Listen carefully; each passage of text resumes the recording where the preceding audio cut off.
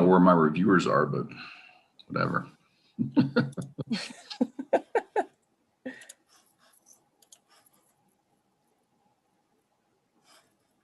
Oh, is Igor not in here yet either? No. Oh, literally none of your reviewers are here yet. Well, I'm sure they'll show up here in a moment. They still have 4 minutes. Yeah. Will be a running start. Let's just say that. All right, I've got us connected to the live stream. I've returned the host powers back to you. So you are all set as soon as your reviewers arrive. Super. Thanks, Tommy. You're welcome. Have a good day. You too.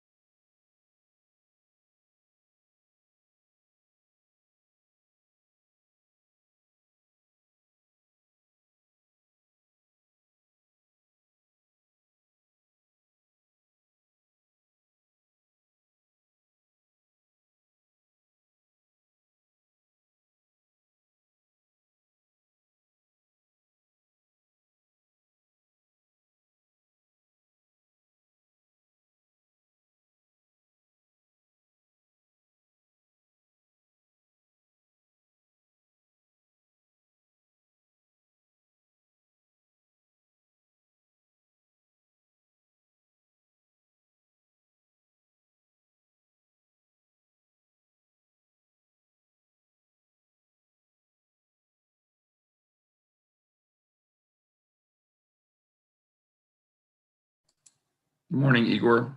Good morning. How are you? I'm doing well. How are you? Good. Does Tommy's PDF have links to the studio folder? Because I don't think you sent that. No, it doesn't. It doesn't have it?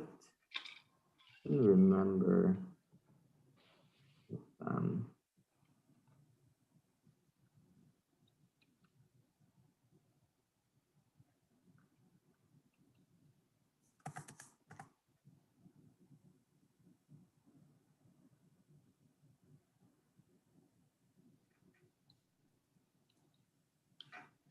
I'm not sure where, if Virginia, I hope Virginia's having problems getting in.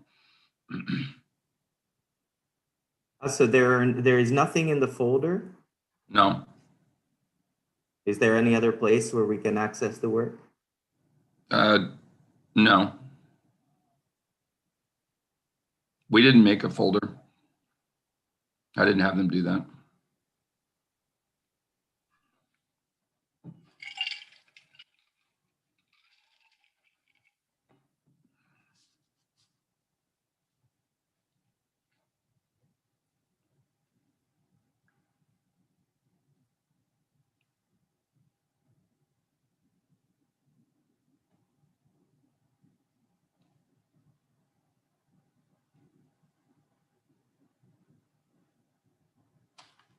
I'm already running behind here.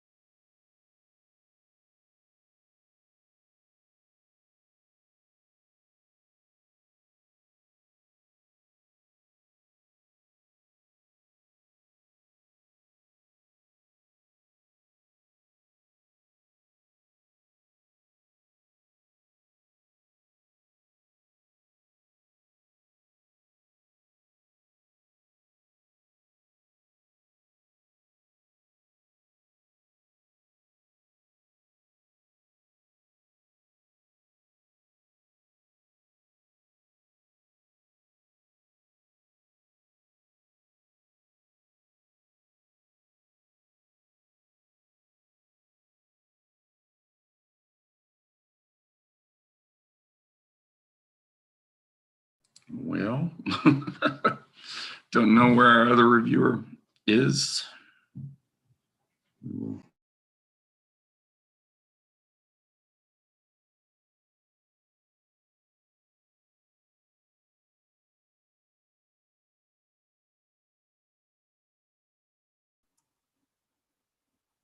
Do you have her phone number, Clay? I don't. I can send you her contact if you want. Yeah.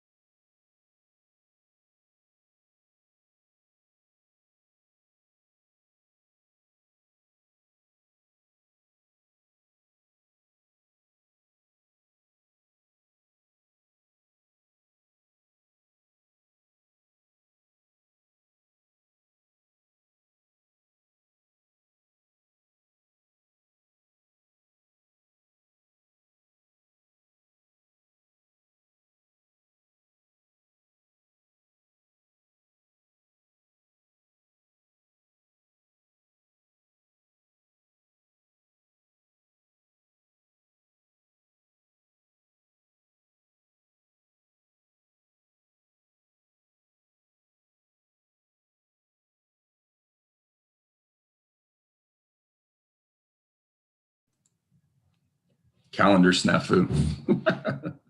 She'll be here in 5 minutes.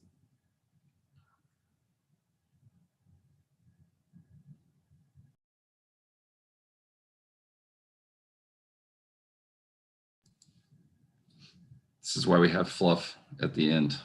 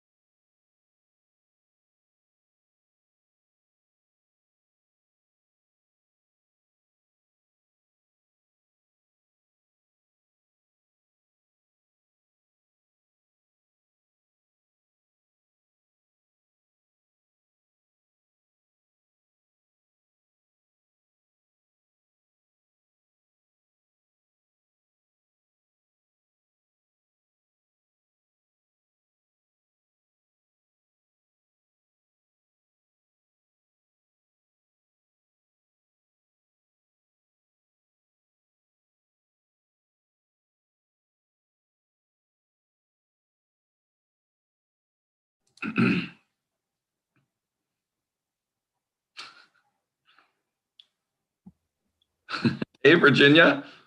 Hi. My How are apologies. I you? calculated in the opposite direction. I'm telling you, I've had such a time with the stupid times on this. I've gotten it wrong so many different days. So I appreciate.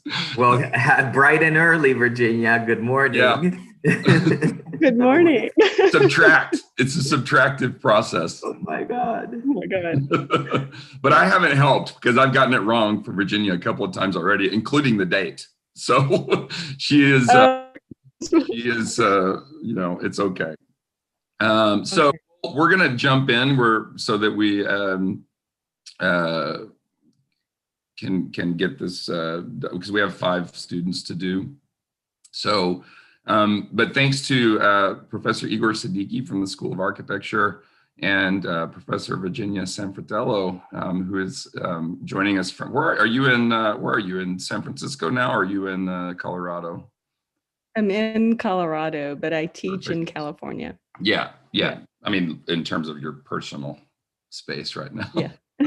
But who's a professor? Virginia is a professor at San Jose State in the interior design, and has a thriving practice with her partner, Ron Rael. Rael Sanfratello is the name of the firm. And they have been an incredibly influential, award-winning, and important firm in interior design, architecture, and research throughout the years, especially on the end of technology, 3D printing, innovation, and their project Emerging Objects, which everyone in interior design at some point has referenced in the last few years. So it's exciting to have Virginia here, and has been a friend of the school, has lectured at the school, has visited the school, and has been a good colleague to both Professor Siddiqui and I over the years. So it's really just a joy to have you here, Virginia. I gave you a little bit of a blurb about the studio and the project previously, and you know, I won't go into that too much, but I did want to just kind of reiterate what we were up to. And so the studio is about, in many ways, about relationships and how we can use certain techniques. And this is a beginning design studio for many of the students. And most of the students you will see, aside from one, are first semester, first year Master of Interior Design students that are coming into the first professional program here at the school that has grown. And so this is the largest cohort that we've actually accepted into the school over the short span of the program. So it's a very exciting time. And so this is a first professional MID studio that's vertical. So first semester, first year, and third semester, second year students. The studio is about how do we think about not only interiors as spaces that people occupy, but how do we generate them? How do we interrogate them? How can we use some simple techniques and tools to consider interiors and interiorities, both conceptually and in sort of some more practical ways. And so the project that they've ended on in the semester is a project about spaces for living. And we used some initial research that you'll see, and so I won't go into it too much, but some initial research that the students embarked on in the project were really based around the body, the space of the body, how the body occupies space itself, and how interactions between people have influences and spatial implications. And so they used some of that initial research to generate ideas about living programmatically at first, in some ways, about how different basic programs that exist in most living situations in terms of housing might be considered, such as cooking and eating and sleeping and doing different things in terms of living spaces that are less programmed. And so the students were asked to sort of generate a set of contexts that surround the body, surround initial ideas about program, and to use those to create certain scenarios. And so as they progress through the project began with that as the context. And I say that explicitly because they didn't have a building site at first. They had a sort of set of constraints that they worked within. Subsequently, they were introduced to the context, which I disclosed to them a week or so into the project, which is the Lever House in New York City, which is a funny building to kind of use for a housing project. But there were a couple of reasons for that. One was that we just see in cities in sort of the wake of COVID, the sort of flight of office space, or the emptying out of office spaces in buildings that were intentionally designed as office buildings. And so using that as kind of an idea for one, as a form of occupation of a building that was designed for other kinds of programs is one idea.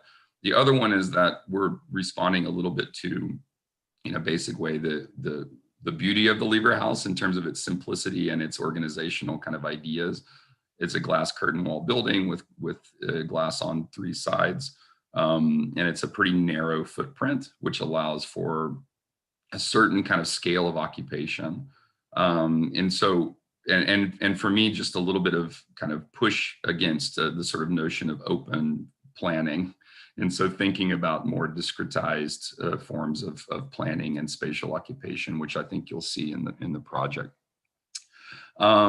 And so that's a kind of a basic overview of the project.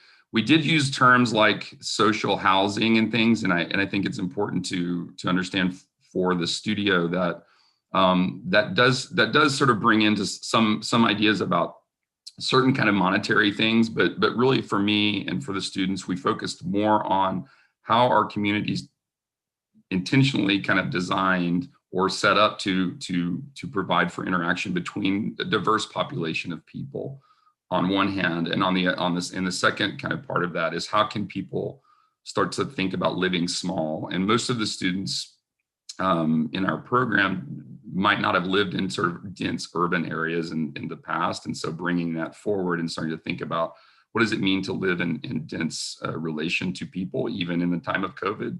But also what are the social implications of that? So starting to think about how do we occupy space, not just within our sort of living spaces themselves specifically, but how do we start to create spaces between these that allow for different types of human interactions and communities to be developed. And so the project that you'll see today it takes up about 3 floors of the Lever House. And is designed to be considered as a sort of extensive project, but also an intensive project. So thinking about vertical connections between those units and those floors to create sort of vertical communities as well as horizontal ones. So that's kind of the nickel tour of the studio. I did have some slides prepared, but I won't actually do that because I think the students can tell the story of the project just as well as I can. But I will share that with you after the fact, because there were some initial, getting to know you kind of exercises that took up about the first third of the semester. And this final project has been trying to build on those and use them to allow the students to develop a project that's not just about exercises, but about really thinking about ideas of living and how do people really use and interact with each other in space. So are there any questions about that sort of really quick overview?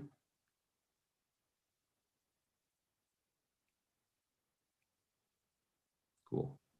No, for me, I'm sure it will become clear as we go. Yeah, I hope so. But thank you both in advance. And so we're going to begin with Hannah Smith, who is in this session. Hannah is our lone second-year student, and this is a really great project. So take it away. And Virginia, you know, the students that you saw last spring in the color studio, the interior design students are actually in this studio now. And so for Oh, the second year I MID forgot about students, that. you already know Virginia from last spring. That's fantastic. Okay, good. I have to confess, I'm having a problem. I can't see anything right now, anyone. But maybe, are you going to share your screen? Let's see what happens. Oh, there. Okay. Okay, am I good to start? Okay. Yes.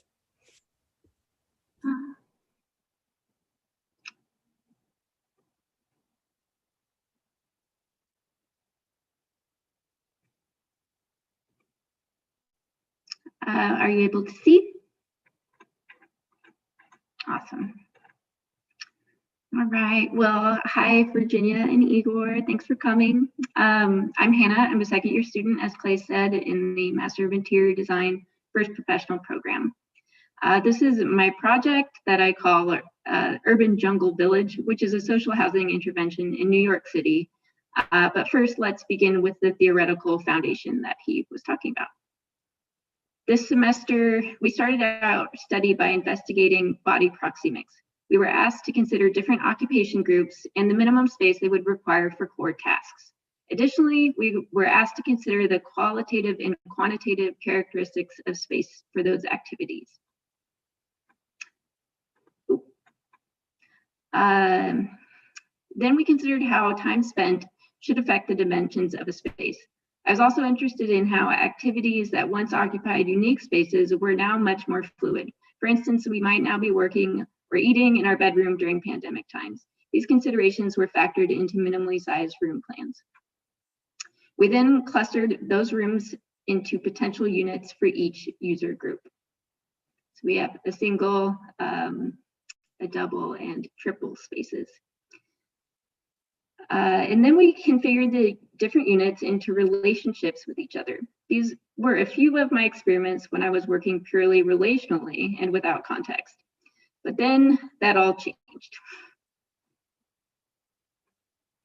We found out that our site was the classic mid-century office building, the Liver House, which has a posh Park Avenue address between Central Park and the East River. So with our new urban context and an understanding that we are aiming to create social housing that would have meaningful public spaces, I wanted to investigate this question. Based on my own experience of living in a commune, I had some pretty strong feelings. Despite how we might like to romanticize these situations, one size truly does not fit all when it comes to how people want to engage with their community. So, as Carl Jung says, the shoe that fits one person pinches another. There is no recipe for living that suits all cases. So my concept is based on that there would be an application survey. So individuals could be placed on a floor that best suits their psychological needs and desires for support. So instead of designing the community spaces around apartment units, I designed the units around community spaces, which were tailored for different needs. These are the resulting figure ground plan diagrams. The first floor is more of an extroverted floor. These folks are energized by socialization and groups. Their desire to be in public spaces is high and they enjoy meeting new people. The community space is large and the circulation has the intended effect of pulling individuals into the larger shared space, which is focused on entertainment for big groups. Here we see a basic plan diagram as well as a breakdown of the units. Ultimately, I couldn't in good conscience deny people as much access to light and views as possible in their units, so I made the choice to have bedrooms and living rooms against the curtain wall in all cases. And this is just meant to give you a sense of scale as a process image. The second floor is more family oriented. This floor is about having safe and supportive spaces for families and caregivers. Families will want plenty of time for their kids to socialize, but generally want to limit engagement to individuals that they know and trust, like their neighbors. This plan offers long open play spaces that connect units and have open sight lines for parents. The primary shared space is a large kitchen where the burden of meal preparation might be shared. And here we have the plan diagrams for that and how the units would break down. And again, just an idea of the scale of the space. Lastly, we have my dream floor, the introverted floor.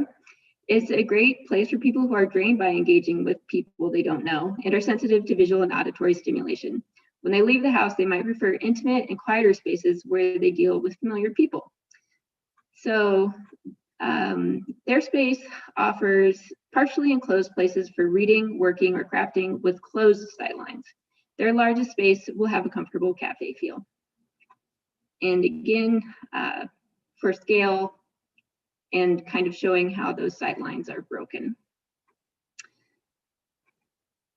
So here's our last swipe at the more detailed plan diagrams altogether.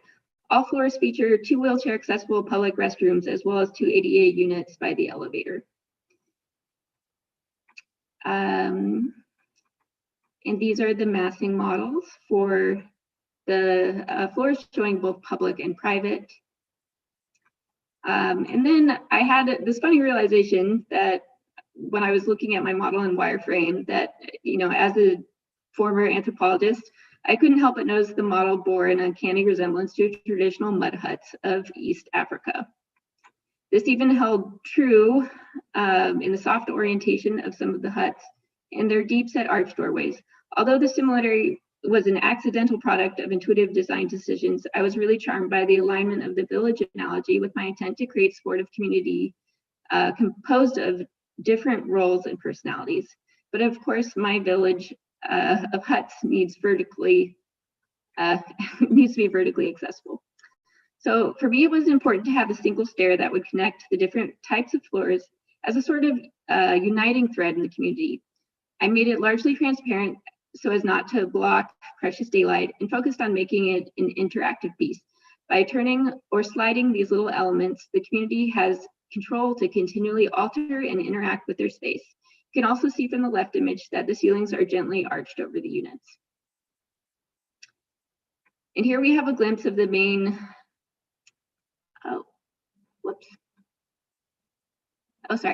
This is the semi-private units for the more introverted floor, semi-private public spaces. And this is the view out from that space during day and evening. And this is the main common space for the family-oriented floor. And this is kind of a view of those play spaces at both night and day. And then we land in our final destination, which is a look at a proposed individual unit. Here we have our 3-bedroom, a 1.5 bath plan, which clocks in around 700 square feet. So here is a look at the entry. And then there is kind of a sense of this raised living room and hall. And this is the actual family space here with lots of built-in furniture. And then the view is reversed for the family space into the kitchen, where we see the glossy cabinetry that conceals the fridge and pantry. Lastly, a peek at one of the bedrooms. And since I put a ton of effort into making these built-in furnitures, I have a very lo-fi gift for you, which is understanding that this pulls out in a storage, but also that storage area becomes a seat, and the side table folds down to form a desk. And that concludes my presentation. I'm excited to hear your thoughts. So thanks.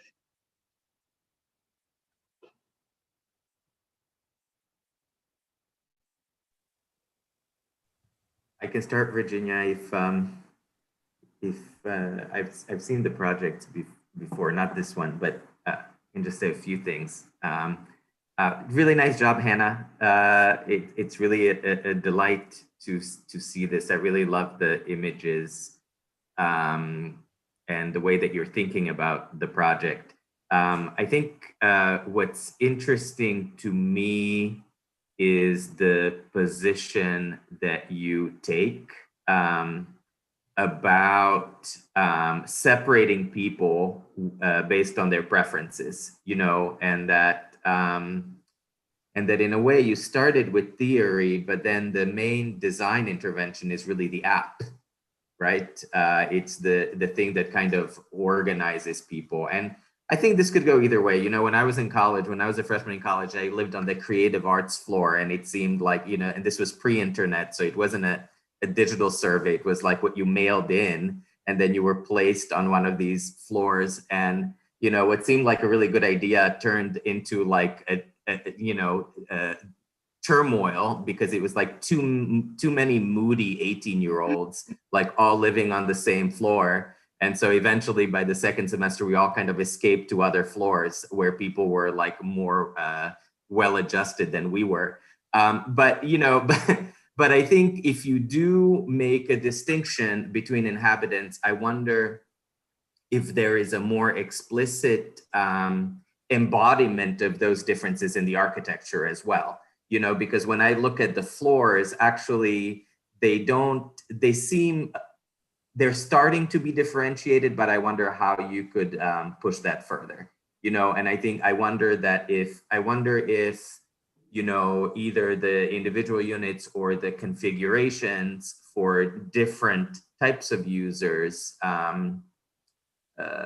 how that could become like more self-evident, and then maybe even gives you the possibility to recombine the kind of the introverts and the extroverts based on the kind of typologies, not of people, but of these kind of architectural components. Because, you know, when I saw the, you know, images of the kind of villages that you were referencing, and the section of your project, which I thought was really genius, I wanted to see the differences between the two villages a little bit more clearly in a way. And it seemed like it's really only the app that differentiates them. So in a way, it's I would like to see the environment kind of take on some of the things that I think you're trying to express through this kind of social organization. So how can design do that? But, you know, but I think it's a really, I'm not going to go into the kind of the nuts and bolts of the project, you know, like, for example, I really like the flooring, very Parisian. But I wonder if it makes sense given the geometries that are going on top of it. You know, I mean, I think it's beautiful. It seems like the whole project seems to be like designed by Hay. You know, I think you should go like work for them and design furniture for them, because it's just so of its time and really compelling. But to me, I just wanted to kind of bring up a couple of these conceptual issues that you started with. But really nice job. I'm super proud of you for this kind of work. Thank you. Yeah, I'll echo that, Hannah. Your renders are really beautiful, and I think evocative of the kind of soft spaces that I think I'd enjoy living in. You know, there's something like with the quality of the light and the curve of the ceiling and the floor. They're really quite lovely and appealing. I'll build on what Igor was saying, because I think there should be a full floor where you mix everyone up and people have the opportunity maybe to live in a way that they didn't know that they would want to. And I came from experience 2 years ago. I invited a family to move into a house, and I was very worried about that at the beginning, because I thought, oh, it's going to be too crowded. I don't want to share my kitchen. And then in the end, it was kind of amazing, because like the other mother and I took turns cooking dinner and picking up the children from school, and realized, oh, this is so helpful. Living in this community is so amazing and helpful. But I never would have chosen that if they had not been in need and I had sort of been put in the position where I had to help. So I think sometimes we learn things about ourselves and our own living situations because we have to, and not because we choose it. That said, I think there would be an opportunity to have overlaps on one of the floors maybe, or and sometimes, you know, you don't get what you want, you get what you get. So maybe it becomes available that isn't on the floor that would have chosen, but suddenly you find yourself in this different living situation, and maybe you like it. I don't know. I think in terms of materials, there's an opportunity to show differences. Right now you have that same tile pattern on every floor and on every unit. I might suggest that you vary that. So from floor to floor, you have a different tile pattern or a different color scheme, just so that when you get off the stairs, you know where you are instead of everything looks the same. They actually are all different. It's just I didn't really do a good job of showing that, I guess, but they look the same to me. But maybe we'd have to, if they were bigger and we were in person, maybe I would see the difference. And then things like the tile pattern on the interior of the bedroom that has a little boy in it looks like the tile pattern on the exterior, right? So I would say interior is different reading. I wouldn't use that same motif or inside the apartments, the one that you're using in the public spaces. And maybe just in terms of aligning your architecture with the Lear House, I wonder if there's, is there a column grid, or can you align the walls with the mullions, just so that, I was looking at that space, the kind of common space, the private floor. It looked like your wall hit somewhere in the middle of the windows, and it seems like there might be a rational grid there that you could touch on at some points. Did you think about anything like that? Or how did your geometry overlay with the Lear House geometry, for example? The only thing I did was alter the columns to have a more sculptural quality, but you're absolutely right. I don't think, I didn't necessarily embrace it as something that was leading my design choices. It was something I was more working around. So. Yeah, I just think walls could align with mullions, for example, and we don't have a mullion.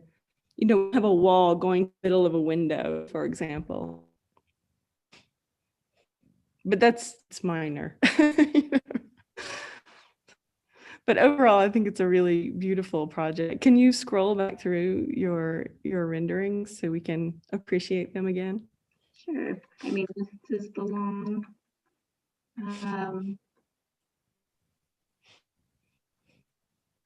Some of the doors, I think some of the, if we're going to get into the kind of nuts and bolts, the proportions of the doors seem a little bit, they throw off the scale of the project a little bit. And I don't know if it's the distortion in the images, but sometimes they look either really small, or maybe the project isn't acknowledging a certain kind of vertical scale, but it's a little bit confusing. The scale in the project, I would say, is not, I'm not sure if it's a question of representation or measurement, but it's a little bit off. And I think that would be a really good thing to kind of get right, because I think that's what gives it a sense of reality, not photorealistic rendering. It's just kind of being able to understand how to project yourself into it, especially since the studio is so much about the scale of the body.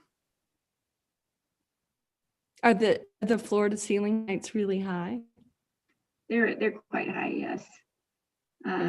Depending on how, we had to at least I took a little liberties with the flexibilities of the floor to floor, but I think it was 14 and a half. Pretty high, yeah. Go back to the floor in the image. I think it's after this one.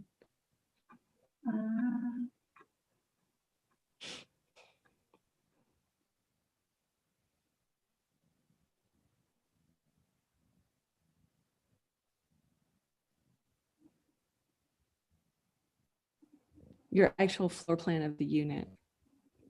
Oh, I'm sorry.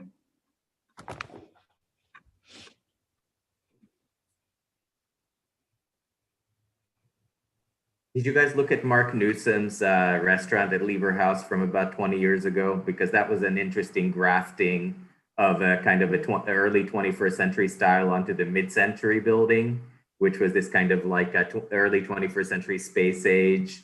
That made, when Virginia asked about the relationship between your intervention and the existing building, it made me remember that kind of, it was kind of a chic restaurant that was in there for a while. I don't know if you looked at that at all.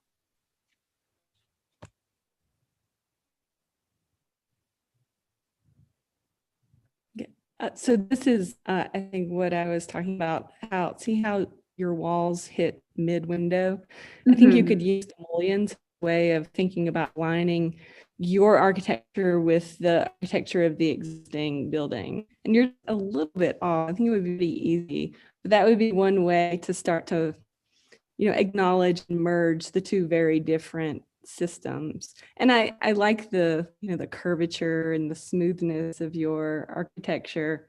I think just looking for a moment where they touch to come together a little bit more seamlessly, I guess. It might actually take better advantage of the flexibility of the form, because right now it's only adjusting to its own logic. But like maybe if its flexibility is also used to, adjust to, like, why can't it do this, and why can't it do this, if it's trying. So I don't know that. And of course you could just move the whole thing over a little bit, but that could be interesting.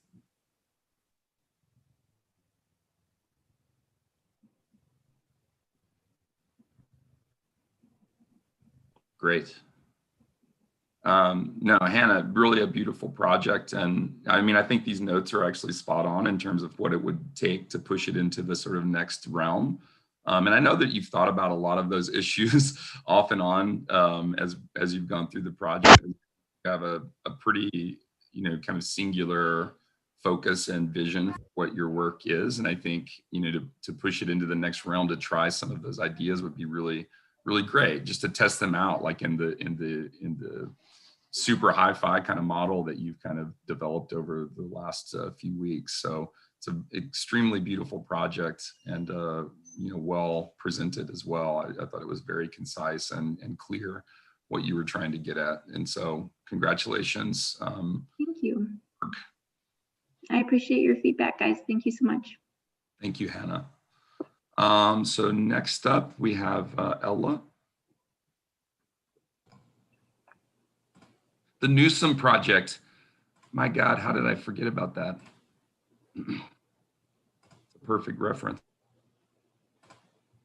Hi, I'm Ella. I'm a first year in the Mid-1 program. Thanks so much for taking the time to give me feedback on my work. So this work is really an exploration of spatial relationships through various concepts such as proxemics, the domestic realm, orientation, and iteration. So we started out with the study of proxemics. I focused in specifically on the average 18 to 25-year-old woman with a height of 5'6" and a weight of 130 pounds. And then I used this information to create the minimal envelope required for different programs for specific primary typologies, such as a kitchen, living room, and a bedroom. And then used those minimal envelopes from those situations to come up with the basis here of how big each typology might be. So this is just showing a diagram of the domestic realm, which includes the private sphere and the public sphere, and just some information about what the public sphere includes and what the private sphere includes, and then the relationships between those different typologies, and also the relationships between the different programs within each typology. This is just some more information that I gathered. So the different moods and components of each typology. And then also, again, just figuring out kind of like an approximate size for each typology as well. This is just the beginning of my orientation process here for each situation. So for a couple, roommates, and a family, and then using the concept of a minimal envelope to figure out where supports and transitional spaces would be. So these are my final floor layout plans. So I focused in on 3 floors. Each floor has 5 units and has a common area with different gather spaces, and then there are also private commons and semi-private commons, and I'll get into more of that later. So this is just showing my unit layout iteration process, and I ended up with these 5 units down here, and then this layout with the floors as well. So this was the original, these were the original typologies and situations that I was working with. So for each floor there, it was like mixed units. So there were single units and there were also triple units as well. And this is what I've kind of ended up with here. I changed it up just a little bit and made the units a little bit smaller and a little bit more compact to allow for more common space. This is just showing my original process with the cluster diagrams and the orientation. And this is that same thing up to date. So there are certain units that are clustered together that share a semi-private communal space, which I focused in on specifically. And here is just some different diagrams with the interstitial space and the commons. So you can see I started out with just figuring out where the public commons and the semi-private commons would be.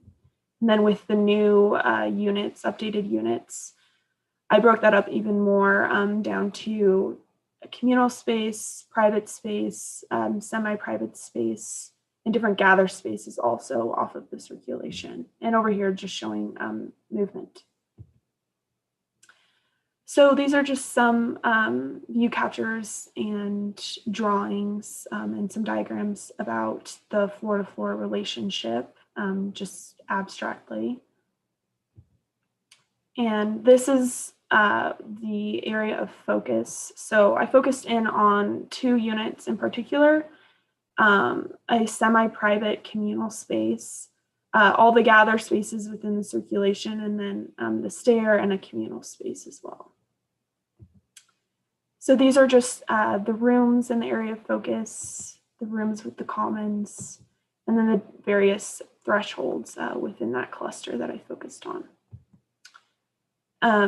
This is just giving you some more views of the drawings of that first floor and just kind of giving you some more insight into what that particular area looks like.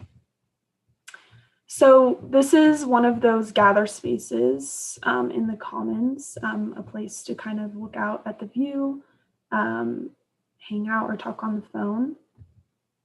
And this is that same space, but just at a different time of day in the evening.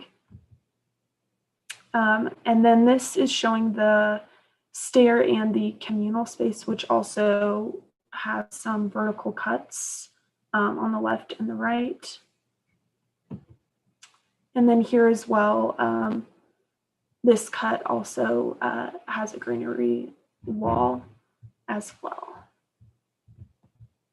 And then just another gather space that's a little bit more private and at night as well. So this is one of those semi-private common spaces that's in between the units. So it's really a shared space where people from different units can interact and connect and provide social stability. And this is that same view just at night. And that concludes my project. So I'd love to hear your feedback.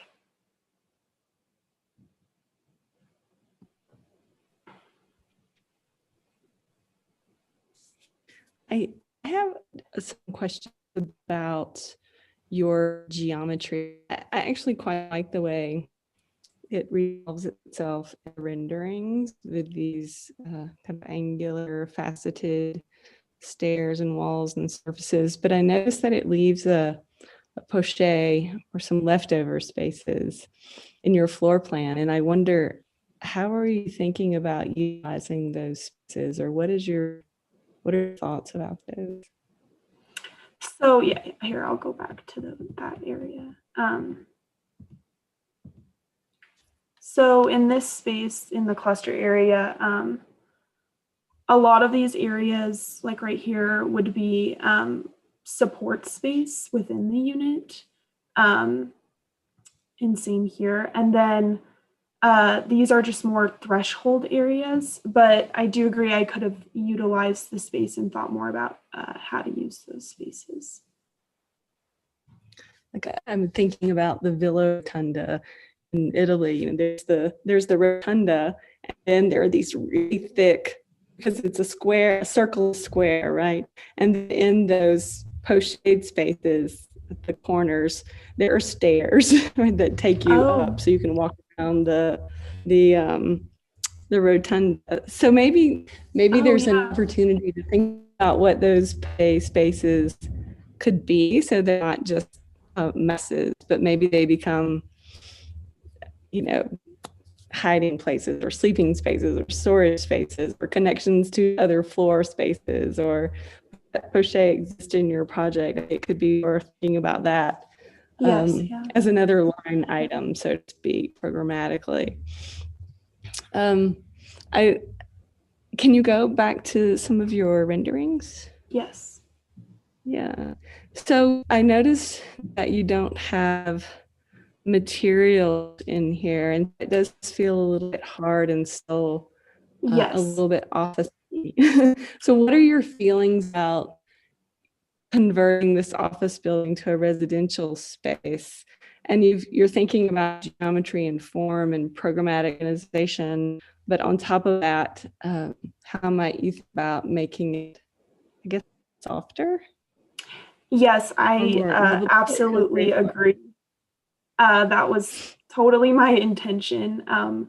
Unfortunately, I ran out of time. I spent a little bit too much time modeling and not enough focused on the texture areas. But I do agree. I wish I could have made the furniture, specifically the couches, softer, because I wanted this to be kind of a softer, laid back area, social space, So yeah, I totally agree.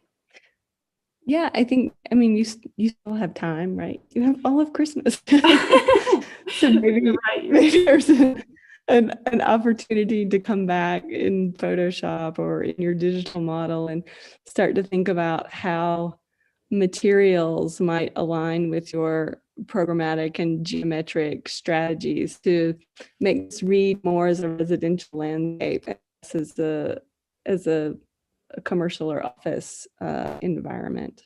Mm-hmm. Yeah, along those same lines, I was thinking about, what would really be the kind of the life cycle of this building if it were to undergo this kind of programmatic transformation. And right now it exists in the language of kind of boutique hotels in a way, which I think is compelling. I mean, I was taking a picture of one of your pictures because I think it was a really nice, it's just incredible what you've been able to do, in less than one semester in your first semester of study. So I think it's great. But if you think about transformation, and maybe even if you don't work on this project over the holiday break, I think your thinking about it can evolve. One of the things that makes the building unlivable actually right now as a site is that it doesn't have an operable curtain wall, which means that you can't get fresh air. So it means that you can't really live in it. You could live in it as a hotel for a day or two, but you wouldn't really be. At some point that would have to be addressed. I'm not saying that it kind of disqualifies the site from being viable. I think it's very viable, but that I think you can think about what softness means, because it's not just this kind of rendering it with different materials. Maybe that's a part of it, but it's also this kind of informality of life. Like people just don't live in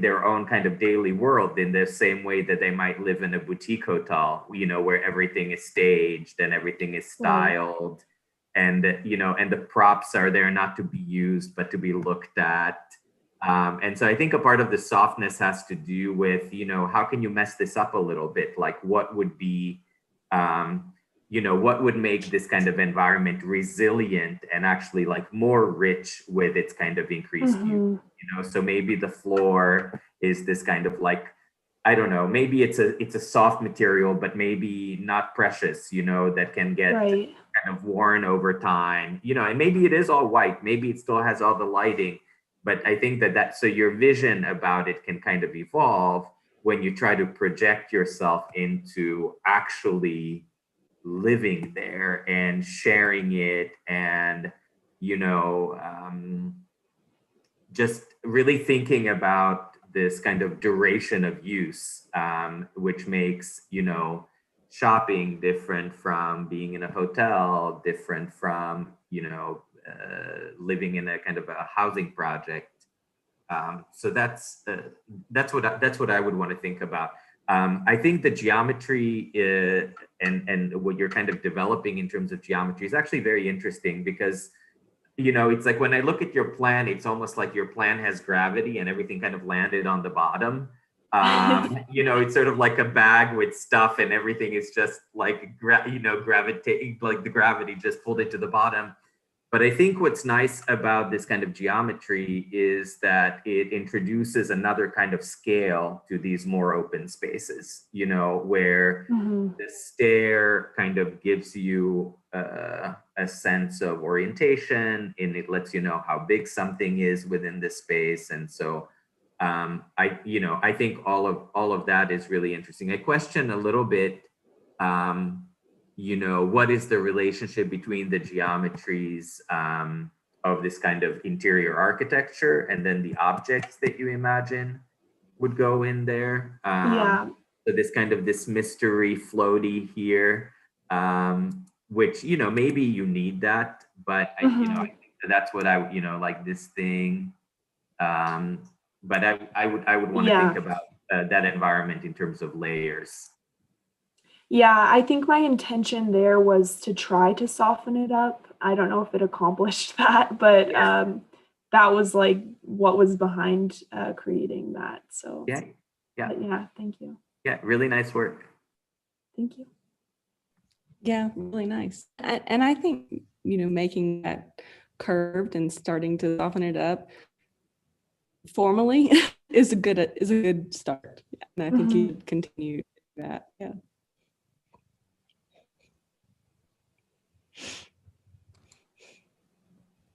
Great. Yeah, really lovely project, Ella. And I think, I mean, it is kind of a compelling idea to think about like what are the ranges of softness and what does it mean in multiple kind of like contexts, right? Like there's formal softness, there's sort of atmospheric softness, there's texture softness, material softness, like all of those things. But I think the beauty of your project is that the overall kind of like spatial qualities are there and could absorb all those things that were brought up, right? Like I think not be it wouldn't ruin the project for it to take on a little bit of patina and a little bit of a little bit less preciousness. But I think in some ways, Virginia and Igor, you'll see some of these that kind of have landed in this realm in terms of where they have sort of, you know, finalized. And I think all of those notes about how true occupation and of the spaces by people living there versus temporarily living there in a hotel situation would be, are probably going to come up again and again. And I think they're very well noted. Great job, Ella. Beautiful project. Awesome. Thank you guys so much. Who's next? Michelle. Hi there.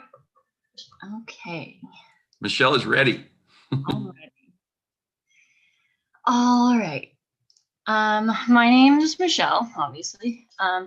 I'm one of the people in the first studio, so this is my first semester. And yeah, I'll just start. So I wanted to start with like my inspiration and like aesthetic objectives, I guess, and kind of what I based a lot of you know, how I created things, which was this like focus on light and like reflection and like drawing light in and in different ways. I'm really fascinated with this like almost childlike experience of a space where you like come into it and you're just like really excited and you just like want to explore and like see where it takes you and whatnot. And I think that light does a really good job of like making you want to like go deeper and like see, oh, like what's down there, you know? And so that was kind of what I kept in mind with a lot of this. And I think that for some reason, like a cave like this to me feels a lot like that childlike exploration of a space where like especially this light right here creates almost like a little interior moment in this like little specific spot, which I was really excited about. So and then I also was inspired by these geodes, which are to me like layers of rock that like encapsulate this perfect interior moment that like is a very stark contrast from the outside. You know, it's just you go through these layers to get to something really beautiful, and that's kind of what I wanted to keep in mind when I was doing this. So these are some aesthetic inspirations. You know, this is kind of what I was calling a light leak when I was creating it, which was, you know, just these cracks. And then these things like light columns or floor cuts that bring the light down vertically throughout the floors. And then over here on the bottom left is, you know, like a lowered lounge type thing, which is what I was really interested in with the public spaces.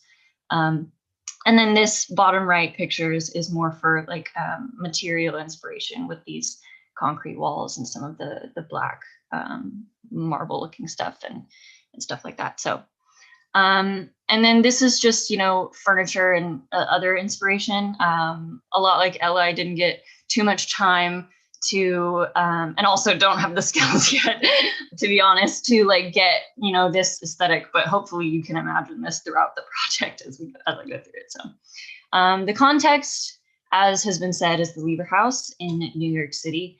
My favorite thing about it is the glass, you know, walls that are honestly perfect for bringing in light, which is, you know, my emphasis. And then a lot of the things that I was thinking about through the project were, you know, life after COVID and how COVID has impacted the way we live in these spaces and has really like forced us to confront how we interact with our space and like as a community, how we interact with the space. And then also basing these spaces off proxemics like Ella and Hannah said before. So these were some of my initial diagrams for trying to figure out spaces in terms of importance and placement and whatnot. So, you know, the primary spaces like kitchen, bedroom, living, and kind of using these spaces as dual purpose and then having supportive spaces in the post-shade that's created by the main spaces. And then using the proxemics in order to create, some of this got messed up when I put it in Adobe, but in order to make like minimal envelopes for programs like cooking and things like that. So I did that and then created the minimal spaces. And then these are just, you know, the programs and attributes and components within each space that I kept in mind throughout the presentation. So using those proxemics, like this little lady up here, I created all of these spaces and then, you know, kind of oriented them around each other to create these fun shapes, which to me feel like the inside of a geode a little bit. So, and then orienting these spaces with each other to see how they could fit to each other. This was, you know, before we had the context of the Lever House. So it was more so about like how I could get them to fit together like a puzzle really well. And then this was once we got the context, you know, I focused a lot on putting the bedrooms in the living spaces on the curtain wall and orienting them that way. So these were some of the iterations that I made with those. And then these were my final chosen ones. This was my stuff from the mid-review. So it's changed a bit since then, but this was the you know, initial organization of space. And you can see here the yellow highlights are the spaces in which I'm directly bringing light. So, and then these are some diagrams of the rooms. and then the units and how those are oriented, and then just the common public spaces. And then these, darker spaces are those little public, spaces that people can engage with. These are the full units. And then figure ground reversal, just to show different parts of the space. And then I'm going to be focusing on the first floor, focusing on a single unit, and then this public workspace, and then a public lounge area. So this is the first floor. And then without the units, this is just, the common space. And then these are just those little notches of public space that people can occupy. Okay, and then zooming in on this public lounge space, this is, where that little dropped lounge comes in with the same kind of geometries as the units that I was developing. And then, this furniture also very inspired by the furniture in my inspirations list. And then come over here and we can zoom in on this public workspace that I developed. And then the third area of focus is going to be this unit. Okay. And then this is, just some exploded shots of that to see how they fit together. Just the rooms all stacked up, the units stacked. And here you can see how that light column will fit in. And then these are those public spaces stacked, and then those other little public spaces. Okay. And then, so these are where the vertical connections will be throughout the floors, just showing, this light column here, there's a light column here. And then these are all public spaces that, stacked together can also create a vertical connection. And then my final renderings, this is that lounge area at night. And then, with some textures and stuff added minorly. And then right outside from the opposite view with some texture. And then this is that public workspace from inside. Yeah, we saw the view from out here. And this is kind of just like a little nook that it should be soft. And then with some texture and lines. And then a closer view. And then this is, the walkway at night going through the space. The lights are also supposed to mimic the same kind of geometries as the units and as the geode. And then this is within a unit. The curtain wall would be behind you in this image. And this is looking in at the kitchen and then the living space from the opposite view. And then the bedroom, which they're all very small. So, and then, yeah, that's it. Thank you.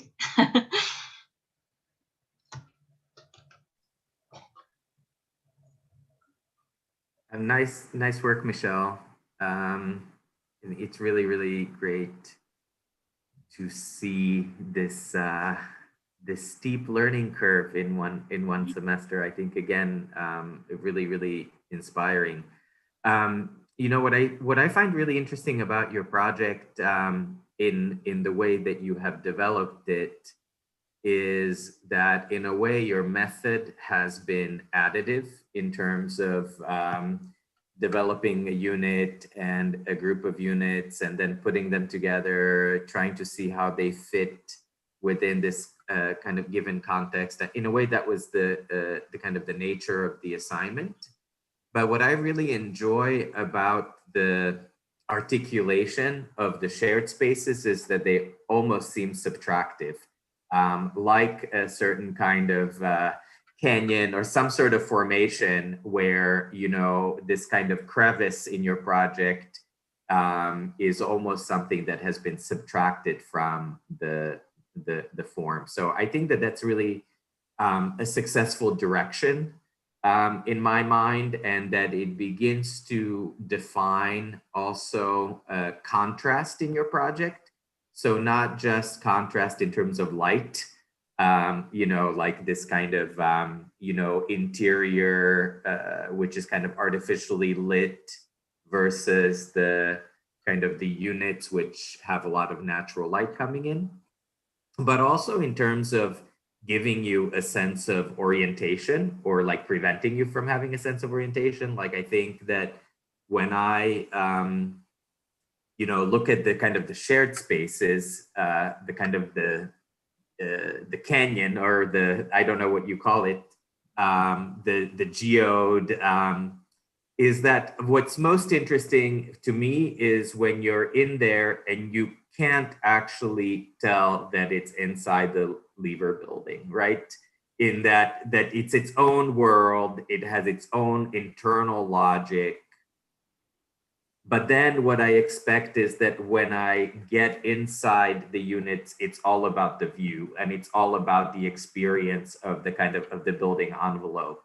And that it's this kind of release, especially with units that are that have such a small footprint, then like light and view become everything, right? That it doesn't really matter, you know, how articulated the geometry is on the inside. What you really care about is that you're somehow alone, but you're a part of this amazing city, you know. And it's almost like, you know, it takes a lot of like corporate ladder climbing to have a corner office or to have an office with a view in New York City. And here you are, like, you know, having these units with this, you know, amazing kind of exposure to the city. So I really enjoy thinking about kind of continuing to develop that contrast as well.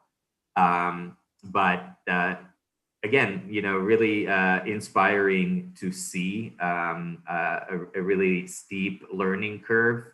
And even though we typically try not to always explain our projects biographically, you know, it's like I started with this, and then I did this, and then I did this, and then I did this. You know, I think it's also, maybe it's just something that you need to do in your first semester to acknowledge all the kind of accomplishment and all the growth that happened along the way. And that's certainly really visible and self-evident from your presentation. Thank you so much. Yeah, I think it's a really beautiful project, and I really like the way you started it by thinking about the volumetrics of light in the image on the lower left, and thinking about how that can become spatial, right? I think in lighting that's called focal glow. Is that right? and then you looked at the interior of the geode, which to me in lighting is like thinking about the play of brilliance, right? That twinkle or that sparkle. Right. And then you have also these slivers of light, right? And just a question for you, do you see these three different types of light being used differently throughout space or purposefully, uniquely throughout the space, or do you see them being used in different, overlapping in different programs, or, you know, is it discrete or can it be used anywhere? What are your thoughts about that? Right. I think I was, especially in these like focused areas, I wanted to put more light in terms of like, are they going to be used all the time and whatnot? In my mind, I was thinking that, you know, these artificial lights could be kind of a dim glow during the day, but then they really bring life to it during the night. But during the day, there's more of a focus on the natural light pouring in. Because I don't want to take away from that by using the artificial lights during the day. I want the natural light to be the most important thing. But yeah, I really wanted to make sure that those focused spaces of like public use had some really good lighting that like made them almost like, you know, how a geode, when they put them in museums, there's just a really nice light on them that just makes them look really like you said, brilliant, like the brilliance of it. Like it's just very enticing. So that's kind of what I wanted to do with those public spaces too. So. Well, I think it would be worth like filtering back through your project and identifying where you have these kind of light volumetrics or full glow. So you have it here in the workspace, the shared workspace, right? And with the natural light, and then at light you have it from these, at night, sorry, you have it from these overhead forms. And if you could map that throughout your sequence of drawings so that we see it in the axonomes, and maybe a floor plan shows daylight and a reflective ceiling plan that shows night light. So that light can be in all of your drawings. I think that would be a really beautiful way to carry your concept all the way through. It's very clear to me in your concept images, and it's very clear to me in the final renderings, but I think it would be nice to see it in the other drawings as well. And then have the idea of the play of brilliant or the twinkle or the sparkle, which seems like it could happen in the same space, right? You're talking about how the light comes in and then it's going to make a play of brilliance in this space. And maybe you start to think about, well, what are the materials in this space, right? Is there a wall that has glass tiles on it? And then it starts to sparkle, right? The light is reflecting off that surface or that material. You bring that twinkle. You could bring in lighting, like LED lights, right? But you could also bring it in through the use of material. And I think that would be a lovely way to start to add that layer onto the project. And these linear lights, this kind of cracks or shards, if they have a certain legibility in the project as well, like are they associated with, in this case, in the rendering in the lower right-hand corner, it's with that sunken living room. So are they associated with certain types? Are they associated with wayfinding or helping us move through the public spaces because they guide our eyes, so we know where to walk? And so I'm just wondering if they have a kind of, I guess, a legibility in the project as well that is distinct, or does it just appear sometimes? So if in this picture right here, you can see that that's where I was planning on putting the light column. Obviously, I didn't, develop it the whole entire way through the building, but how it originally happened was by orienting the units within the building. There was this space that was left over pretty much the whole way through in the middle right here. And I was just kind of trying to think of what is the most effective way to use that space, because it was so small that it didn't feel like, people would go stand in there, but it needed to be used in order to bring something to the space. So this is it right here. I know I guess I kind of didn't really talk about it much in the renderings, but it's this kind of like slightly frosted glass, like column almost, that will go through this entire thing. And it's really just to connect the building vertically to each other so that, it brings more light in, even though I know that there is a curtain wall right there, but there's another one on this right side of the building too. And it just kind of, I don't know, it happened by the way I oriented the buildings, that it was just a nice chunk of space that was left there. So I wanted to make more of a statement of it than just like leave it blank, I would say. So yeah, I don't know if that answers your question. Well, the light becomes an orienting device in the building, right? Because when we see that column of light, we know where we are in the building, right? Mm-hmm. So I think you can use like these linear strips of light, which you have in various places, as a way of helping us move or circulate or navigate through the building, or because otherwise there are these zigzag corridors, right? Maybe it's a way of helping us navigate through public space, for example. Mm-hmm. There's a possibility thinking about the functionality of it.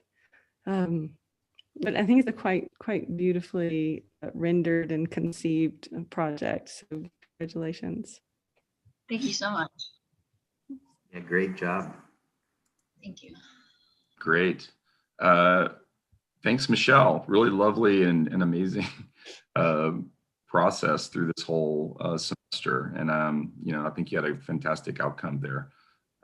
I can't wait to kind of pour over these images again to really kind of understand, because I think there's some complexities there that I'm still not even kind of aware of in terms of some details and things. So really great. So let's see. Next is Mohsen. Yes. Great. Hello, everybody. Thank you so much for coming this morning and reviewing our work.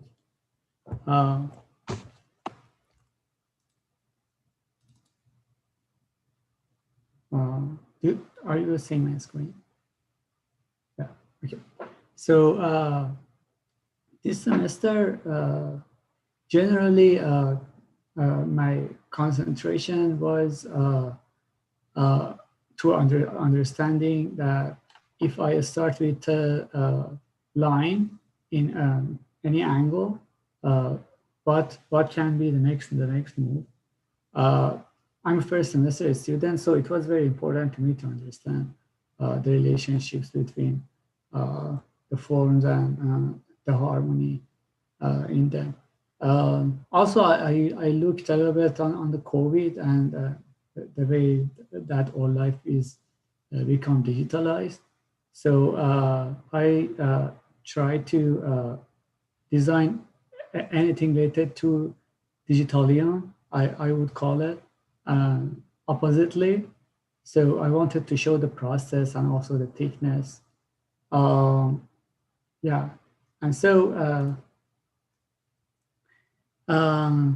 we started to analyze the spaces and the weight of them and how the importance of them, how much they are important comparing to each other.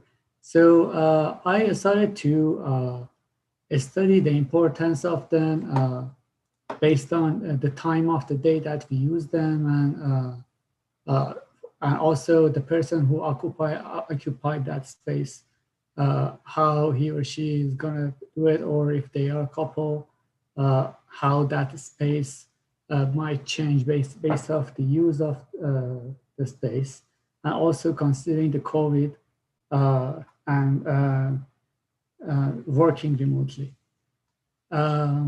So also I started to making some diagrams to know how what can be a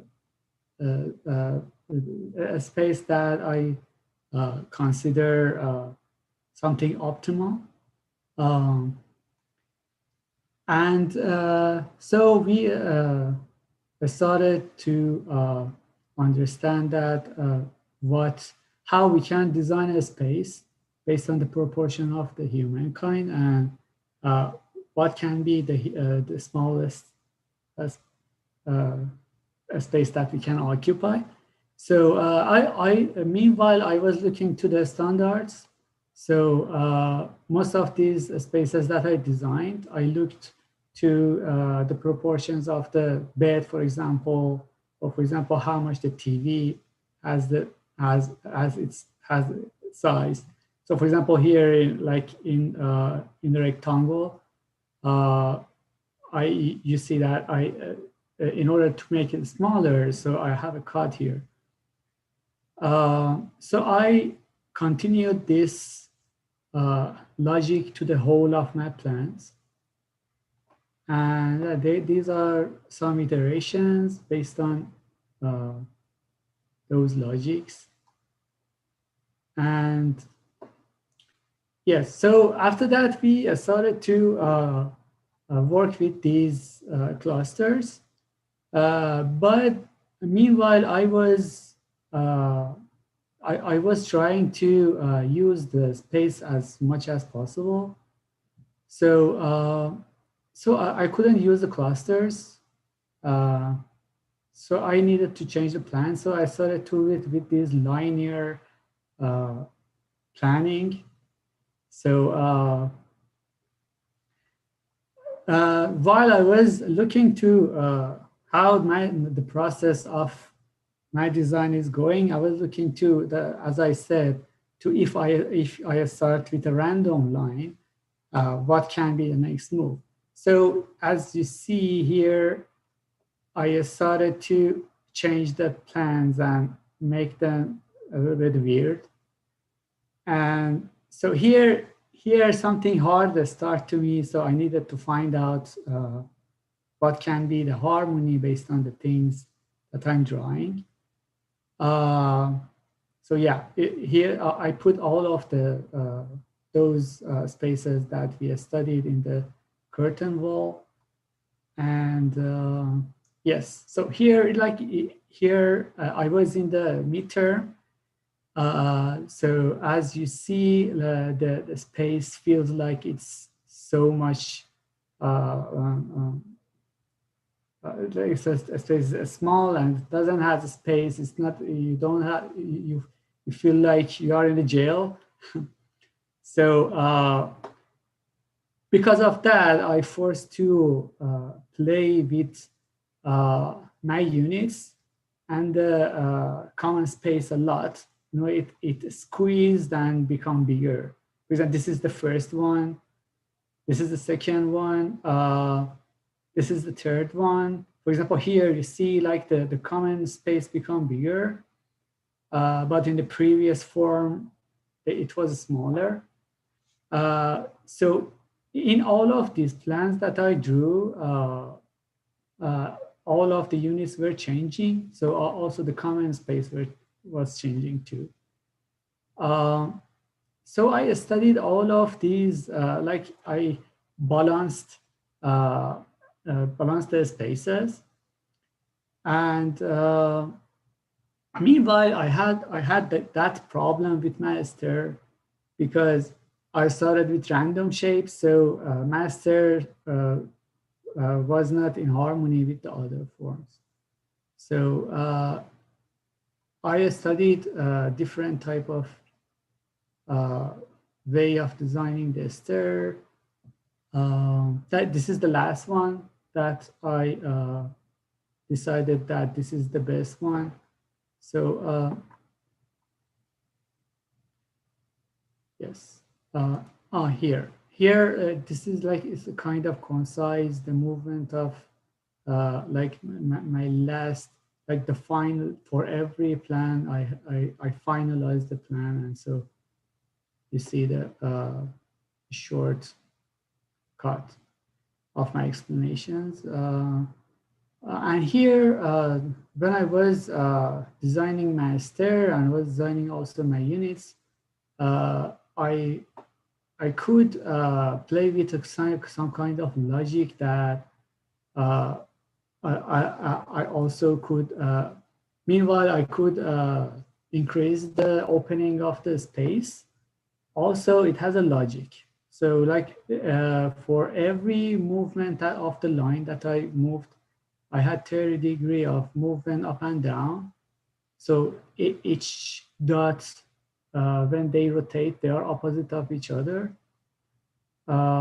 In my first forms, the lines where the angle was toward left and right, but right now it's smaller, and so it gives much more space, and it doesn't block the view.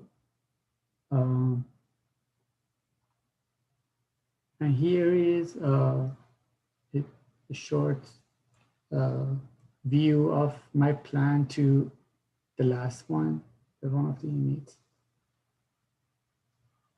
This is a modeling of one of the floors. And here is the stair. And so I started to do the rendering, and this is a night view of one of the rooms. So I worked with these small lights that they play. Actually, I like this dark space that has some ambient light. So I played with that in the building a lot. I also I wanted to like here I on the left there is the room that this person is sitting. So I wanted to open the space with some flower boxes while plants are making a barrier between these two spaces and somehow separate them. But meanwhile, there is a connection between these two. And I thought because of the COVID and the smallness of the space, which is in the Lever house in New York, so this helps to have this connection and feel not alone. And here is another rendering of one of the units.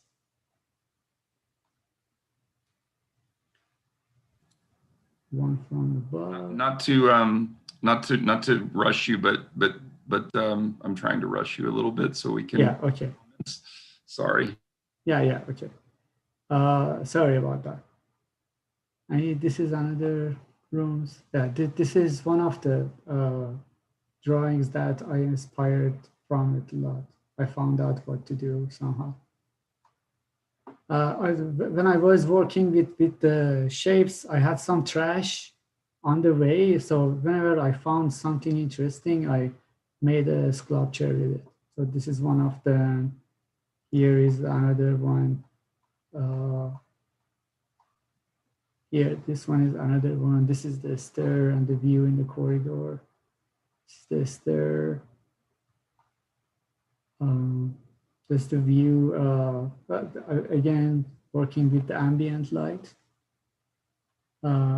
This is the corridor with the lights open. And this is another one of those sculptures that I worked in my process. And the stair. Yeah, and that's it.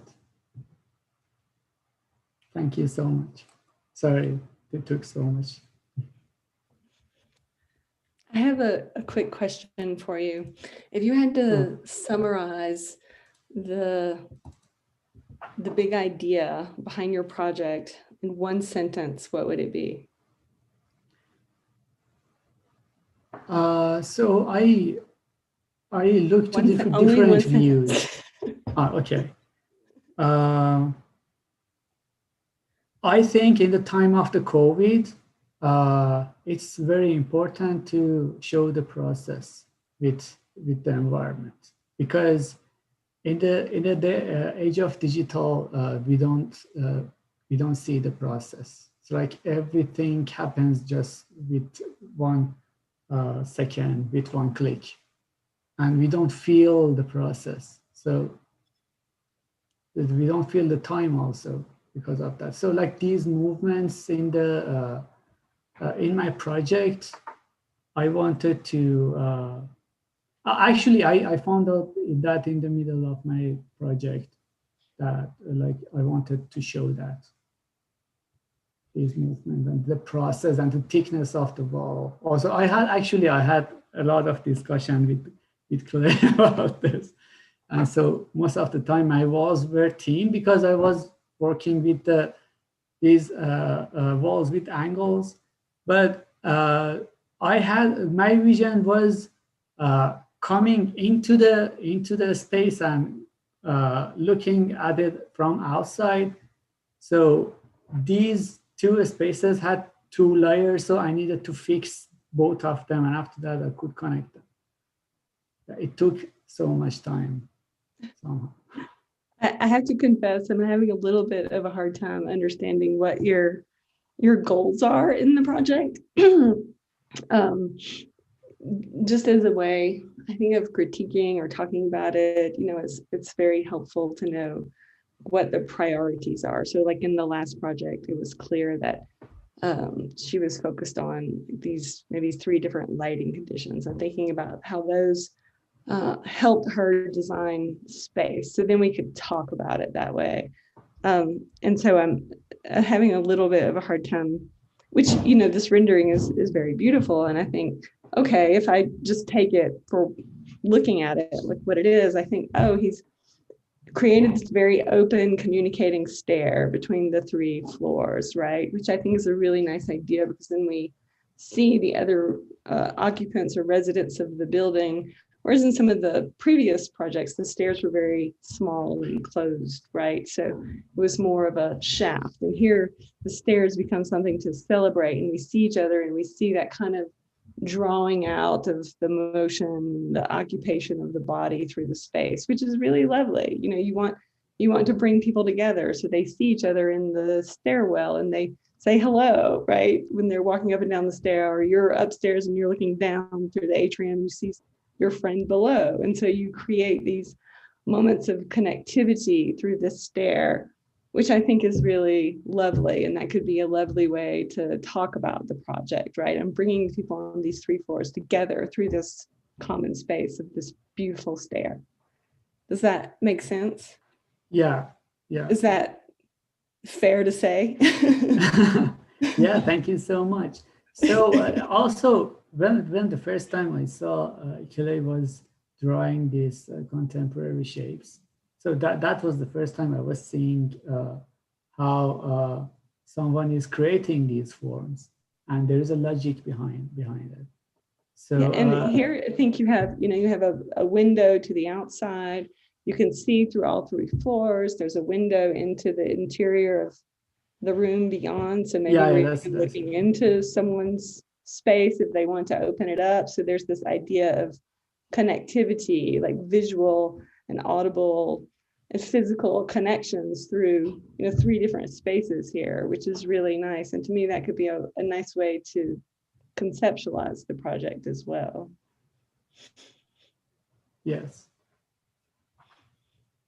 Yeah, I was a little bit, I always looked at the project in different views, and I had different concept. I wanted to put all of them in, which kind of somehow become out of the point. But meanwhile, actually, I learned a lot this semester, and that was very useful.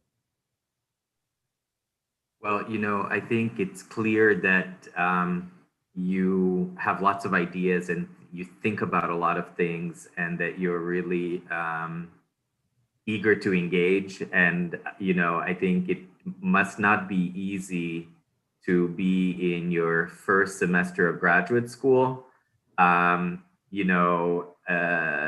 being able to, being able to work very effectively kind of digitally, but not being able to kind of take advantage of some of the kind of conversations that happen in studio and other exchanges. And it seems like you're really wanting that. And so, I think a part of me, all of me really appreciates that you are really sharing everything with us. Like, you're telling us everything, and it's a little bit like, it's like it's just sharing. It's really it's very generous, and and I think that we could respond to it in 2 different ways. It's a little bit like therapy, in that we could either look back to try to figure out what happened in the past, or we can look ahead and think about kind of behavioral change, right? Those are the kind of 2 models for how we interpret, like, where we are. And, and most kind of self-improvement is kind of based on a combination of both, actually. I think what's really interesting to me about what you have told us and what you've presented to us is really that you've been kind of like living inside this digital model. And that actually, in a way, we really want our students to be able to project ourselves into their projects. And I think you've really done that by really inhabiting this model and looking at it in a million different ways and adjusting it and getting lost in it and fetishizing it by turning it into a sculpture and a drawing that then shows up inside your own project. So, for me, I think that that's all like super healthy and really, really interesting. And so to me, it's really about how you as a designer are trying to use the tools that you now have to project yourself into something that doesn't yet exist, and you're trying to kind of create that reality. I agree with Virginia that the next step for you is going to be to figure out which aspects aspects of that process you kind of keep to yourself, and then you edit another version of that project so that other people can engage in it more successfully, so that they can engage not with you, but with your work, you know. And I mean, of course, we want to talk to you because we're human beings, but at the end, as a designer, what I hope you can achieve next is how to make your work more clear and more accessible, so we can have kind of a common way of understanding your objectives and a common way of understanding how you tried to meet those objectives. But I think with where the project is right now, I think it's incredibly interior in that you've kind of created this kind of world within an existing building, and you've been living in it for the last 2 months, and so and I think we could also say that a studio is not just the final project. It's actually about the exploration of all the different ways to think and all the different ways to make. And this is the way that you've chosen to have it all kind of add up. And I think, I agree. This is a beautiful image. There are some other really compelling images. And so, yeah, I would encourage you to continue to find ways to connect your ideas to things that you're making, and encourage you to think about how you're presenting your work so that others can kind of engage with it more objectively or in a more kind of accessible way. Yeah. Thank you so much, Professor Sadiki. Yeah, I really appreciate it. That gave me so much energy. I'm so happy that I'm hearing that. I'm so excited, and that gives me energy actually to follow and continue. And I hope someday I can create something unique. Thank you. Great project, Mohsen. And I mean, I think those are very, very, I think that your project came across in the way that it was made. And I think it's a beautiful project. And I do think you inhabited it in a very deep way that doesn't happen all the time in terms of how we make stuff. And so that can create little points of friction and weirdness, but it also makes really their moments of sublime kind of space in this. And so I think take all that and think about it. And I'm sure we could have like a multi-hour conversation about this at some point, and hopefully we can have it in person at some point as well. We're going to have to keep moving along, not unfortunately, but we have to keep moving along. Thank you, Mohsen, very much. Thank you. So the final project of the session is Hannah. And take it away, Hannah. Thank you. Okay.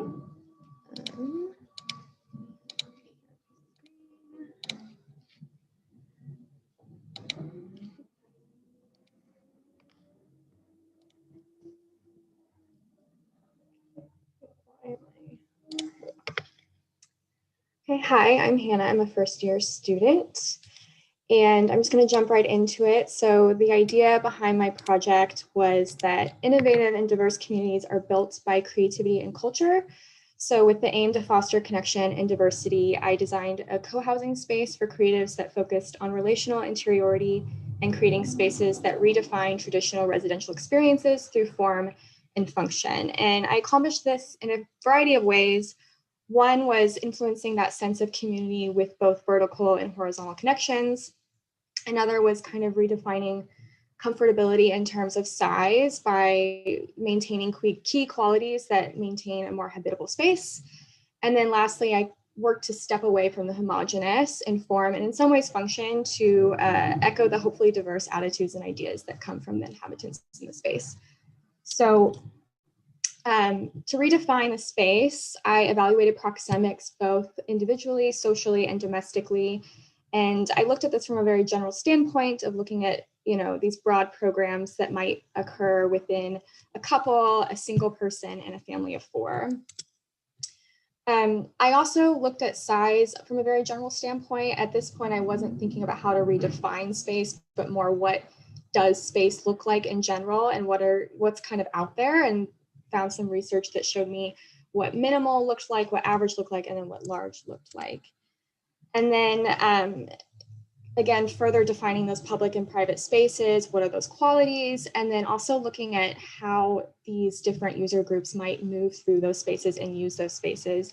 And interestingly enough, and maybe not so interesting, I feel like everyone probably came to this point too, where really movement and use of the space doesn't really differ too greatly across user groups, whether it's a family of 4 or a single person, they use these spaces pretty similarly. So in questioning how to redefine the space, I decided to pare down these kind of average, larger spaces into like the minimal space.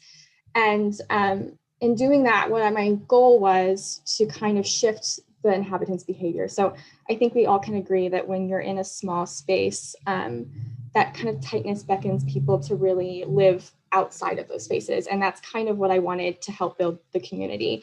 So with that, I really wanted the spaces to still feel really livable and habitable. And so I looked to this project for inspiration. This is a photography project by Paul Barbera. And he visited a bunch of creative studios and asked the creatives, what works for them, what programmatically do they need in their space to feel good about their work. And these were the kind of the key qualities that I took away from that research and wanted to kind of be echoed in my spaces. So kind of jumping ahead here, this is 2 units in focus. Sorry, that was really loud. And so what I really wanted to emphasize with this slide was the size and how the primary spaces and kind of grew in size with that poche.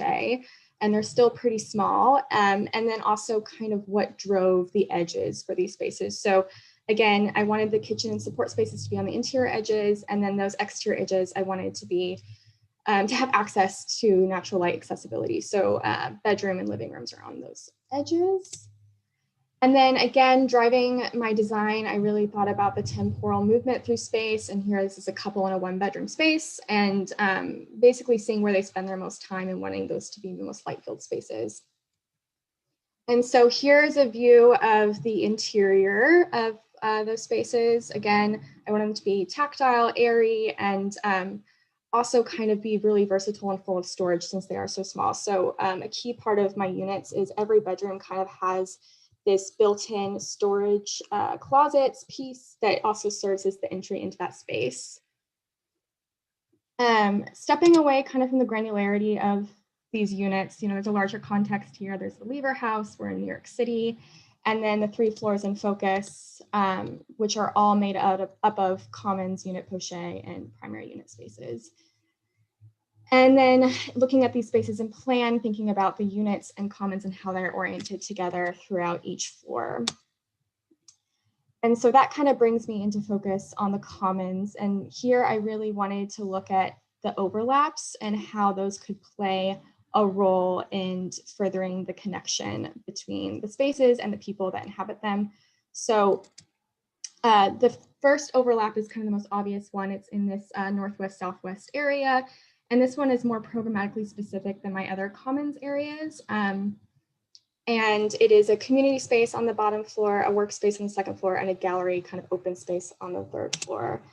And the reason why this is so programmatically specific is because I really wanted to kind of highlight on the separation of these spaces from the units. So I feel like a lot of this project is about connection, but I think when you're thinking about connection, you also have to think about the antithesis of connection and separation and what spaces might work best being separated from those places. So again, this community space on the bottom floor, I wanted it to be kind of the connection between the outside world of New York City and that community and the inside world. So where outside visitors can come and hang out.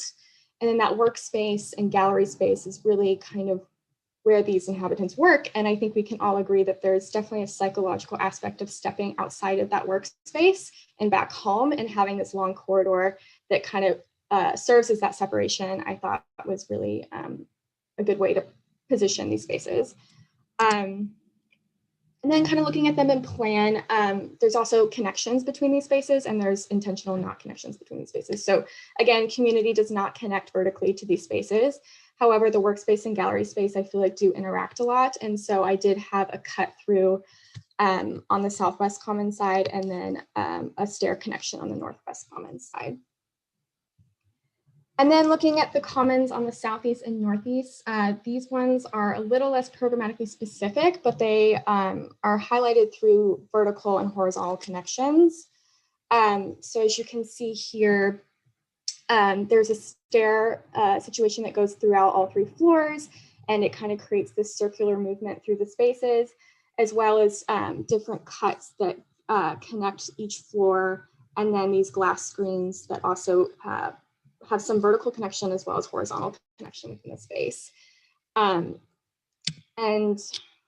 you can see kind of this glass screen situation here. And what I liked about it was that, you know, it provided this horizontal connection that was kind of a unique residential experience, which kind of leads me into my final kind of thought about stepping away from the homogeneous and creating unique connections. So this glass wall really creates, it blurs the line between public and private, which I liked, and creating that sense of community while still maintaining some semblance of privacy. This is an interior of a unit. And since there is translucency to the glass and there's a curtain, you know, you can have it be more private if you want, but I did like that it kind of bridged and blurred that line. And then finally, stepping away from homogeneous was really an iterative process for me. It was looking at all the different pochets I could create for the units to create unique geometries. And it's how I landed on these final geometries. And what I ultimately landed on was this idea of curvilinear and straight line geometries, which I really wanted to be echoed in the design of the space. So just to kind of run through these images, I really, you know, you see there's curved lines and straight lines with the stair and the glass wall. And in the interior, even in some of the objects like the kitchen counter and the kitchen cabinetry is curved. And then here you kind of see all those things at play with the vertical and horizontal connections, the curved lines, and that's a night scene, and then a day scene. And then I'll end with this quote. This was from a reading from a different class, and I felt like it really captured what this project is about. And it says, the practice of interior design must always produce design spaces that acknowledge their inextricable interdependence with their human occupants. Interior space, whether public or private, has the potential to facilitate interactions, to serve not just as a backdrop for life activities, but as a factor in determining the quality of people's existence. And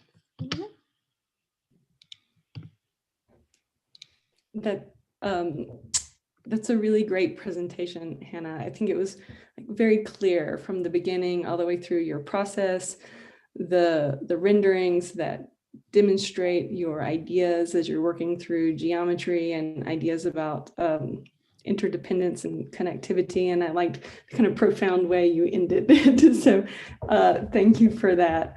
There are a lot of things about your project that I really like a lot. I love the stair and the way that it connects the multiple floors and the fact that it's not stacked. I think that's beautiful. And the way it kind of weaves through the space, right? It's like this loose thread, right? That's running through the space, and you had a really nice section right there. Yes. So seeing that section with the perspective was so helpful to understand it, how it moves through the space. And I like the sinuousness of it, and the fact that you use the frosted glass in between the apartment units and this interior street, which is essentially what it is, right? Because it has the public workspaces and the gallery spaces and the communal spaces. So of course we have the windows on the opposite side that look out to the city, but now you've given us the windows that look to our inner city as well. And I think that's a really beautiful move in the project as well. So the way you're thinking about circulation in the stair, the way you're thinking about an internal city and the way we connect with that, I think is really beautiful. When you were talking about the kind of minimal areas of the apartments and how you were doing a lot of built-in furniture, it made me think that the apartments themselves are sort of furniture-esque as well, because they're very small, you know, units within this larger floor plate. And as a way of extending that logic, you could start to think about the whole apartment unit as a giant piece of furniture, right? And that could be sort of a lovely way to, maybe you're already thinking that, but a lovely way to design them once you if you were to ever go further into the details, so that the wall of that storage in the bedroom is how you make walls, right? Walls aren't studs with sheetrock, but they're cabinetry, right? And everything is totally taken, every square inch is taken advantage of. And that would be like the last nail, right, in your project. But I think it's really beautifully conceptually considered programmatically, in terms of, yeah, everything. I like it. Thank you. I'll hand it off to Igor.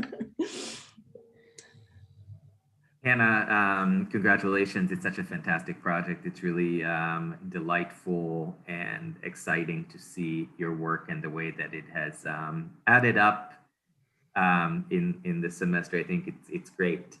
Kind of starting with this question of this kind of like micro unit, typically, well, there are a few different scenarios where micro units can emerge. Typically, micro units, these kind of small living spaces emerge in areas of spatial scarcity where there's not a lot of room and where you're trying to pack as many people as possible, right? And so you can say that that might be true of like, Japanese metabolist housing, in sort of high density urban environments, or even boutique hotels that actually try to have as many room keys as possible to generate as much revenue as possible, so it's all image. But then when you get there, it's sort of like you barely have enough room to get in the bed, and if you, I think your project sets up a different kind of environment because it's not trying to pack as many units as possible, and it's not, and the units are not super generous. They're actually like very Spartan. They are furniture like, and I think I think it's impossible to talk about design without talking about like how it's connected to other factors like economics and politics and real estate, and I think because of the way that of the kind of high resolution of your project, my mind just goes there. Like, I don't want to talk about Rhino. I want to talk about like what this means, what this would mean in the world. And I think what you're trying to say in the way that the project is presented is that these common spaces are really generous, but they have a value. But what is that value? Like, how would you pay for this? And and I think even the aesthetics of your project and all of these projects is also political, like, because this is not, this is like boutique-like environment. So it almost suggests that it's like co-working that's happening in between, and, or it's that this is the kind of housing where, people who work on Wall Street, spend 2 days a week in Manhattan, and the rest of the time they socialize and network. And it's sort of like the aesthetics of like, the wing, the kind of the private co-working club for women in New York City that's gotten a lot of attention over the last couple of years. And so I think that these are all things that, like, the aesthetics of it, the kind of the real estate choices that you've made, I think are beginning to ask these questions, and so I do think that there's an opportunity to think about this kind of like hybridization of programs, where it's not just sort of housing plus amenities for housing, but also housing plus something else. And I think your atmosphere is starting to suggest that, that this isn't just the circulation that you kind of wander around, that these things actually have a kind of a monetary value, kind of a social value, and that it's not all just altruistic, because if it was really generous, then like, people would have bigger housing units. So it's not, something else is at play here.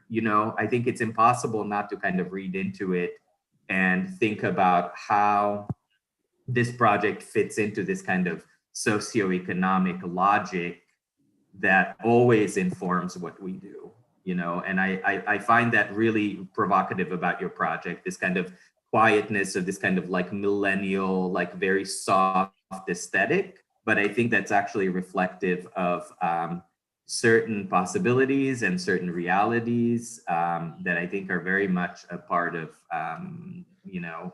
how things happen today. But really, really provocative and really beautifully executed. Thank you.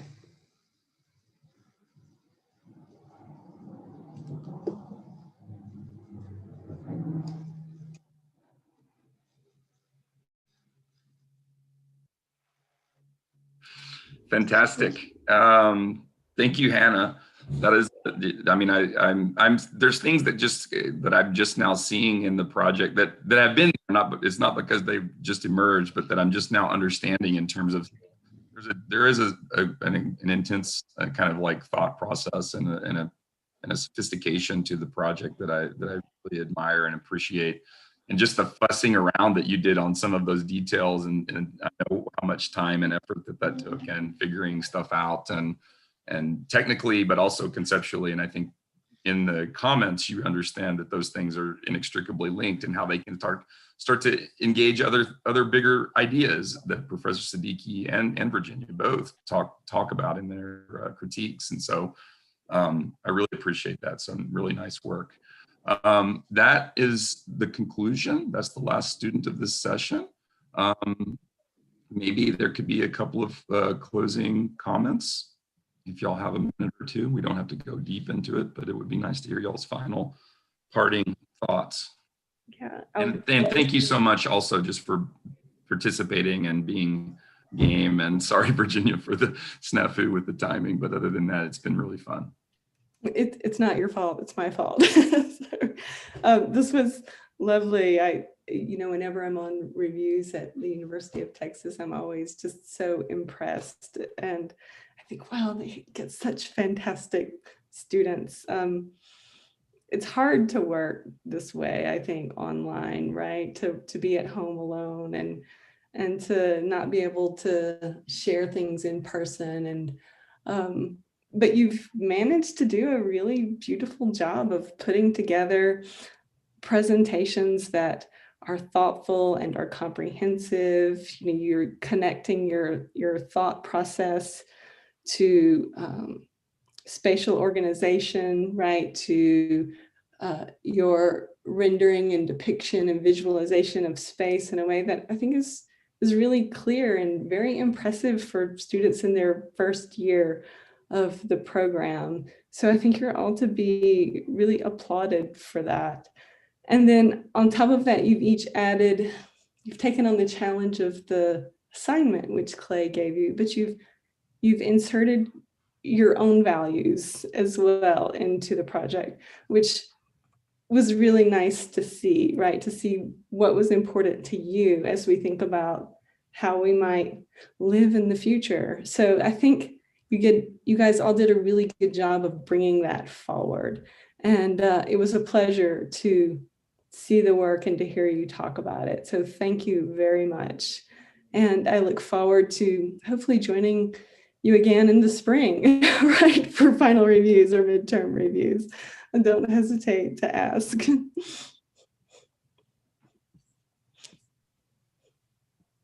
Yeah, thank you, Virginia, for being with us again this semester. And thank you to Clay for teaching such an amazing studio. This is really, really exciting stuff. And I think that you took on a lot, and I think you managed to figure out a lot of things and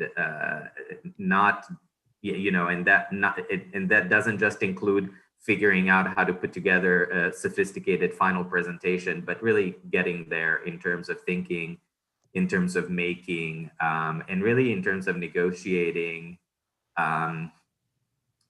so many kind of competing things that only design can kind of bring together and do something with and synthesize, right?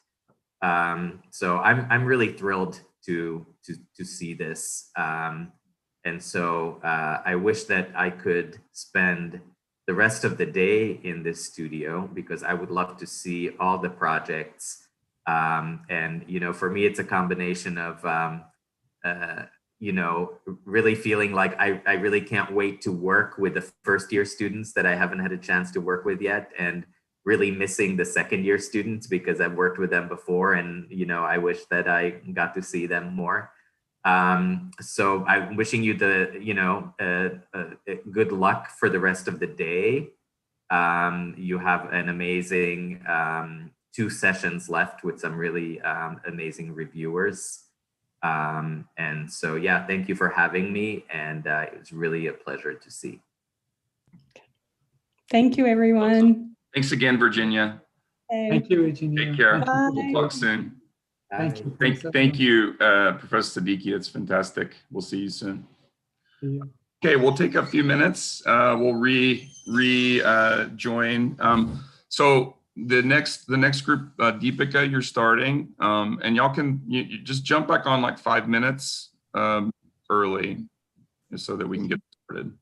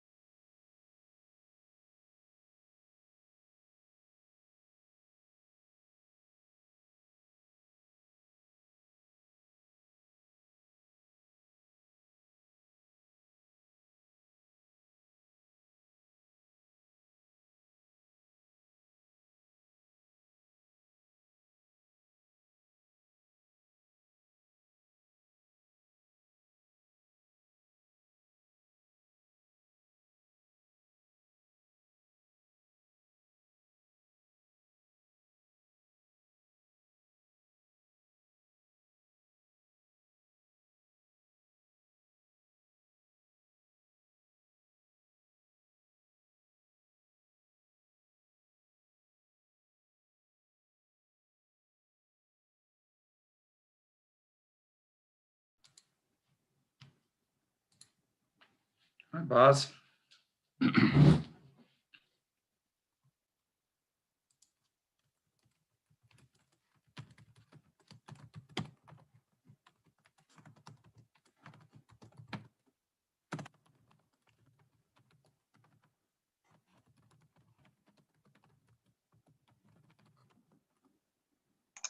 Hey, Clay. Thanks so much for joining us. Sure thing. Sorry, I had some troubles connecting, but as glad it usual. worked out. Yeah, no, appreciate it. How's it going? It's going well. We just finished the first session, but otherwise, beyond this, it's going well. Nice fall day. It's good to hear. Nice. How are you? Good. I'm finishing some dinner. It's understandable. I mean, it's so nice of you to join us. I know it's what time? It's 7:30 there, no? Yeah, it's fine. It's just like it's like, yeah, as you know, like I just got like a baby, so it's a little bit of a rush hour. Yeah, that 7:30 at night is like baby time for sure. Yeah. Exactly. It's like yeah, so we just kicked her in and shut the door. Well, and as joined much the call. any time you can spend is really amazing, and so thankful that you were able to join us even. Yeah, for sure. I'm really looking forward to it, and also really enjoyed last session. So yeah, curious to see what this will bring. Oh, great. So you're able to you tuned in a little bit from the last time. No, sorry, the lecture. Oh, the lecture. Yeah, no, well, the yeah. lecture. Yeah, for sure. Yeah, it was fantastic. Yeah. Really enjoyed those discussions, and so I think it's a good crowd to be with. Yeah, and this group was really excited by your lecture as well. So it's it'll be great to have you kind of have a little bit more discourse with them over the next hour or so. Yeah. Hey, and could you just I read the documents, but just in like a 1 minute. Yeah. And so this is and I was thinking that some of the other people might join in, but I think it's good to just go ahead and fill you in. So the studio is a Master of Interior Design studios. These are grad students.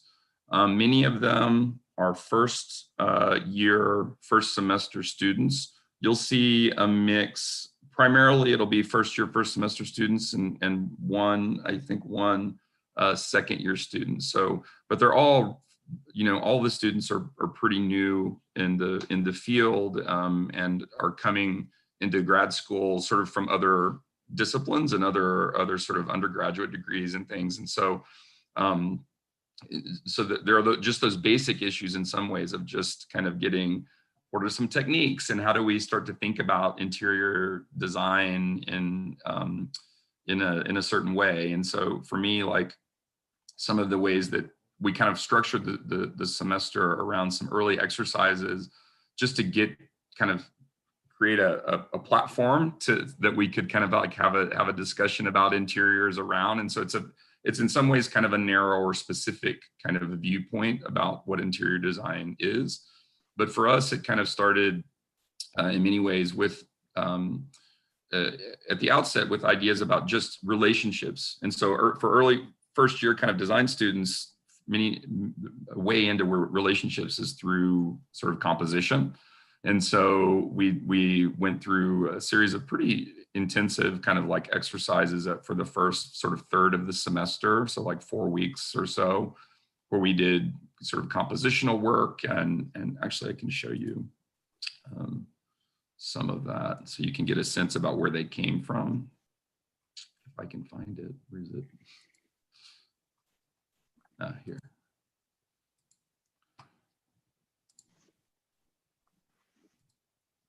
Yeah. And so you can get a sense about like some of the early exercises were purely about sort of composition and color. And these are beautiful. It's like they would also work as a graphical expression on itself. Yeah, for sure. And some of these ideas for me were like at the outset were just compositional, but then we used some of the techniques as they came into the final project, which is a little bit more of a practical look at interiors. But So this was about pattern and relation and space for us. And here are just a few examples of those exercises. And about, sort of hard edge and soft edge of things, which gets us to think about lighting in a way, even though these are about color. And some early exercises where we were doing compositions, but using, because we're online, we had to do sort of everything digitally. But so these were done sort of like with light painting, kind of, and so rendering with light, colored light within these little boxes to create these sort of gradations of color. And some of these were screenshots of mine, so they're not so good. But so you get a sense about this relation between like a hard edge, a figure, and a ground relation. And then sort of starting to think about spatial kind of ideas about, in this case, about just a simple space, but that can be sort of amplified through projection techniques and things like this. So it's really a box, but in many ways, perceptually, it starts to create other kinds of ideas. Many kind of tests and takes on that by the students as we went through the early part of the semester. And that just helped them also start to understand like other ways we can think about figure ground. So Boolean operations and sort of solid void, three-dimensional kinds of tests, kind of take that idea of composition a little bit further, right? And it brings it to bear like this idea, which is about what I call a minimal envelope, which is taking sort of orthogonal boxes basically and starting to wrap them in things that become a little bit tighter. And so it creates non-orthogonal geometries that can kind of like set up this weird tension between things that are right-angled and things that are sort of more open-ended in terms of their geometry, and dealing with sort of repetition and how do things aggregate together. And that was a series of steps and studies that kind of culminated in some preliminary kind of ideas about at least formal things that had spatial possibilities. So these kind of almost boxes, but that had a little bit of deformation in play. We did some work in terms of how you can, begin to sort of work together. And so this was an exercise that the students did where each one of those colored objects is actually one student operating in relation to another one. So starting to set up the idea of how do we socialize just working together, but how do we also start to use the idea of relation and socialization of objects as a kind of an inroad to thinking about how we make space. Oh, hi, Mar. How are you? Nice to see you. I know you're not feeling well, so I hope you're able to hang a little bit, but regardless, thanks so much. So I was just talking with Bas Van de Poel about some of the early exercises that the students did. And Mar, these are first and second year grad students in the Master of Interior Design program here at UT. And so they, many of them are, this is their first semester of any kind of design studio at all. So we had to do some getting to know you kind of exercises to start to work to create sort of compositions. I'll flick back so you can see some of this. Some of the early stuff that they did was purely compositional, dealing with, this kind of basic figure ground kind of compositions and starting to think about color and pattern and also iteration, which is a big part, as you know, of kind of how I like to think about things. And so then pattern and space and perception but ultimately all of this is about relation for me. Like, how do things relate? How do objects relate? How do spaces relate? How do we use techniques to sort of uncover kind of different kinds of interactions between things? Here's another test. Like in this one was about each one of these objects was a different student and they were operating in relation to each other. So a form of dialogue, but dialogue between objects being driven by the students. So they were basically sharing models and making moves. They hated this, but I really still like this project because I think it sort of gets at this idea of collaboration in slightly a different way. So how do objects collaborate as much as people, and how do people drive that collaboration in sort of a form of dialogue? So for us since we did this completely online, completely on Zoom, 100% on Zoom this semester, which is crazy. But this idea of how do we communicate and how do we start to talk to each other. We can use words, but we can also use objects or design as that communicative tool. And so it's like a very suiting assignment for these times, right? I thought the students didn't like it so much because it was actually quite time consuming, just sharing models, because we were doing it not in a very sophisticated way. We were literally sharing models instead of analog base, like there's other ways that we could have done it. But for me, it is very suiting in terms of thinking about just purely about relation, and what does it mean to sort of relate things, and how do you map that data. That sort of generated other kinds of maps that led us to start to think about how do people relate, right? What's the space of a person? What's the sort of perceptual space? What's the sort of social space that's built up when people interact with each other? That helps us not only understand sort of just human interaction, but also just it helps us help the students start to understand how do they form space? Like what is the amount of space needed for people to occupy? And these early exercises were about that, about social space, but also then thinking about how do you start to create places for that social interaction to occur. And all this was sort of in non-contextual work, I will say, or not built context. It was all about the context being created by the students. And these were some examples of that. Some sort of final, this was up through the first 4 to 5 weeks of the studio, where we were dealing with ideas about like interaction between spaces for very non-programmatic interaction, like people talking about whatever, this kind of basic stuff.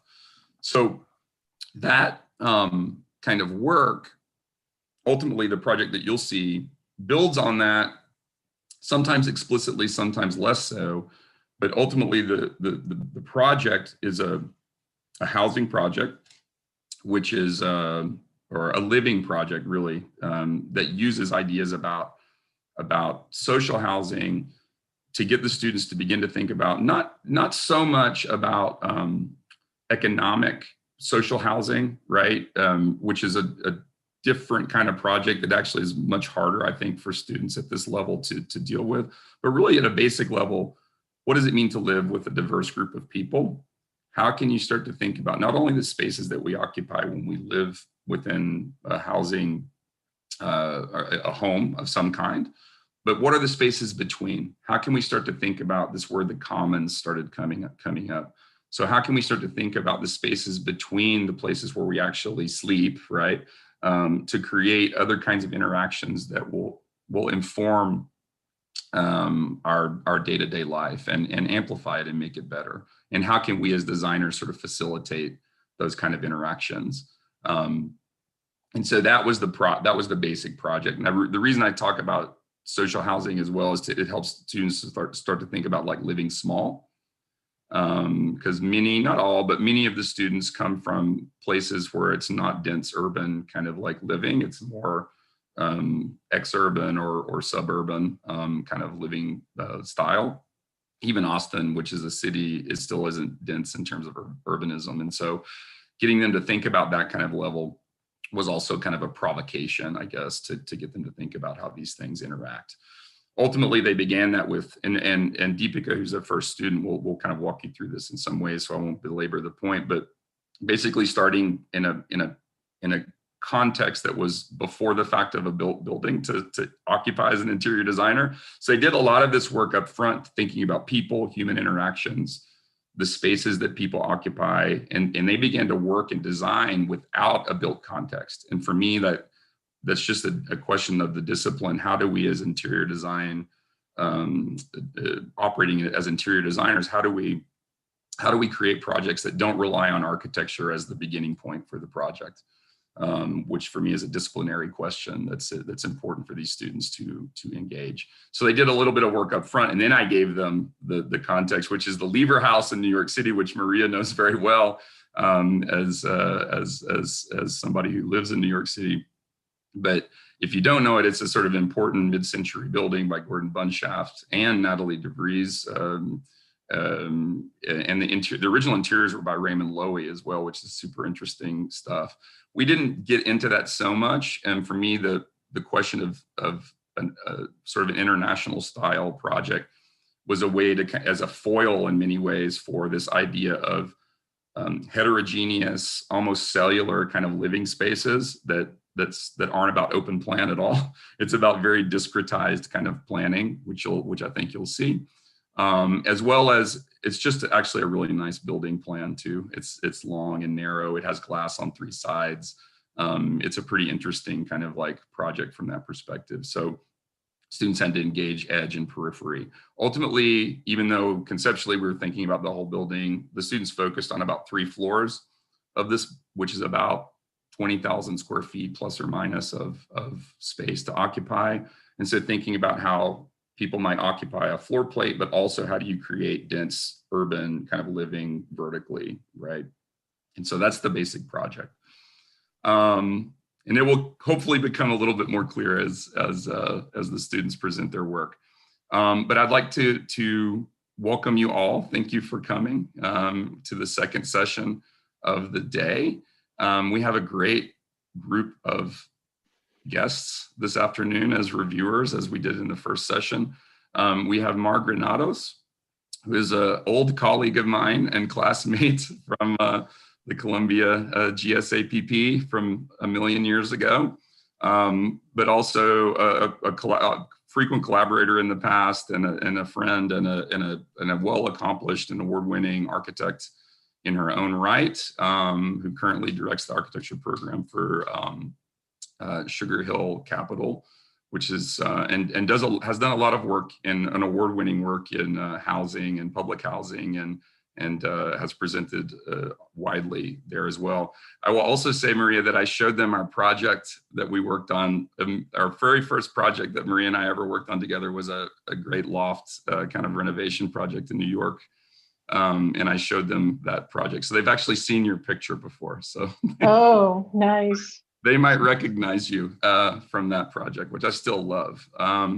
We have Bas van de Pol, who's the creative director for Space 10, which is IKEA's research and development arm in Copenhagen, Denmark. Bas is currently, I believe, in Amsterdam, and is joining us, in the evening, and has a young newborn baby to deal with. So we'll try crying on the background. Try to keep Bas's attention as long as. My girlfriend is like.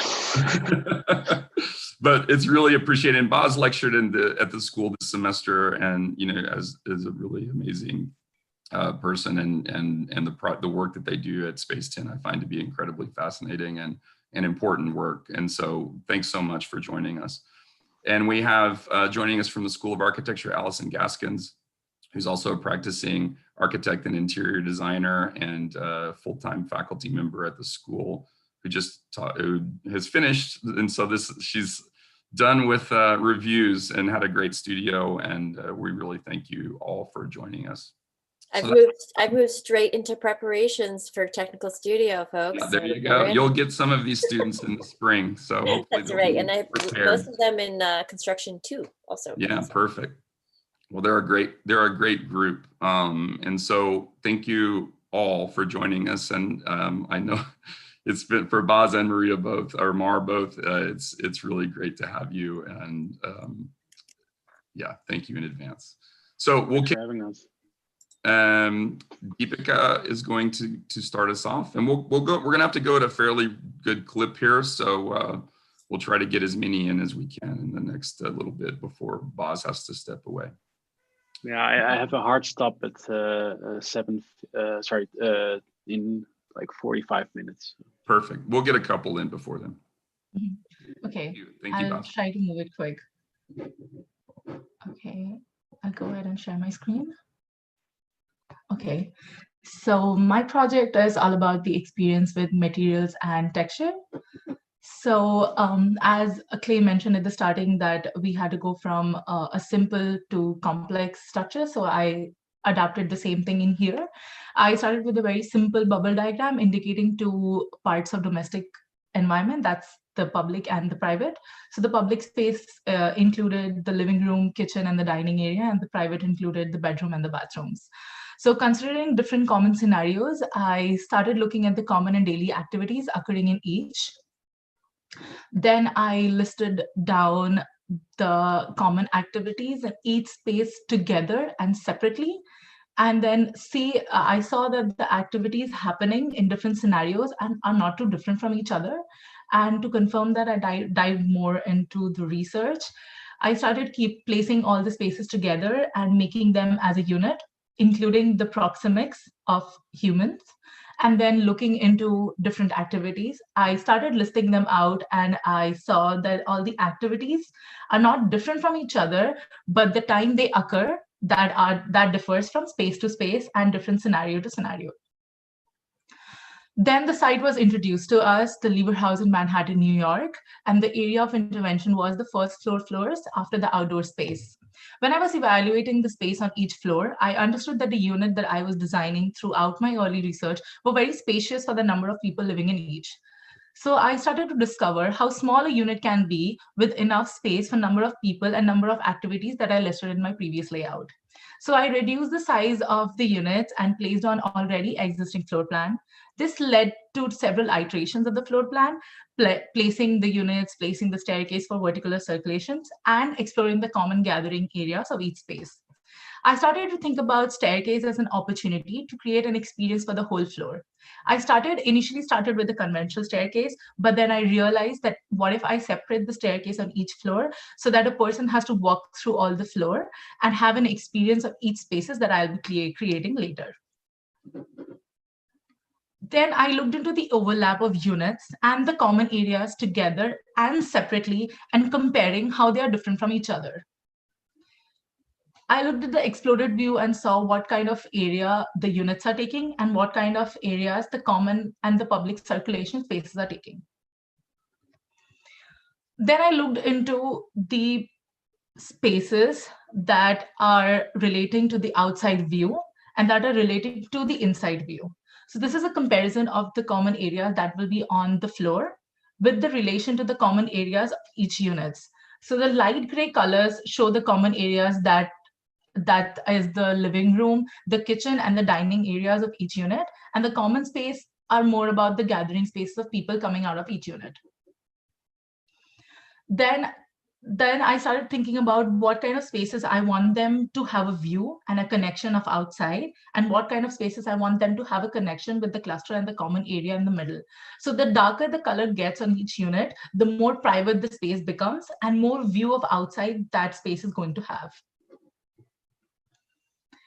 Then I started mapping out the common areas with the help of the activities that I did in the starting and associating each space with different activities and getting them different views from each corner of the floors, like private working spaces, learning staircase, gathering and interaction between units, and vertical interaction and views.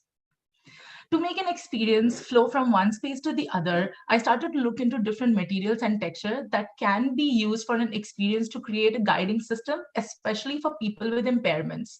So I looked into different patterns of terrazzo and wooden slats, how the texture feels and how they differ from each other. So the distance between the slats represent the type of space you are approaching to. Like example, if the wooden slats are closer and are more denser, that means the person is in a common area and it can be a gathering space or a space leading to the vertical circulation. The slopes with grooves lead to the space where the slats open up a little bit and start representing the cluster between units and act like a threshold from the public spaces to more private units. The slats right outside the units are like shutters and can be closed for more privacy. The slats are continued inside the units as well. They act like dividers between spaces like living room and kitchen, bedroom and changing room, and dry and wet areas in the bathroom. There are two different pattern terrazzos that I used. The more intense pattern are for the public zones, and the far patterns are for the cluster and the more private zones. I looked at the staircase as a separate opportunity to make it a separate space for people to gather and have an experience.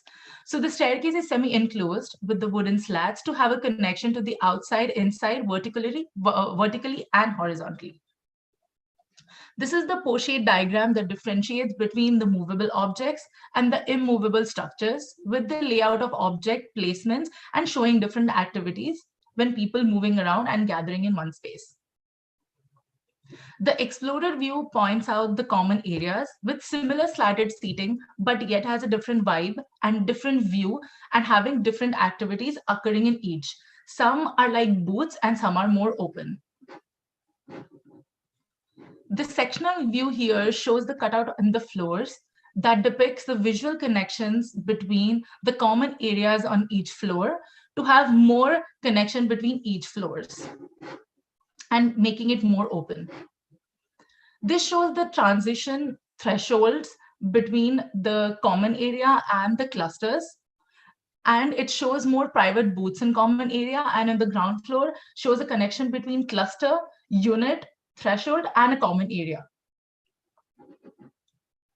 This render shows the visual transition from the view outside to a semi-enclosed staircase to the corridor on the same floor. This space is the combination of two different activities in one common area. One is a viewing deck and one is a sitting area. These two are this example of two public spaces that are slatted with starting from ceiling, converting into two different gathering spaces. One is interactive and semi-closed, acts like a booth, and one is more open to the view and is a learning staircase that can be used for individual or collaborative work study. This is the design of a single occupancy unit. The slats, as mentioned before, are acting like a divider between kitchen and the living room, and then makes a TV unit. The slats in the bedroom are to separate the sleeping area and the changing area, and the introduction of a soft textile of curtain is to separate the washroom. This shows the visual connection between the bedroom, the living room, and the outside view. This render shows the semi-enclosed area to the connection of the corridor and the transition, how you come across a staircase as a vertical circulation as well as the horizontal ones, and the entry to the more private units. This is the last view of the enclosed staircase that I've been talking about as one element with different views. One is outside into the corridors and more vertical circulation as well. Thank you so much.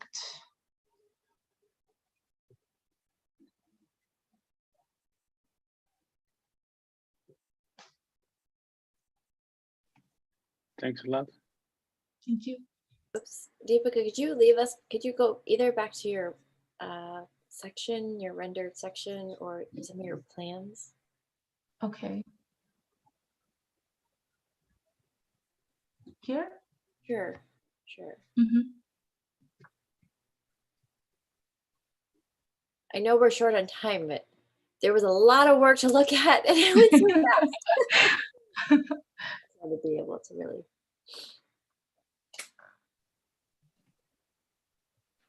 How do you want to do this, Clay? Like,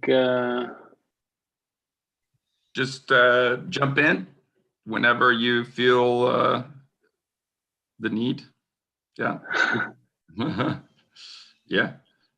Just comment, jump in. Yeah. Yeah, sure. I mean, thanks a lot, Deepika, for the beautiful presentation. I think it was very clear and well thought through. I also very much appreciated sort of like the choices for materials and also sort of like the conceptual considerations you made in sort of like the width or the space between different layers. I think I also very much appreciated sort of like the dividers you created, sort of like separating public and private. I think that's actually very important in these sort of like shared living as communities where people actually very much appreciate, like, you know, these social interactions, but also very much feel the need of you know, being able to retreat and to have that private space. I think that the divider and those booths are a really nice example or direction for that. One question I had is, have you been thinking about sound absorbing materials? Because especially like in a larger public space, I think that could be quite needed, also with those booths and sort of like the times we live in, you know, 8-hour Zoom calls. Yeah, I was thinking about the sound absorption. That's why I made those slats closer in the common areas, and they can have the insulation in the middle. First, I thought the other way around, that the more slats they are far away, that can be a common area. But then I thought about the sound insulation, so I made them closer slats so that they can have a sound insulation in the middle. And even for the booths, I tried to make it as far and isolated as possible, but still I wanted them to have a little interaction there as well. So the soundproofing is just for the units, not for the common areas. Yeah, I think it could be nice to perhaps explore also like a different materiality for the actual booth. So like it really becomes like this intimate womb almost. It almost feels even more private. And is a larger differentiator material-wise from the public spaces. That could be perhaps interesting to explore. But thanks a lot. I will surely look into that as a next step to this project. Thank you. That was a great presentation, great graphics. I have to say, I mean, that I see so many opportunities in your presentation that I wish I knew a little bit more about. Like things as, you know, you made a clear separation from like private and public. I think we always take those uses for granted, but maybe a little more exploration or wondering on what makes those special, you know, what makes space private or public, and why you choose to gather in some, not in other. I think those are like great opportunities when we're talking about interior design that can help us as like positive tools to possibly develop new ideas, or develop new typologies. I'm also wondering a lot about the use of the materials and your selection. And I don't know if that was prescribed in the exercise or it was your own personal choice. So you chose terrazzo and you chose wood. Yes. And then you chose textures. Yes. I feel like that is such a great opportunity to link your textures to the use and what is it that you're trying to provoke. When you were giving us the presentation, you were giving us for granted, like, this is what I'm going to use here. But the next step forward for me would be to understand, why are you using that? Let's say I'm using a texture that is going to stop speed, and it's because I'm creating like a stop area within a gathering space. I think those are such great opportunities. And when we are contrasting such materials, like the warmth of the wood with the coldness of the terrazzo, there's a big impact on how that is happening. So I would love to understand what is, you know, why did you choose to use one or the other in certain very specific moments? I just thought of one reason, like terrazzo is more grounded and will have more connection to the body that people are moving around. And wood will have more warmth when you're sitting in one place and you are having a transition from unit to unit, or maybe a common space to common space. So we'll have that sense of safety around. So that's why I started to combine them, because it's New York City and it's very dense outside. So they can have like a space of warmth as well as more grounded to the body. So that's why I used both. That is a very good point. And I can see, I like the way that there's such contrast materials that you can certainly clarify and really distinct spaces. The one thing that I would bring into question would be, you know, let's say the use of the terrazzo, which is the one that I find more challenging when it comes to any type of housing, mostly in a place like New York City. With the coldness, it is not so seen on residential spaces, because it's more of a material that is used maybe in like warmer climates or more humid. It allows for like, you know, air circulation and certain temperatures. So I thought that was a very interesting choice. And definitely exploring more materials. I think if this project were to keep going, I think that's the kind of study that I would like to see, you know, the relationship between the use, the materials and the textures, as well as, you know, the wondering of what is really defining your private or your public. Another thing that I found really interesting in your presentation, it's when you're talking about the gathering spaces, and even the images that you're using, they look more like meditative spaces than gathering spaces. Yes, they're exactly. like spaces of calm, which I find very compelling, but I would almost like to know a little bit more. So I think that's another opportunity. Thank you. I know we have to rush. I'll try to be fast. So like Deepika, I'm just going to talk really fast, okay? Okay.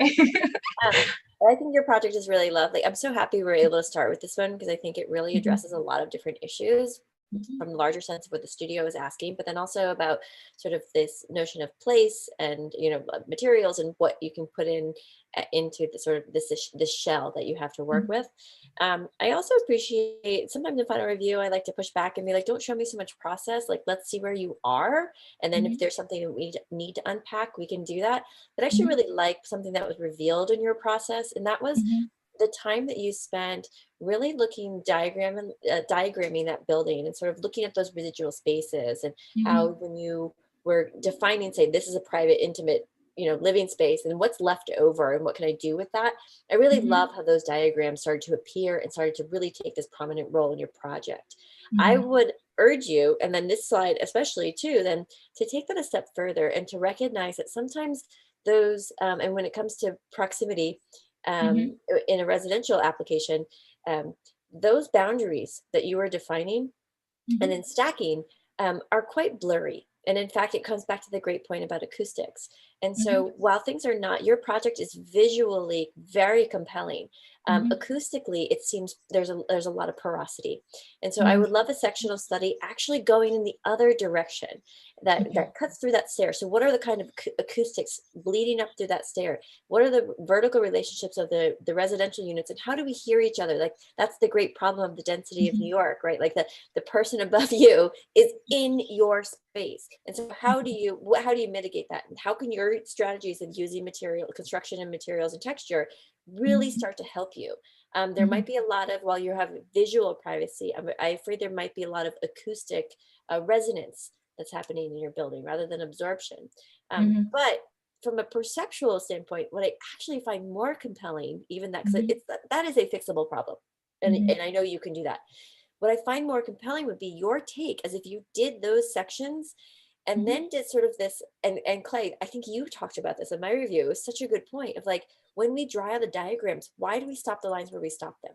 And so if you did like an acoustic diagram of where your building stops, and it's not going to be at the envelope of that lever house, we're looking past the architecture.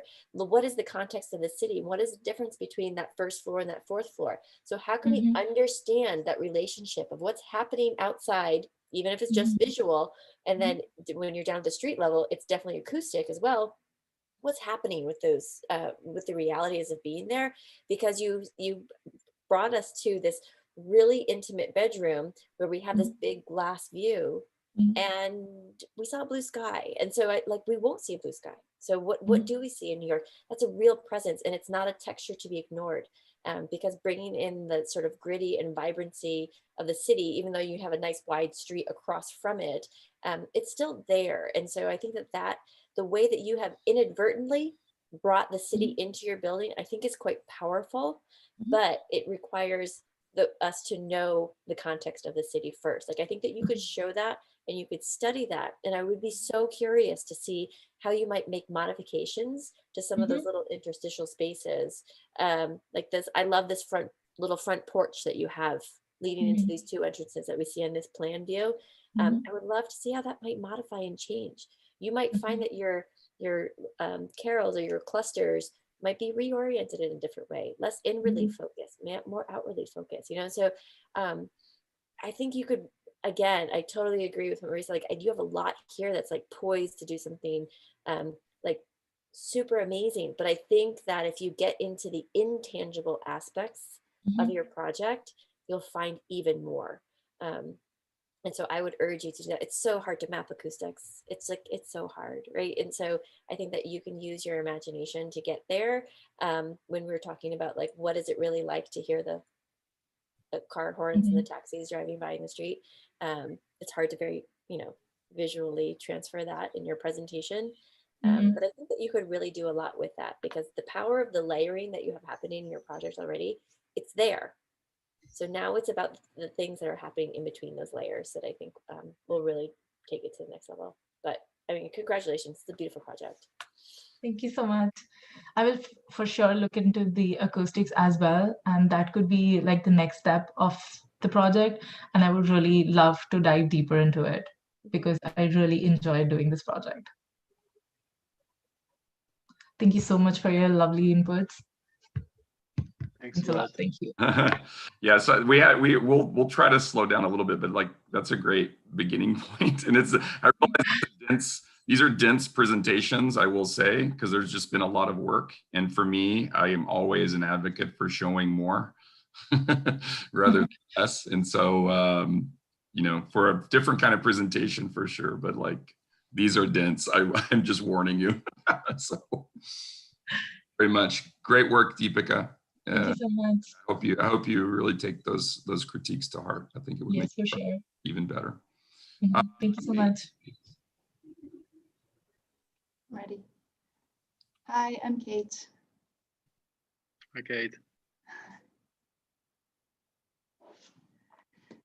So as Clay mentioned, this was a project where we started with proxemics and then moved out towards the building. And as we moved out towards the building, we were given more and more information about that building and its location. So my study of proxemics led me here, which was sort of this kit of parts of these minimal envelopes of spaces for multiple people from 1 to 2, 3 to 5, and then growing out from there. And then this quality of space, light, sound, ambience, and temperature, and a gradient from public to private. And the way that that was employed was showing how those all relate to each other and how they can be developed.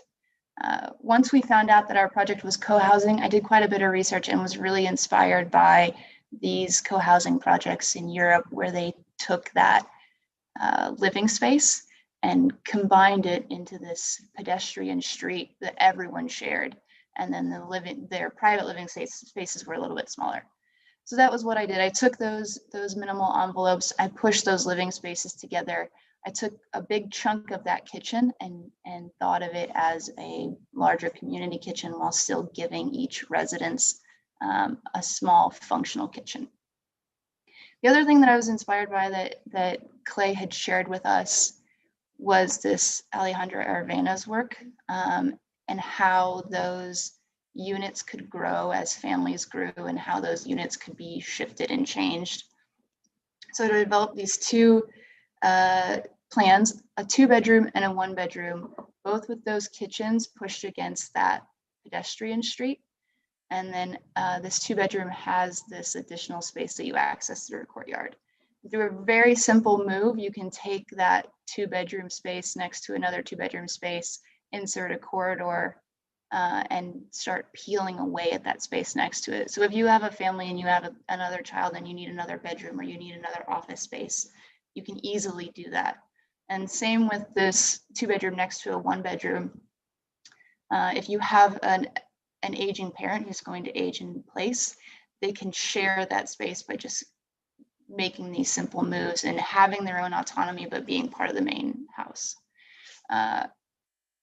Once we knew that this project was needed to occupy multiple floors, I really wanted to keep intact the idea of that pedestrian street. So I started studying these projects by Corbusier, Bjork Ingalls, where they take those multiple levels and share that corridor.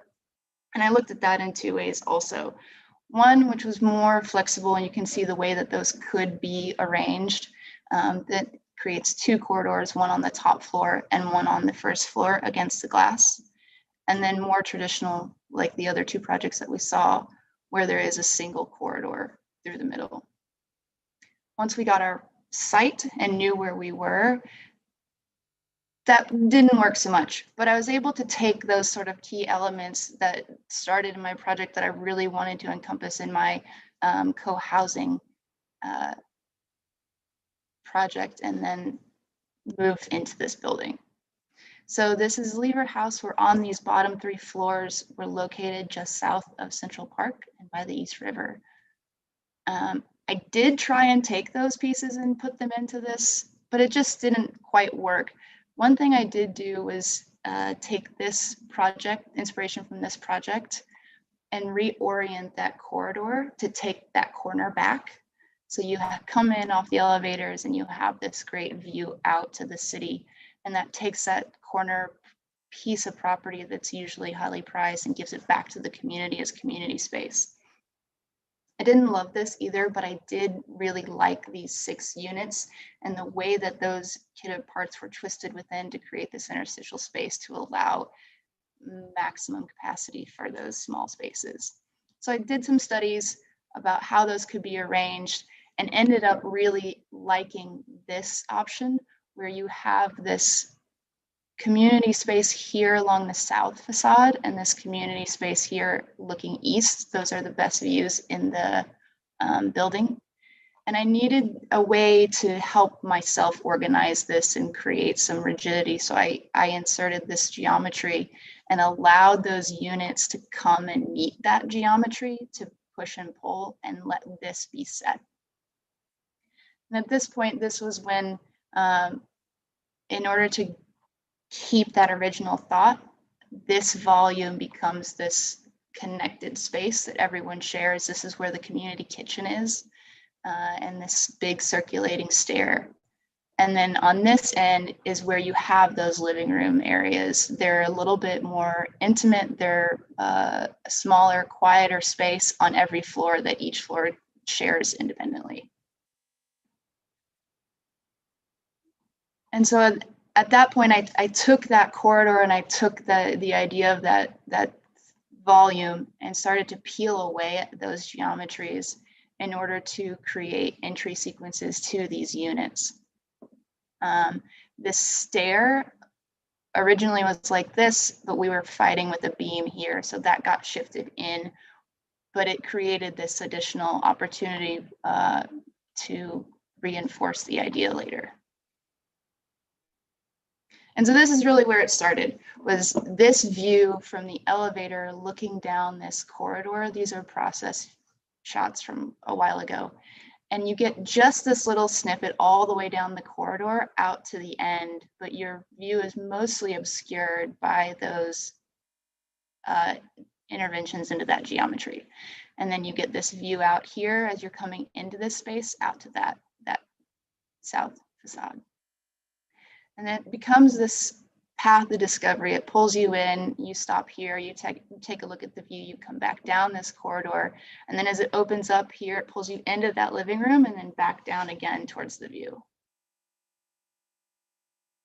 And so the way that this started to develop was taking the idea of that path of discovery and that obscured view and using that stair as an object that reinforces that idea. And so it becomes inside of this wood envelope, it is its own wood object. And as you enter into the stair and as the stair peels away, it peels away and it's this soft, shiny green plaster. And this is an inspiration image from Petra Blaze, the Seattle Public Library, of the carpet that they used on the first floor. And I had this similar idea of taking those natural elements and that sort of path of discovery and cues from Central Park and putting that on the ground floor as a way to connect that view from the 3rd floor through this volume all the way down. And so what happens is on this 3rd floor, I wanted to create unobstructed views out.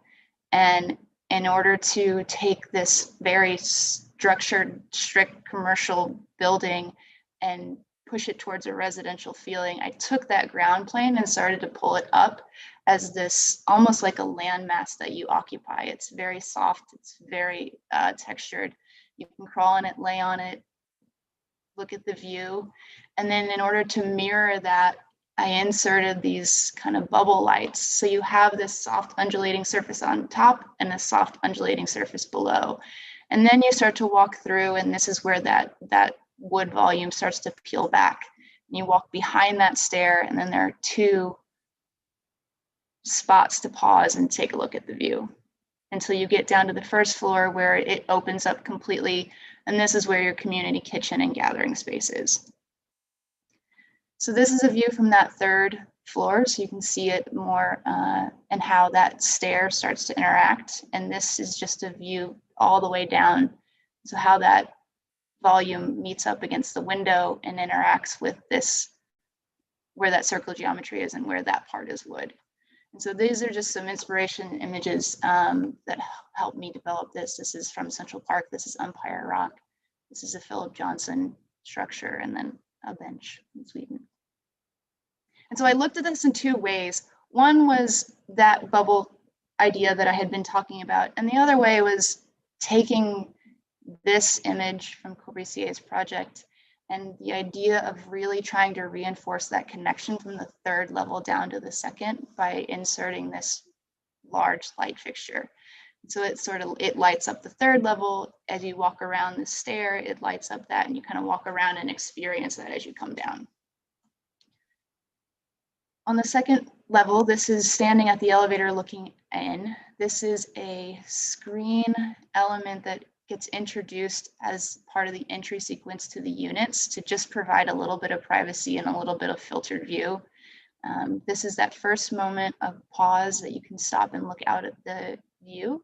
And this is that stair volume where it's fully opaque and you have to walk behind it.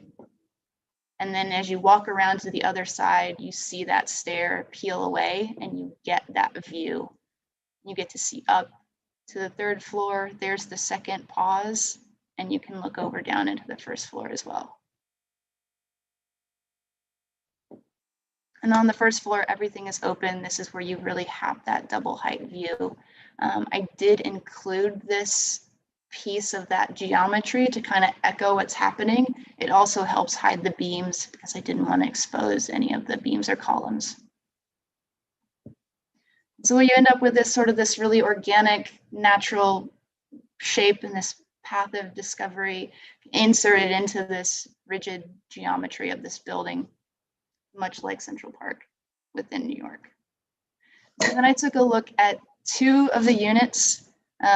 One, I wanted to look at this one because this is where that curve enters into that unit, where that intersects.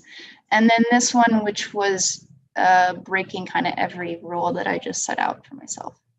It's the smallest unit. This is the only lofted unit that I have in this space, but I did want to study it because the floor to floor is 14. So here we peel away that ceiling, the typical 10'10" ceiling that we've been seeing, and we insert this loft over this kitchen and peeling that back away from that wall, so you do get a little bit of height to make you not quite feel so squished. And then the last unit, we take those screens that you see at the entry and put them into the units as a way to create an additional layer of privacy within the unit from the kitchen into the bedroom.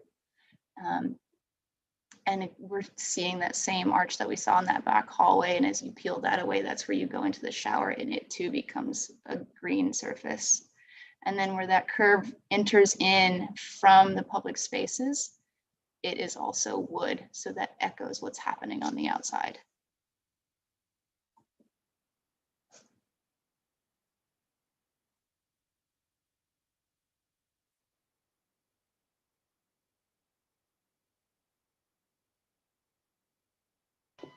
Thanks, Kate, for this presentation. Again, beautiful graphics, great story altogether. It was very nicely put together. I have to say that one thing I really liked about your project was that you seem to have a very strong point of view from the beginning of what was important for you, which seemed to be the circulation and these public spaces. And I also really appreciated that you started the story telling us a little bit about the context of the building and your idea for co-housing and what is it that you kind of were pursuing, what you thought it was interesting about the co-housing, and then translated that into your project with these common areas and this idea of like the street. So I really appreciated that. I think this idea also of looking for the view and the way you stitch that within the plan and the views and how it helps shape the stair. It's very interesting. The one thing that, a couple of things that I think could be thought of if you were to continue this project any further. I think one of the things that we could consider is looking a little bit more at the floor plan, and also kind of like realizing that you have these private spaces, and maybe some of those private spaces are being compromised by the shape of your stair or the public spaces to a degree where, you know, maybe we need to think about that twice. Like when you showed us the shape for the latest loft and so on, there's some spaces that maybe are not so usable because everything was so guided by your certain aesthetic. The other thing that I would also consider is when you're looking at the stair, and we spend most of the time in your project thinking of this space, I feel like it's not just a stair, it's not just a circulation space, it's not just a passage.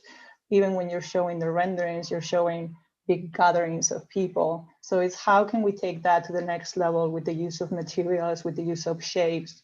You know, why is the stair just, you know, steps and a handrail?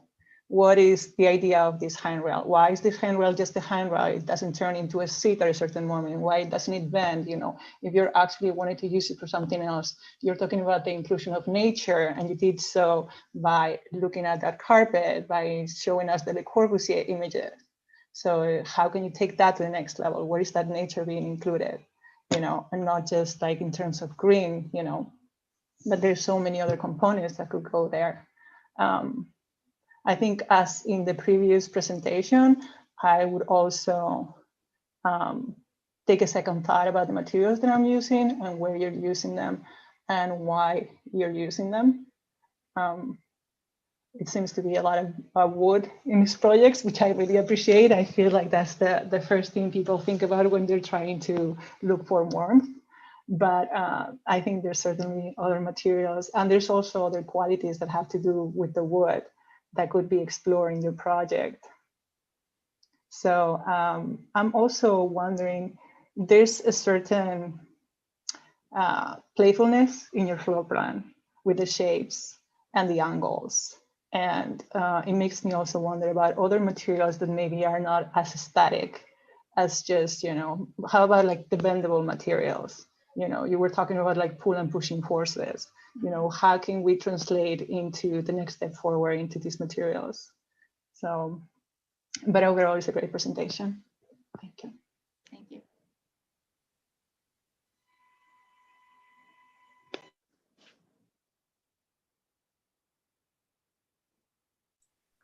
Okay, can you click on one of your slides that has this section? Yeah, Boz has to leave sooner, so if you could. Sure. I just want. No, it's fine. No, Allison, please. Something bigger please to look at, Boz. This was 100% of my comments. So I'll come back to it, Boz. Please, you do. I know you have to jump out.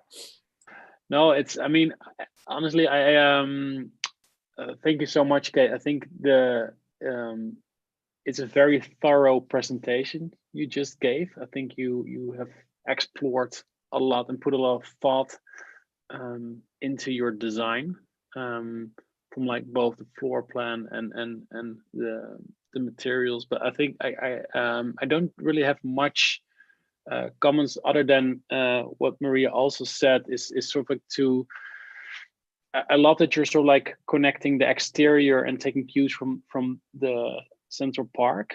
But I think I would push that to further extremes, basically, and to and also perhaps integrate that more thoroughly, perhaps in your material choices. You know, I mean, wood is indeed a safe choice, but you know, could there be like some sort of like living nature wall or something? So you know, like it's not dead nature basically, but yeah, things that are perhaps a little bit more lush and living, and same perhaps with what was it, the playfulness. I think the one at the bench at the top layer, I think was really nice. I think also like, could you even increase that more to to perhaps invite even more playfulness upstairs. But I think, yeah, overall, I really am impressed with your project and really much enjoyed it. Hi, Kate. Hi. I feel like we should tell everybody. I know Kate. I'm Allison. I had no idea I was going to be able to review that. But then you don't get to talk. Maybe we can move on. No, I have a lot to say. I'm totally joking. So I asked you to go to your section because for me, I really like your project. So and I think that there is a softness that's very it evokes you and your take. I already know your take on interior, so we can jump past that a little bit. But I'm wondering how, like, for me, when I'm looking at your presentation, I was super excited to see all of the research you did and looking at all those different precedents, because they were all really different, but they started to have this common thread. And it was about sort of the notion of time and community and the people who lived in them, the sense of inhabitation. And so for me, all of a sudden there was a big jump then when you got into your building, and we got stuck kind of in a plan view, because all of those precedents that you looked at all had to do with, you were talking about sort of the communal spaces, but really about it's the communal spaces are the spots where people come out of their intimate zones and then they communicate. But then when they're in their intimate zones, it's actually how they link together in section. That's super interesting. And so I think the jump, the only privileged view we got of section about your studies is in that stair. And so in a way, it's like we want to inhabit the stair, which is why that top floor I think is so great. And sort of this kind of amorphous layer that you're building there. And so I'm missing sort of that intimacy and the connection that was happening with the living spaces, like in that Aravena project that you were studying. So like, I want to know more about your individual units and how they can modify and merge together or open up should someone sort of take possession of an adjacent unit. So opportunity. So what is the actual influence on these living spaces then, and how they then come back to affect the communal zones, because the shape of the stair was so rigid, sort of like a who's the boss problem, right? Like the stair got dropped in and then the round living area got dropped in, and everything else fell back.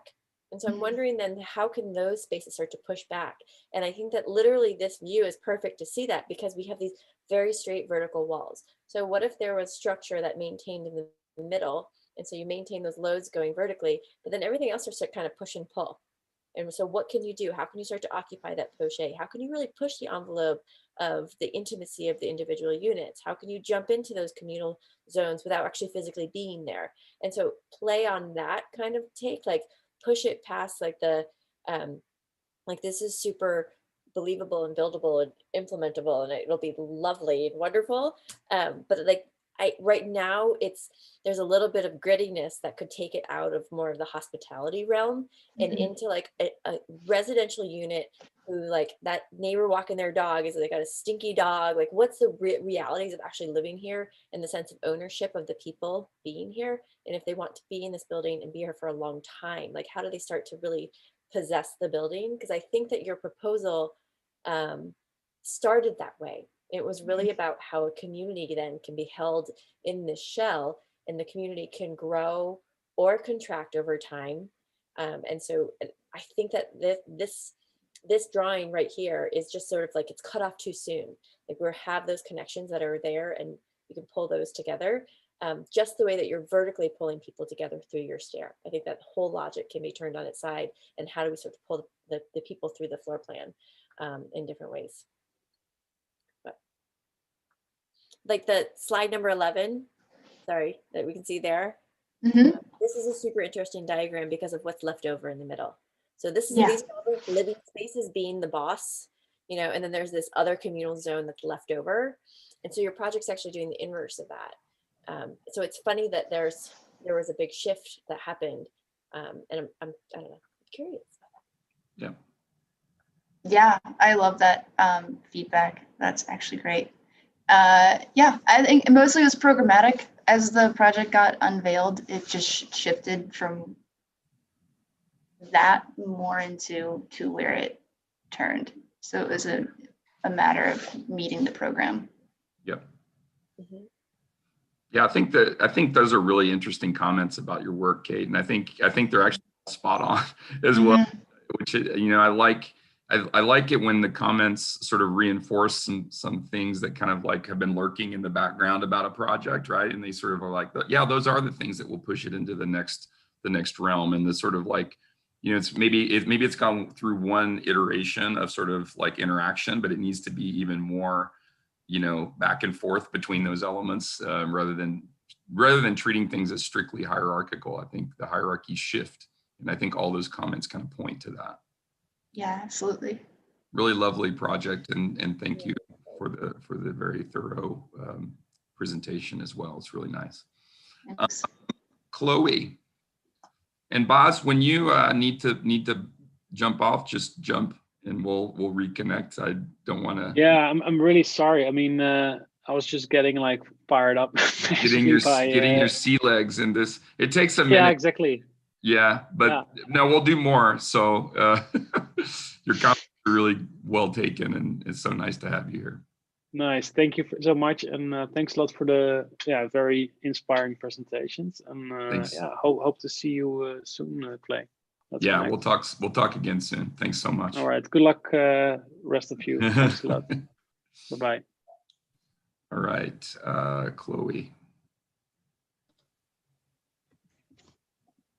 All right. And Maria, you're doing okay? I know you're not feeling well. Okay, good. Just making sure. Okay. Let me share my screen. Okay. Hi, I'm Chloe. I'm one of the students in the first year of the Master's Interior Design program. So as Clay had mentioned, we focus this semester understanding units and how they relate to each other. So for this project, understanding the basic human form and building on that to create rooms, units, floors, and ecologies and communities within the building. And so with that in my project, I wanted to focus on two of those relationships, one being the verticality connection between two floors, and then the other being the relationship of private to public spaces on each floor horizontally. And so I like the idea of exploring current functional communities in society. So one of those being the typical American suburb, where you have like your streets and sidewalks, driveways to porches to individual dwellings, which is the hierarchy of private to public spaces. So kind of bringing in the street and porch idea into the project.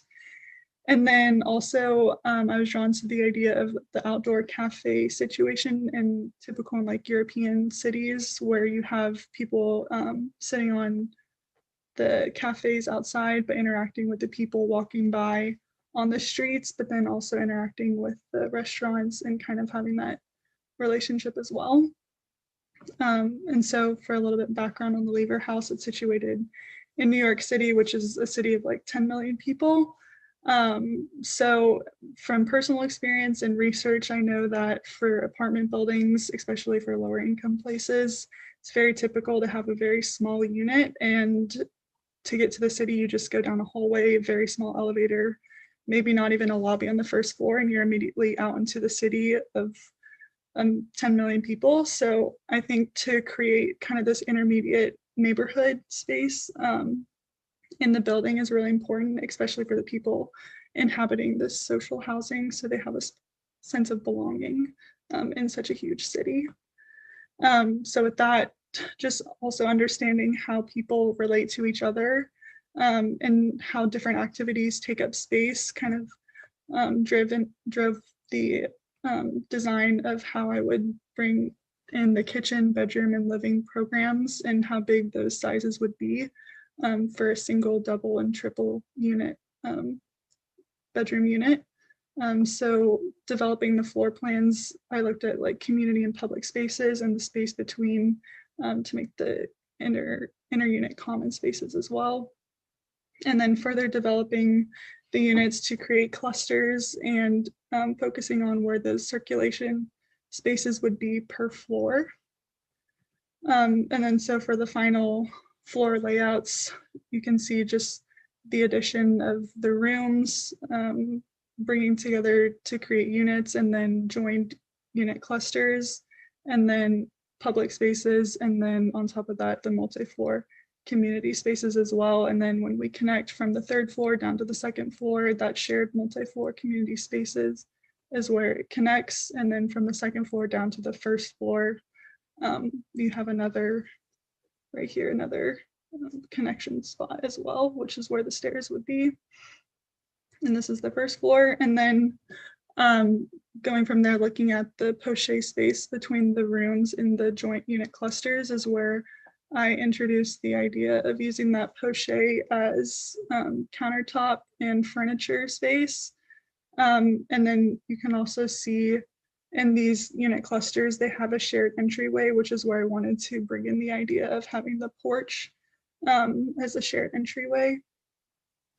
And then before I get into that porch idea, I want to talk about within the unit, it's really important to maximize the use of space. So as a shared wall between the living room and bedroom, you can access it from the living room as a bookshelf. You can access it from the bedroom as more of a desk and dresser type situation.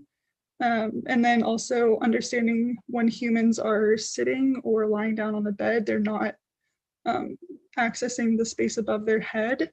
So using that space as more storage and closet space is really important as well. And then different times of day, people doing different activities. And so now getting into this porch idea where we have that lack of space being used by the rooms is where you can insert that threshold space. And then the idea of the street as well, connecting into that threshold porch area into the rooms. So for example, here we have the unit going into this person sitting out here, interacting with people moving through the floor. And then we can see down to this landing of people moving down from the third floor down to the second floor. So just like that hierarchy from private to public. And then to design the public spaces, it was really important to understand how people interact and with each other and how they conversate. So here's people conversating, looking out to the city. This is a landing here. We have people sitting on a bench talking to each other. This is another landing down here. People talking, looking out to the city, kind of interacting with the people moving throughout the space. And then here underneath the stairs is this like kind of cafe idea where people can sit here, read their newspaper, drink their coffee, and interact with the people moving throughout the space. And then to define the public space, we have primary, secondary, and tertiary public spaces, the primary being that fast-paced circulatory movement spaces, secondary being the vertical connection areas, and then tertiary public spaces just reserved per floor, which would be like more of your reading nooks, library spaces, individual studies, workrooms, etc. So an example here would be this reading nook where you can come down from the main walkway and kind of be away from the movement to interact with the rest of the city.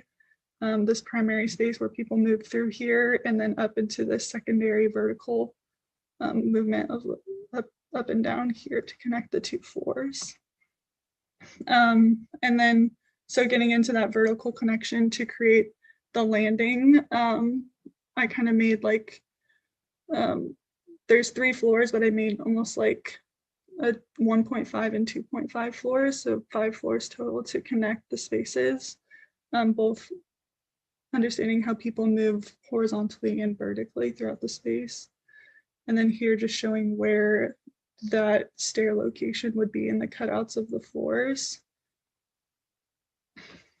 So yeah, this is the landing here and here. People here can look up and down, and same here, we can look up and down as well. And then the whole cafe idea, seeing people walk through here, going up the stairs. This is another, like the little bench area, and then going up even further. And then I ran into this problem of this landing taking up a lot of space below it volumetrically. So on the other side of the stairs, I did like cutouts connecting from the landing down to the public space below, and then connecting from that public space up into the units, and just creating a whole ecology throughout those 3 floors together. And then obviously adding more floors we can cut out down to below and up and above, and really maximizing the use of that volume. And so then again, to reiterate that idea of looking above to the 3rd floor, you can look down below to the 2nd floor, even down into the other landing, going down the stairs to the 1st floor. So you can really get a full view of all 3 of those floors kind of connecting together. So yeah, with that, I hope you got a sense of like those 2 kind of relationships that I focus on: the vertical, connecting the 2 floors, and then horizontally working with that hierarchy of moving from private to public, introducing the cafes and neighborhood idea. So yeah. Chloe, can you go back 2 slides? 2. I just want to like sit here for a second. Okay. Chloe, I love this drawing. I love it.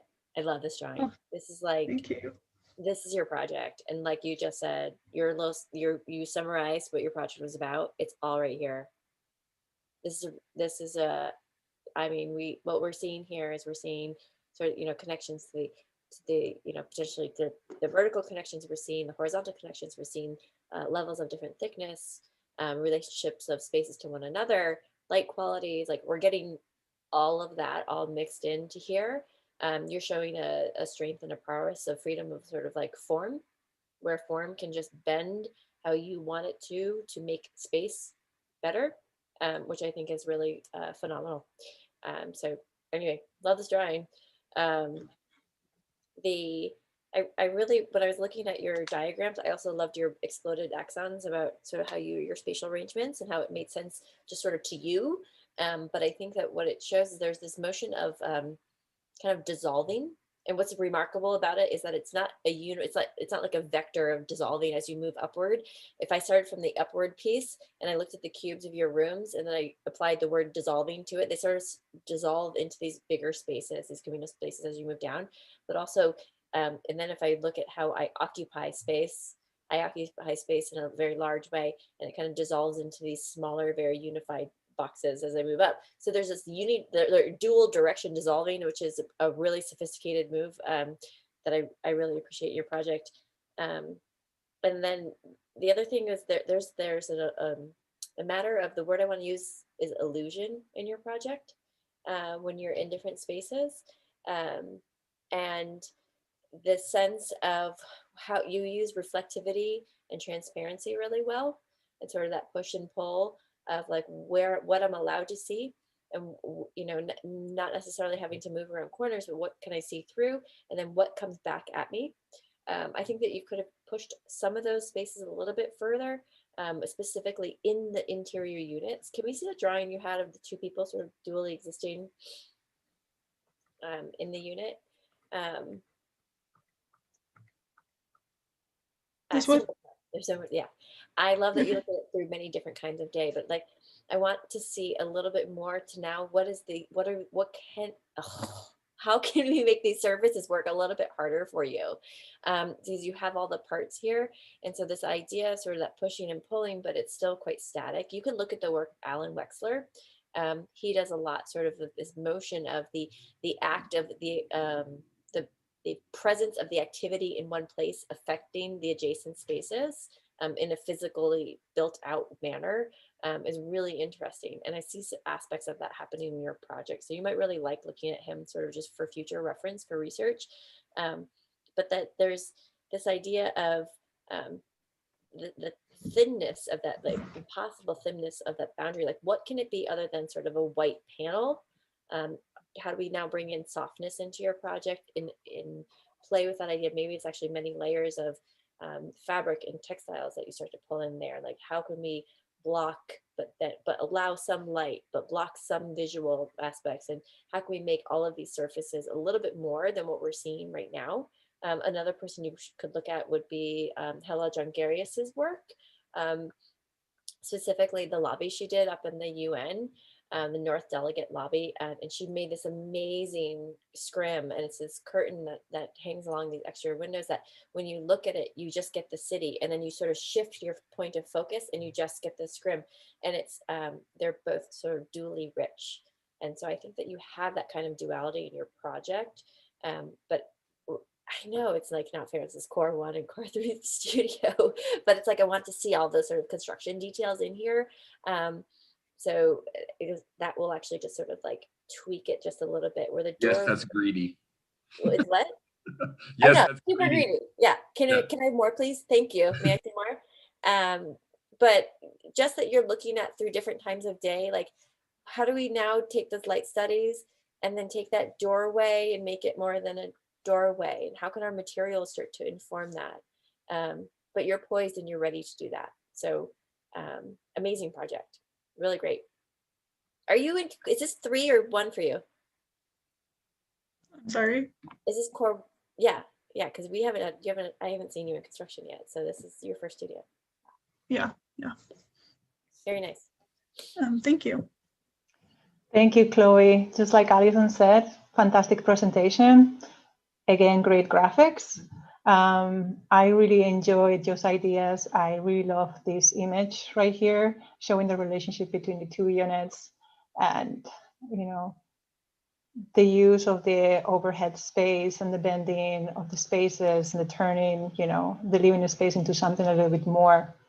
I really appreciate too the way that you've been including the lighting in all your renderings. It seems like you've really been thinking about this as well as a way to accompany your project.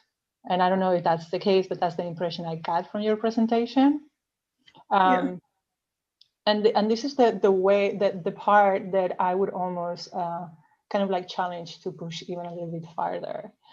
There's like very strong ideas in your project that you set up from the beginning when you were talking about the street and the idea of the outside, and these cafes and sitting outside and contemplating.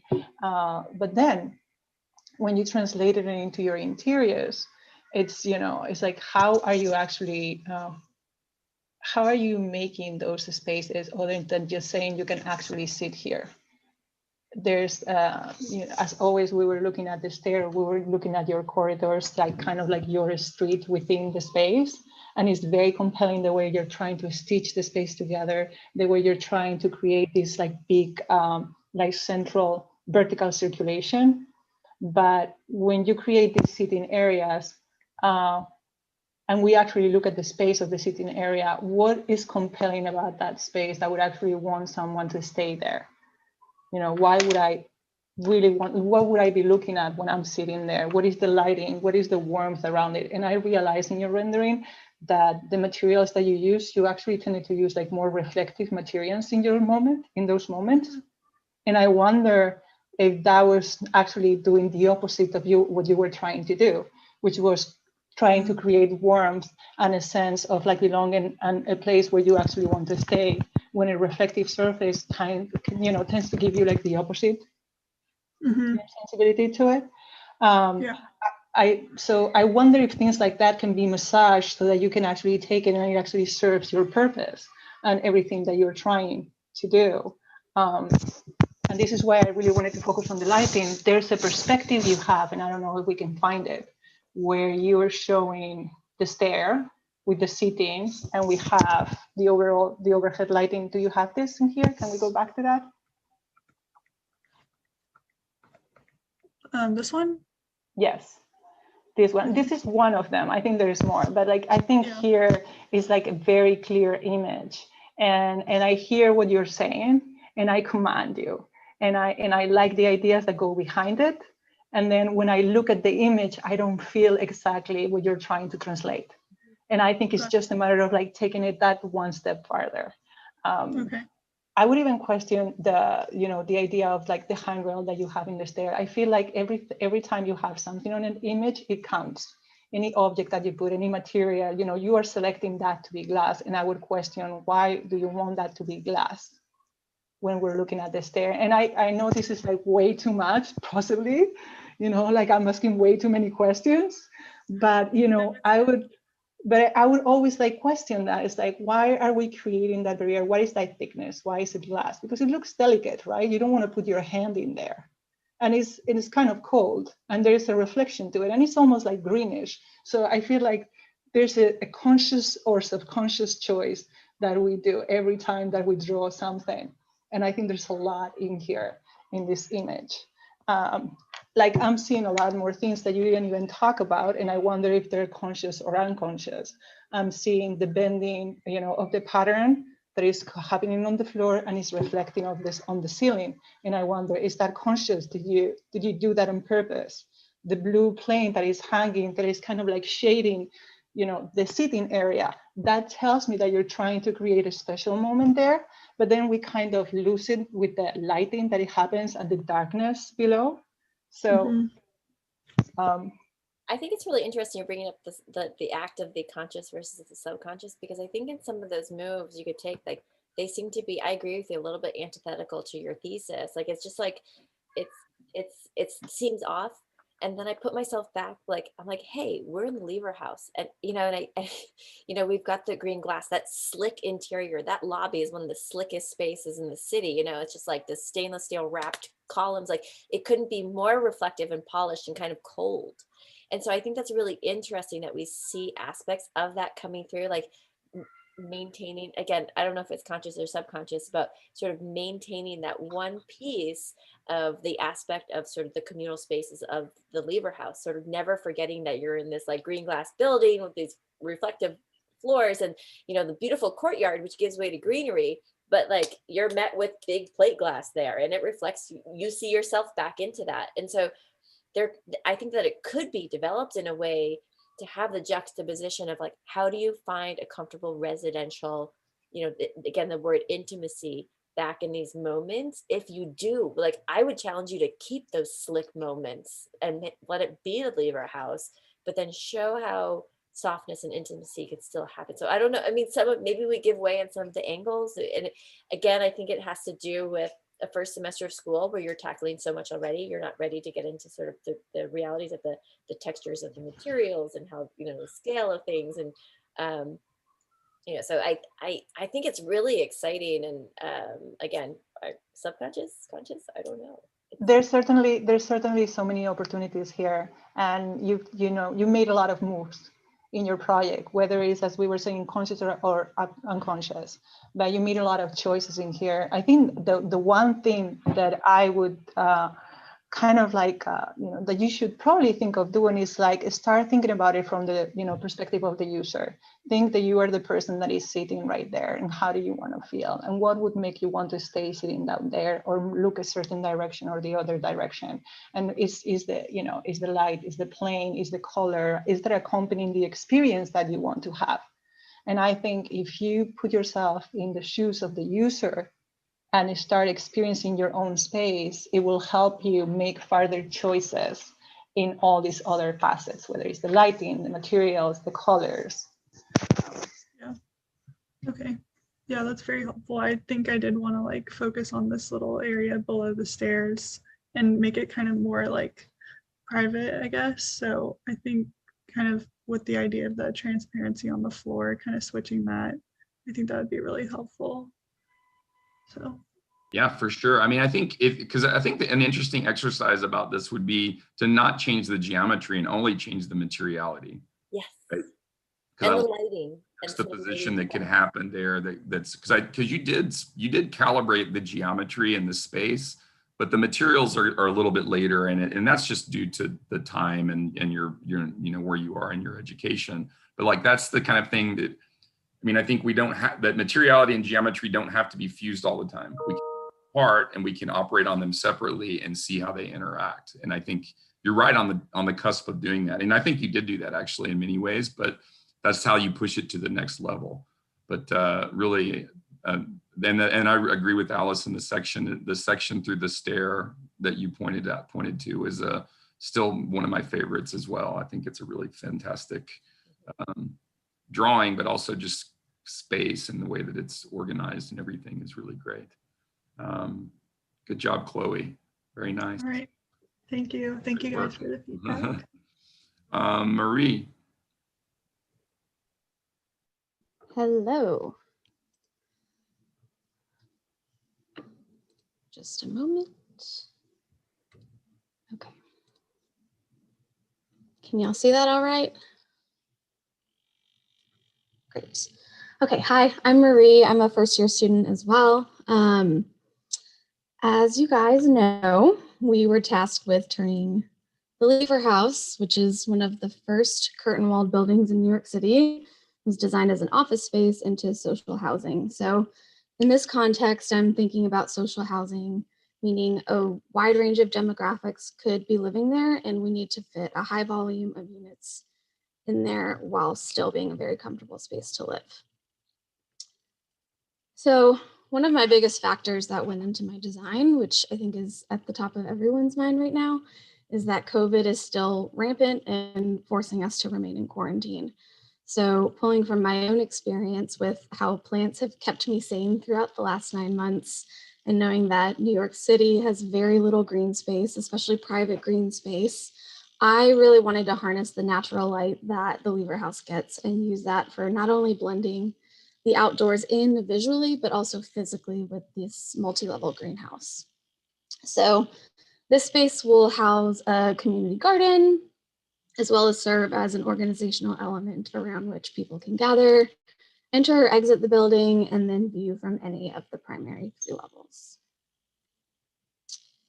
All right, so taking a step back. Hello.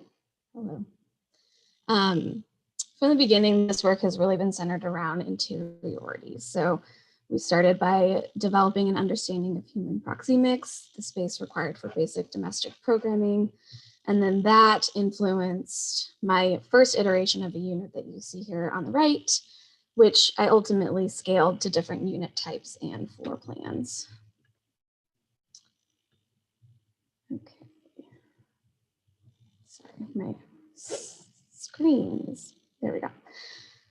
All right, so I considered several things when designing the interior components of the space. Light was really one of the primary things, but also unit to unit orientation, floor to floor, access to public commons, views of the city, and circulation. So I spent a lot of time in dialogue with these elements. And as you'll see, the layout and agenda really evolved pretty significantly throughout the design phase. And then ultimately, the units became very compact. There are more of them than I originally planned.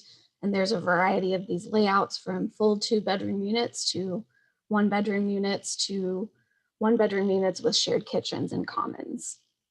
So a few key callouts that I'd like to point out here, and we'll revisit later when we get to the renderings, is that this greenhouse space spans 2 levels, and there are floor cuts that are connecting both spaces. It is on the south side, surrounded by glass walls. So it's open to that main corridor and ensures plenty of natural light can enter the main space. The stairs here on the east side are also open to the corridor so that they can let light in. And then you'll see on the first and the second level that they widen a bit so they contextually direct people into these public shared spaces by extending outward. Then on this slide, you can just see how the division of the public space, this first level here, poche and private space, all relate to each other spatially. And then you see the cuts down here on this first layer.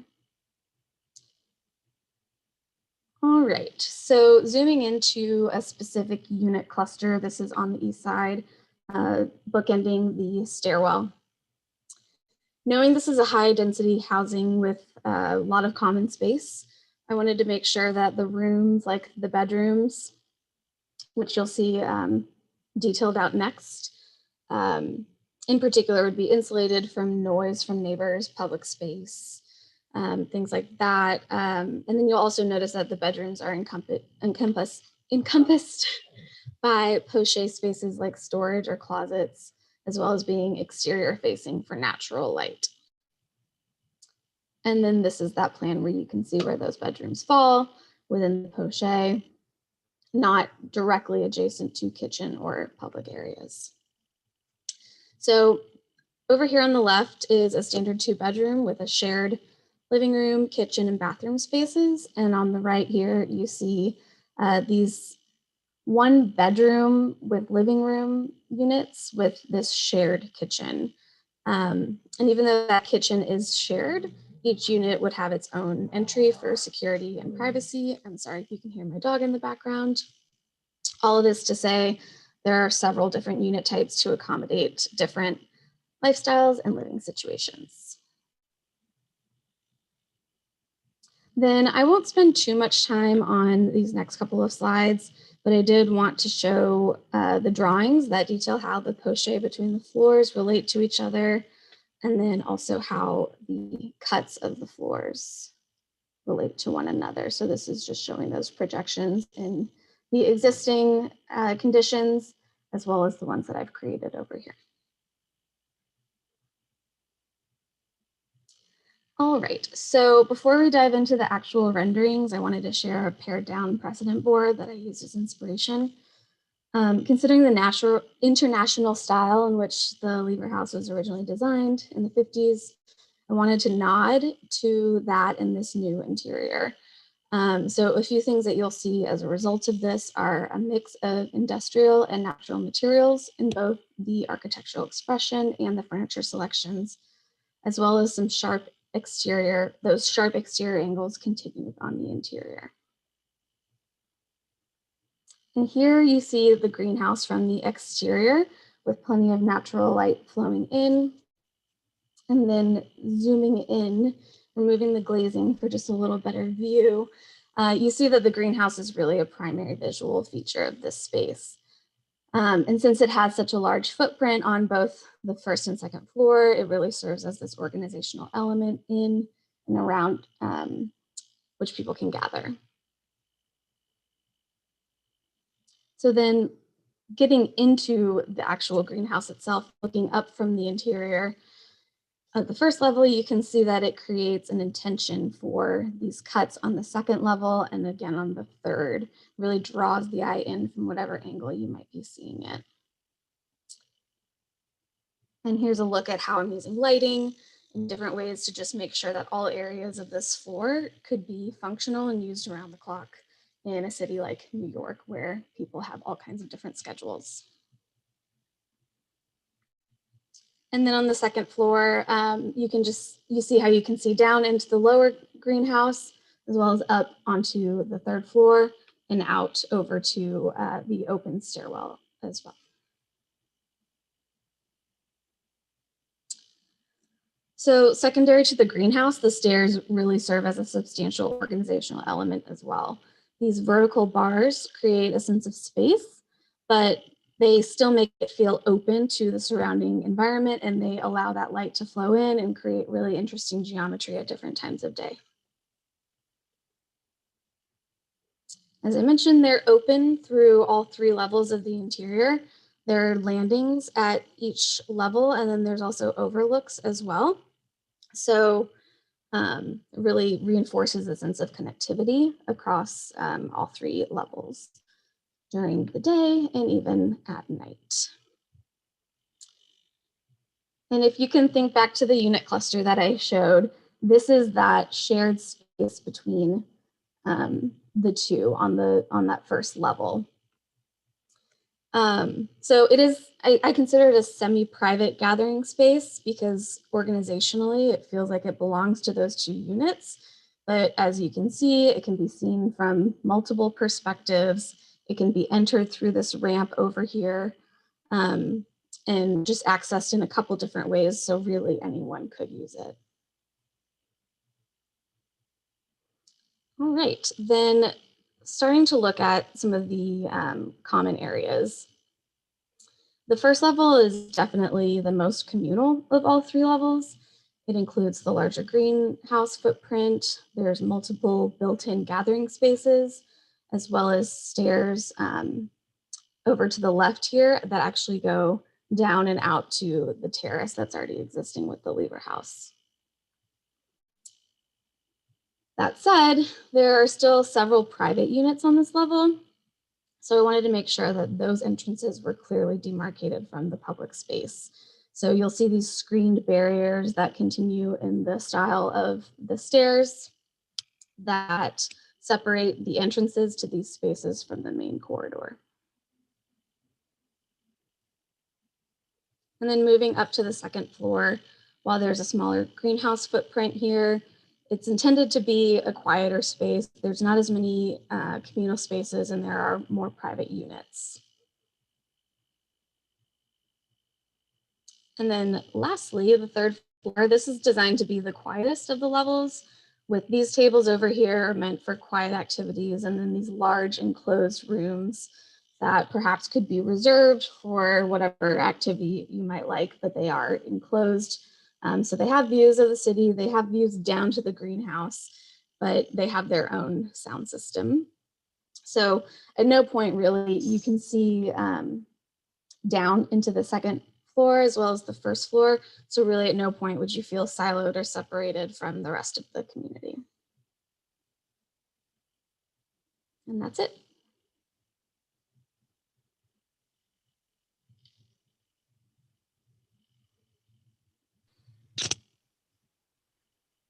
Thank you, Marie. I'm going to jump in. So I like this idea of sort of bringing in the greenery, as I was talking about the just the entry from the lobby level of the Lever House, like the courtyard with the greenery, such a presence. And the interior is so cold that they do actually bring in like sort of planters and have plants growing down there, aside from the other art installations that are located there, but as a way to enliven and sort of soften the space. And so I really appreciate sort of that vibe is being carried through up into these upper levels into the sort of residential sector of your building. And of course, since it's an academic project, I just want to crank it. Like I just want to like, you know, so the thing that really stood out to me in every rendering that you did, they're incredibly sophisticated renderings for your first semester and very accomplished. So I shouldn't go any further without complimenting you on that. Like there's a lot here to see and we get to talk about. So thank you for that. And but the detailing that you put into this is telling a story it's like telling a visual story that's not quite being answered with the project yet. And it's the plants. All of those plants are stuck in pots. So it really kept getting at me. Like every time we encounter greenhouse, we have pots and they're green or they're black or whatever color they are, but there's like this myriad of them. And so it's kind of like a garden, a balcony garden, not a greenhouse. But then every image has these wonderful, like these screen barriers that you have here, the stairs and all the vertical rails that go all the way up. Like, why aren't we growing plants on those things? Like, why isn't that part of your greenhouse, right? So you have that, and the image is like, if that, even when you were looking at the diagram of your plan, you're like, I want you to pay special attention to this one area. That's the greenhouse. Like, that's the thing that everything in the building should be turning back toward. And you're poised, like you're there, but then it just fell short because all the plants got stuck in pots. So I think that like if we came back to that, then you can start to say like, what else can these screens do for these vertical barriers that you have going on? Like, how are they working in and how can they help me with irrigation? And what is the climate like? Now that we've included all of those plants and all of that soil, it does change the interior climate of the building. So how can I not make this a super greenhouse where it's going to start raining inside, but like, how can I start to negotiate that, have a wonderful, healthy interior environment, not one that becomes stuffy or musty or moldy and becomes like not good indoor air quality. Because that's the danger that we always run with that many plants on the interior. So I think if you use that sort of like, it's sort of a gut check of like, I'm looking at my project, I'm walking through my renders, what have I made? Like, what am I looking at, you know? And I love, can you go back to the image that was just your stair? And I think that, where this one, like this stair starts to really tell a story about what your building is and where the hierarchy is and how you've organized spaces. And so this thing becomes the armature for all of those other elements in your space. And so then I love that you showed this, and then almost every subsequent slide after that, we got to see the role that that stair played in influencing that kind of room, even if the room wasn't about the stair. So then can I pick on you for a couple inconsistencies? Can you go forward? Because it's like, it's so good and it's so good. Sorry, next one. Here, okay, guardrails. I don't know why they're stopping there. Like, I don't know why they're so short. Like, you have this great system. These things can actually be structural. You can hang your stairs off of them. You can hang those platforms off of them so that you can actually achieve that thickness, but you're going to need to carry all of those loads continuously down. So then you can use the plants to negotiate the difference of like, I don't want to put my stairs in jail. So like, okay. So then you have to sort of figure that out. Sorry, can you go one more? And then I will just shut up. Okay, so this image and then the next image, I think it's the next one. Nope, sorry, next one. Here. Okay, so that garden. So the other thing I want you to think about in your work is when you are working with this move, it's a vertical presentation, like this vertical rethinking of the interior, you should question the location of the floor plates. So you feel free to cut through to make a stair, and you feel free to cut through to make a 2-story space, but then you very nicely match that floor plate of that mezzanine level of your greenhouse garden with the level of the sort of central corridor circulation. But then you slanted back the wall. So why do we have to meet there? Why can't those people be looking out and not see the bottom of the pots, but just be in the canopy of the greenhouse? Why not give them another view, like, and bring that floor plate down? Like, so figure out which rules you can break and then break them, right? And just to test. And so I think that those geometries would be working for you so that you have the opportunity to have a different kind of privileged view. And so you should take advantage of it. Okay, I'll be quiet. Sorry. It's very exciting project. I really like it. Well, Alison, you were saying exactly where I was going to go, which was the greenhouse and the pots. That's where my mind was constantly going, because you're talking about this amazing space, and I can see it in the renderings, and I can see all the green, and then I'm frustrated, like, why are they so contained? You know, why is the greenhouse just kind of like the passageway with the pots, as opposed to, you know, own its own space and become something else, right? I have to say, like, your visuals, as well as the stair that you were just showing with like the vertical piece of wood, there's something very poetic to me in those images that has to do with, you know, there's this notion, not just of like the green, I can almost like smell the air, but also kind of like the idea of lighting and the shadows that they create. And I thought that with these verticals that you're creating, and, you know, the idea of the whole structure on the stairs, so on, you could take that so much farther, right? I kind of wish, when I was looking at those section of the stairs, that it was not so closed in, right? That there was some more room to breathe, so that you could have more interstitial spaces that could become in something else, like the stair and the circulation. It doesn't, your sitting area doesn't have to be just this small space there. It's like what happens around this stair, you know, if you're creating this sculptural shape. And I actually think sculptural is a good word for your project, both for like the greenhouse and the other vertical. And I think exploiting that idea of the sculpture and owning those spaces even more, you know, with like shamelessly, would like push this project so much farther. I would really like to see that.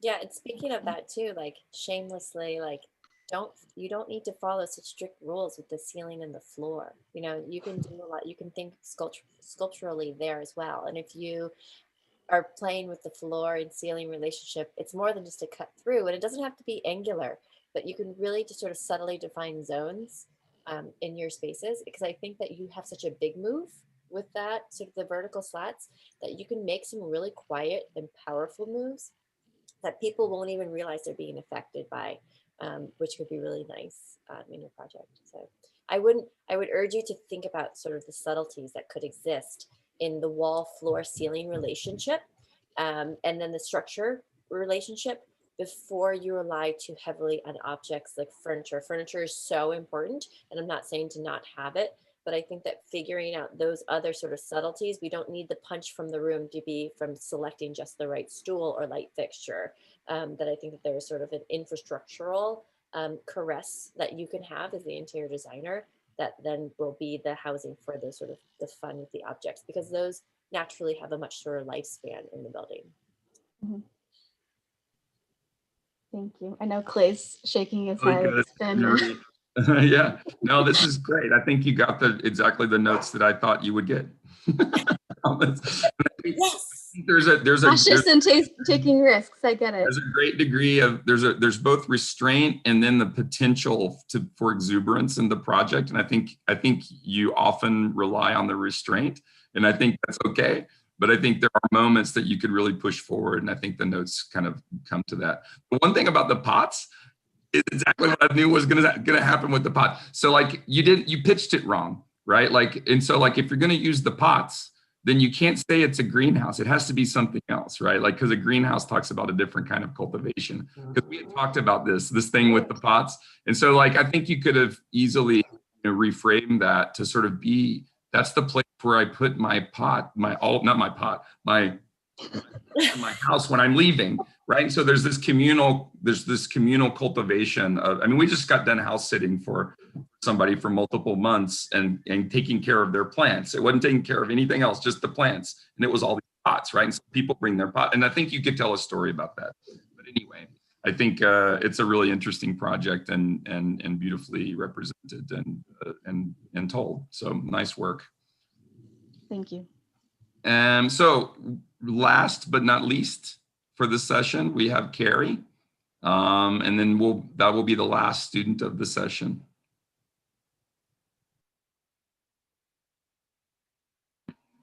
Alrighty, let's see.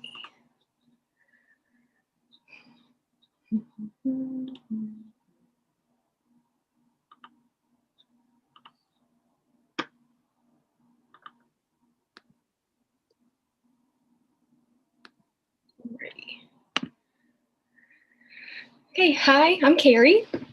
I'm also a first year, first semester, Interior 1. And this is my Lever House apartment building.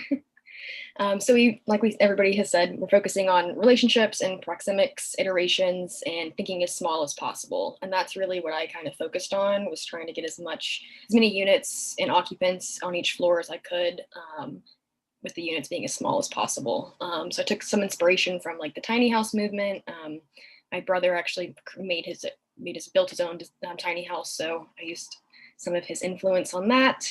And I tucked away some of the common spaces, and then there's also some like duplex type shared private spaces, where it's like 2 units that share one private space together. So starting off, I mean, we went over public space and private space within the domestic space and what type of programs and typologies happen in those spaces. And we didn't have the Lever House originally when we got the project. So based on my research, and I focused on women aged between 18 and 30 for my body sizes. So this was the sizes that I originally thought that you would need for each program and the amount of people. So my groups of people were a single or couple, 1 bedroom, a 2 bedroom, and then a 3 to 4 bedroom. As we went on, I realized this was too big. So we had to scale it down a little bit. We went through and looked at all the, how you move around through the spaces and how much space you would need, what happens and what things interact in those spaces. So we're living room and kitchen, things that happen in both, things that happen only in one or the other. So after doing some more research, I scaled my sizes down for my rooms, and this is kind of where I landed for how much space everybody would really need, the minimum amount of space you would need to do those activities, and started building some floor plans. This was for my single or my couple. Again, this was before we had the space, so this is just kind of what I created. My roommates, 3 singles, 2 singles, a couple, however that works out, and then a family of 4. And then we got the lever house, so we had to figure out how to make all of that fit into this this physical space. I did a lot of iterations on my floor plans. Again, I was really just trying to get as many bodies on each floor as possible. So I did quite a few. I got more simple as I got on, took some spaces out, didn't focus so much on making sure there were bathrooms and dining rooms and office spaces in each one like I had originally planned, and toned them down, and landed with this. And then, so I had 8 units on most of the levels, 9 on one. So your maximum occupancy would be around 28 to 26 people. And then I was looking and realized that the circulation space over here by the elevators, I have completely blocked up with units. So the only way to get into the space was to go through the main corridor. So I decided to change that. And so I pushed everything down. And I added some storage. That was one thing that I really wanted to focus on, was creating storage spaces. So I essentially created like storage units. There's one for each apartment built unit to store like bicycles or an artificial Christmas tree, or seasonal items that just don't fit in your apartment building because it's small. So after doing that, I got down to 8 units for each floor, maximum occupancy 27 to 24, depending on the floor. These are some of the figure grounds. This is the common spaces for my first through the 3rd floor, and then them stacked together to see kind of how they interact with each other. The white spaces down at the bottom are stairs. This is a unit that's kind of in the middle over here. These are modeled versions of my public spaces in my units, stacked to see how everything relates to each other vertically. And then the private units again. So this was my kind of idea, was to have shared working and social spaces, shared dining and living spaces, and then those like duplex private but also shared spaces. So there's some areas where anybody can walk in and go and eat and sit down and chill out and relax. But there's also certain spots that are just between 2 units. So only 2, not families, but 2 groups of people would be using that space.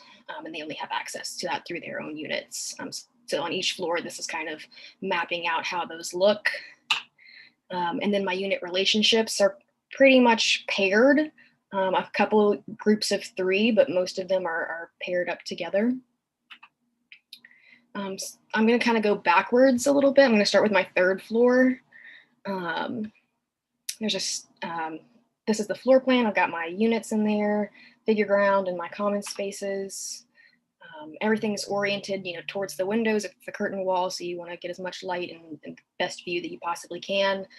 I kind of hide the entrances, the thresholds to the units. So when you're walking down the corridors, it's not like it's just door. They're kind of hidden around and enclosed, and kind of creating meeting places. So you'd have 3 or 4 that are kind of oriented together. So as you're coming and going, you might pass your neighbor every now and then and have the chance to say hello and catch up, or not if you don't want to. This is a top view of that floor. I've got a staircase that connects the 2nd and the 3rd floors together. This floor has few public common spaces, but half the units have that shared private living or dining area. And this is that staircase. I modeled the space with soft colors, white, beige, and cool grays. There's not a lot of color, but I wanted to soften it up a little bit and not just be cold and white. The stairs have a glass railing to help open it up to the central vertical space that's connecting these 2 floors together. And the hallways are more rounded at the corners, and the walls are more flat compared to the inside of the units, where I introduced some more angular geometries. And then my thresholds to the public spaces, my private thresholds are painted in a semi-gloss beige, as well as the wraps on the columns And the thresholds to the public spaces are the blue color, like the staircase, to give it a little more energy without being distracting or loud, and to introduce you that you're going into a different space. And that would be, so this would be the entrance to a unit versus this little blue area over here. And over here are common areas. And then on my second floor, it's a little more contained than the other floors and has less communal spaces, but there's more meeting areas and places to gather and pass the other occupants and tenants as you go. And I focus on the idea of having like a front porch, because I have been living in apartments for a while, and that's one thing that I really personally enjoy, is having a porch, being able to put holiday decorations out, and just having a little space to create your own and make it feel more like a home than just somewhere that's temporary. Again, these are my diagrams and the orientations and hotspots. This is my plan for that. And then the first floor is really where I really focused. So I modeled one small unit. Sorry, here we go. I modeled a small unit. It's a 2-bedroom and a 1-bathroom apartment, and I tried to make them as small as possible. I created more geometric built furniture and surfaces while incorporating the storage and making the views really the star of the space. I've kind of played with texture a little bit. Used gloss, semi-gloss, and matte materials to give a little bit of warmth and differential in the spaces. This floor has private shared living and dining spaces, as well as public living and dining spaces. This is a public one on either side of this unit. This is more of just a walkway, and then this is actual room where you could work or study, eat, hang out with friends. And then this is the inside of that unit. So this would be my first bedroom. I built some bookshelves on the against the curtain wall, but left the back open so you could still see through, as long as you didn't fill them up too much. And there's like a wardrobe over here on the side, which is what this brown rectangle is. And then my middle room, I sunk the bed down into the floor a little bit, and then created a lofted workspace above with a small desk, and the stairs actually have drawers that pull out, so you don't necessarily need to have a dresser. It's already in there, or whatever storage that you would need. You can pull each one of those stairs out, and it's a full drawer. And then my living room, because I have that shared space right next door, is pretty minimal. It's just a little couch. There's a bookshelf and maybe a space to put a television, but again, I was trying to be as small as possible, so that's really all you need in the living space. This is that public space next door. It's got a bench and a table, and then like a little desk up by the window. So if you wanted to study and get out of your own apartment, you could go and look at a different view if you were on a different side of the building. And then this is my private common space in between 2 units. So there's a unit on either side of it, and they both have access in the middle. And I cut down into the floor, added some different surfaces. You could sit either on the bottom side, or you could sit on the top. There's a table if you want to play some games or have a big family meal. It's just another view. And then a smaller one for 2 smaller units. These are for 2 1-bedroom units. So it's a little bit smaller, again, cut down into the bottom. And then I created this, this other staircase that incorporates some more interactive spaces. You can, again, it's open to what you want to do. You can read the newspaper, have a chat, take an important phone call, whatever you need to do, still have a great view, and interact with some of the people who are coming and going from the building. One of the these are my storage units that I created. So there's 4 spaces in each one. They would lock. Each unit would have its own. You can slide the doors back and forth. And then and this is just a nice section at night. This is the north side, and then the south side. And that's it.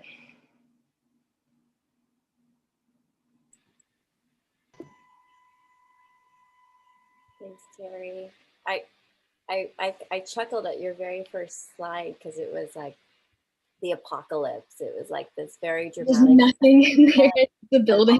New York had been destroyed except for the Lever House, and it was a fun, it's a fun image to see. And then it was funny because I was like, as I saw you sort of like checking all of these boxes for amenities of life, I'm like, maybe it is the apocalypse. We actually never have to leave Carrie's building. We have live workspace. We have these communal sort of auditorium spaces. We have entertainment spaces. I don't think we ever need to leave this building.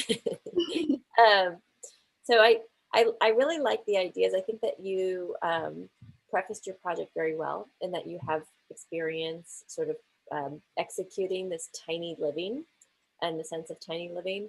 And that really comes across very well. And it's a very strong point of your project. And I think your project starts to really shine once we get into the units. And we really start to see all those parts and pieces, because it's really hard. Like doing something that's small when it uses every inch is really difficult to detail, especially if you're just getting used to sort of the technical aspects of communicating visually, like the software and like all of that stuff. And there are a lot of hurdles to get past when you're like, I just want to build drawers into my stairs. So I really appreciate, I really appreciate the effort and the detail that we were able to see in your project, and knowing that. And so that being said, I think that there's something really interesting that strength presents your project that I would love to see you in the future take advantage of. Because one thing that kept coming up when I was seeing your plan, I was like, for social housing, we have the footprint of the floor plate, given to us, and we have this structure running through. And it really seemed like your units kept fighting with the building. And then they kept losing that battle, because there was like, oh, we'll just go to the side and you can just have your window here. And so there's no such thing as a party wall in your building, which I think is a really interesting premise, that you can have all of these smaller, much more compressed spaces that you actually live in, but then you have these communal spaces that have views outside. That's actually a huge unknown entity in New York high rises. So I think that's a really interesting prospect, and I wonder how your plan could take better advantage of that. And so again, I gave the earlier reference to Alan Wexler. I think he's also someone you could look at. And I'm not saying that you make this super tricky project where things move and bend and whatever, but I do wonder if there are aspects of your project that when somebody's using the space and they need it to get a little bit bigger, that they can cheat into those openings between units. And so, if it's like, I don't know what that means, if it's like a bed that comes in and then during the day it pushes halfway out the wall and it's a sofa, and in the hallway there's, this other seating area, that there's an idea of that communal living that goes past the actual boundary of the walls, that you can start to take advantage of. Take that small living strategy and let that bleed outward, because a lot of your project feels inserted to me. And so I think that you could lean into that and just say, like, if these are inserted objects, how can I take advantage? Where either vertically or horizontally on these floor plates. How can they then attach almost like, whatever, to the structure? Like, how can they hang off the columns? Like, how do they actually respond to the structure? Maybe it's not the exterior perimeter that they really respond to. Maybe it's the structure. And so, again, gut check and sort of, what is your project doing? Where are the strengths? And how can you just turn that up to see what other discoveries can be made? Because you have a lot here to work with. And I think that's such an encouraging direction to take it in. So congratulations on your project, really nice. Thank you very much. Yeah, I definitely would love to go deeper and dive deeper into some cool things that move, like Hannah's, oh, I guess you didn't see Hannah, she was earlier. She had this awesome side table that like folded down from the wall, and I was like, I just didn't know how to do it. Well, I think you have a lot of that in there. Like when we look inside your units and you have that stair coming up, like it's not just the drawers that poke in, but actually that rail, that guardrail, kind of threw me for a loop. This sort of like, it looked the crib edge guardrail, like I think that can be actually developed into a usable surface. Maybe that's actually someplace where they get to hang art. Like, how do you get to live in this and take ownership of these spaces and these walls? And so I think that there are some elements there. Like, so often we want to, and I'm super guilty of pushing students through this, like, all of these surfaces, make articulated surfaces, but like also leave a place for people to live. And so I think that your project can start to really do that without giving, you know, too much away. Like having a solid wall there would be quite nice. You don't have to give such credence to that window all the time. Gotcha. Thank you very much. Yeah, Carrie, thank you. Thanks for the presentation. I have to say the one thing I really appreciated about your project is how much you got into the unit. I think this is the first project that we see that really gets into the details of the living spaces, the private living spaces, and the fact that you questioned every surface. So the wall is not just a wall, or the floor is not just a floor. I'm going to sink in the bed and I'm going to question any horizontal or vertical plane. I really appreciate it, because so much we've seen so many curved or like bended surfaces that were just bended, and yours are actually reacting to something and are, you know, becoming something else. And I think that's a way to even push it even farther, to start, you know, thinking about these tensions that you're creating in the spaces. But I really appreciated the details. I do agree with Alison that there's certain aspects that, you know, require a little more consideration, as it is your interaction with the glass outside, or, you know, details as like this handrail and whether, you know, it has to be like crypt-like or so on. But oh man, I didn't even think about that. That it does look like a one of the things that I was wondering about, because you got me really excited when you commented something about exploring the idea of the front porch, and I was looking forward to seeing that. And I don't know if I missed it or you missed it. Went fast past it. It's hang on, there we go. So that's kind of my like front porch area. It's just sunken in a little bit from the corridor, and I want more of the front porch. I like the idea of the front porch. Actually, I know what Alison was saying about your units and this kind of like tension fight that you have with the existing structure of the building. But I mean, I totally agree on that. But I wonder if you have to meet the structure or you can just completely ignore it. Right now, you're in the middle. You're like having certain points and, you know, living in other areas, but you can go to a completely different type of project. And, you know, like I have like the Matadero example in Madrid, which I don't know if you guys are aware with, but it's these huge naves with floating spaces. So basically it's almost like if you were a greenhouse and then you have spaces that are their own within, and they don't try to marry with the structure whatsoever. They just cohabit within the same building, but they're all their own. So I wonder if your units want to be like that, as opposed to try to have any type of marriage with the building. And if they don't, then ideas like as this front porch become ever so more important, because they belong specifically to your unit and no longer to the corridor. Like right now you're having that discussion where there's the corridor and there's the door. And I see by the bending and by the change of plane that you want to make it participant of your unit, but it's not quite there. Right now, it's still undecisive where it wants to go. So I find it interesting. I mean, something that has struck me like all the way along in this project is just the reality of this building and the low ceilings and how hard it is to create these spaces. So I maybe even one more idea, you know, like one more point to actually unmarry yourself from the existing structure of the building, and maybe you start breaking points, whatever you want to, where it's going to serve you to your, you know, space. I did play with the ceiling heights a little bit. So all of my public common spaces and the thresholds have lower ceilings. They're 7-foot ceilings, and the rest of the spaces, the units and the corridors are 10.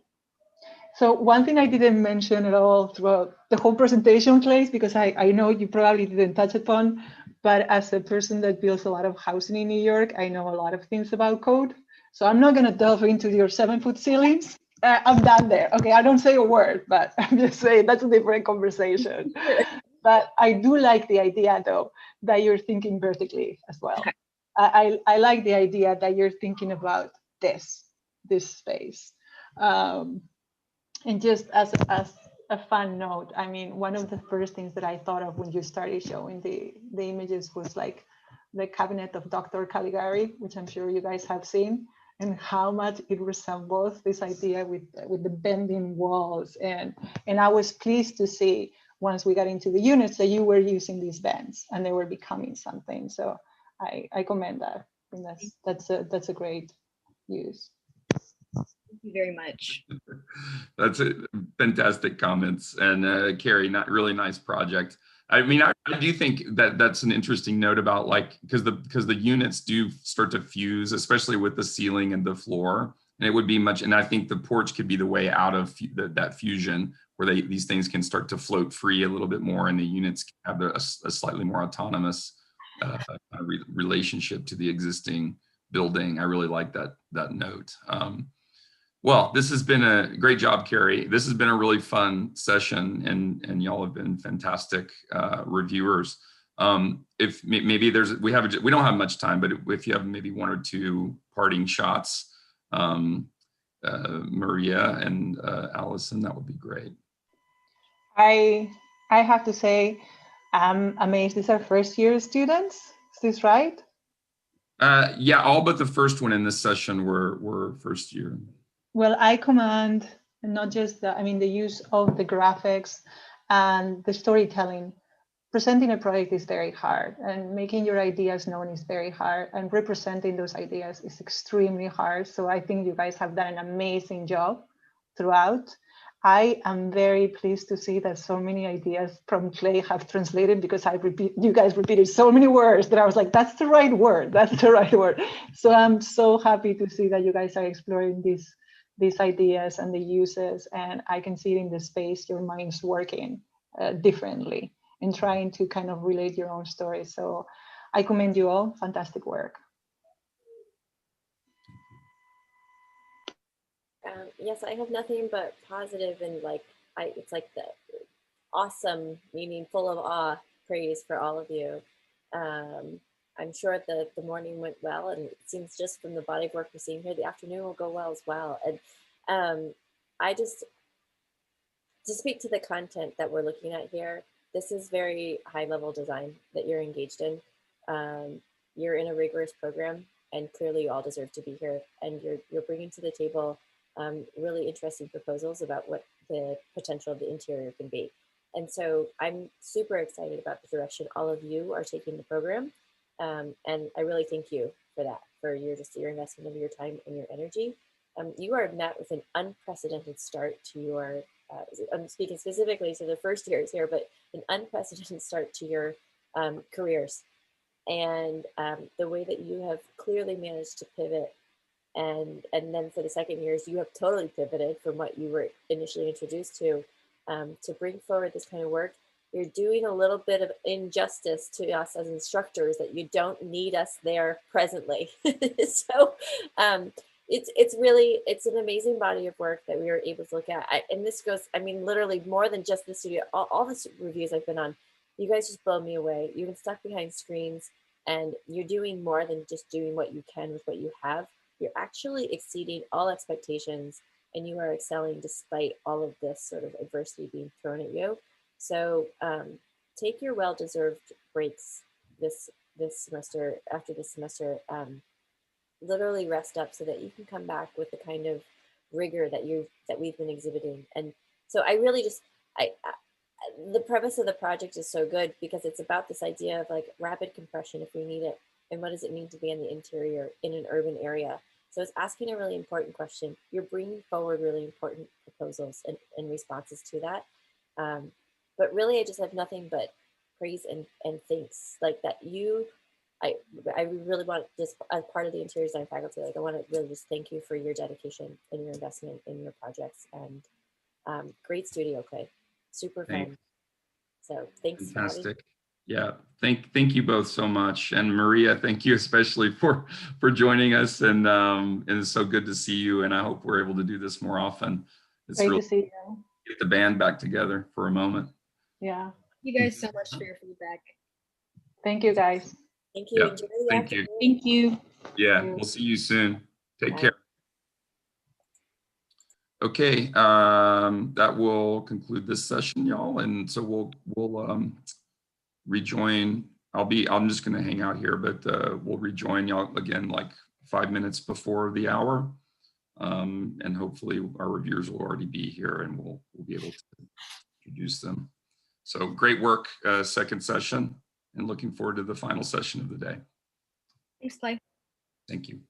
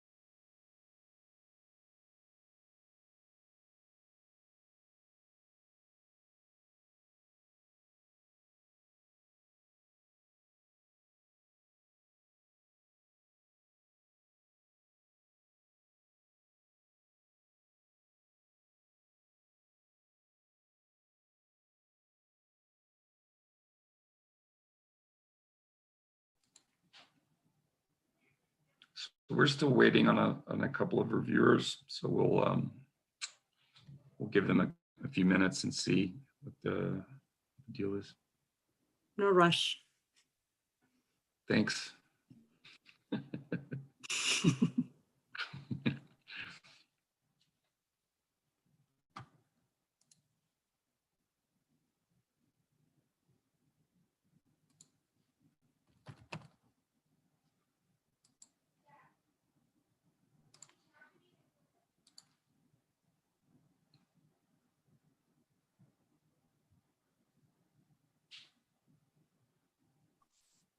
Hey, Michael. Good morning. How are you? I'm good. How are you? Doing well, doing well. Thanks for joining us. Yeah, of course. We're waiting on one other reviewer, and I'll do a quick 2-minute spiel. Oh. Get into the work speaks for itself, I think, so I don't have to do much. That helps. Yeah, I hope anyway. That's the goal. I've lost my voice during all this too, and I haven't even been talking, so I don't know what's going on. So. You've been screaming with the mute off. For the mute Screaming off. inside. Yeah. Hey, Michael, nice to meet you. I like your lecture was great. Oh, thank you very much. I appreciate that. Yeah, we've been really, I mean, we've had everybody that's been on the jury aside from one invited person that's just lectured recently here. So it's been it's kind of over the top. There's And again, benefits in the best possible way. Yeah. Let's see.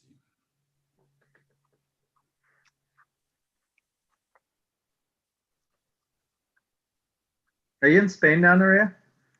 Mm-hmm. You made it? All right. Yeah.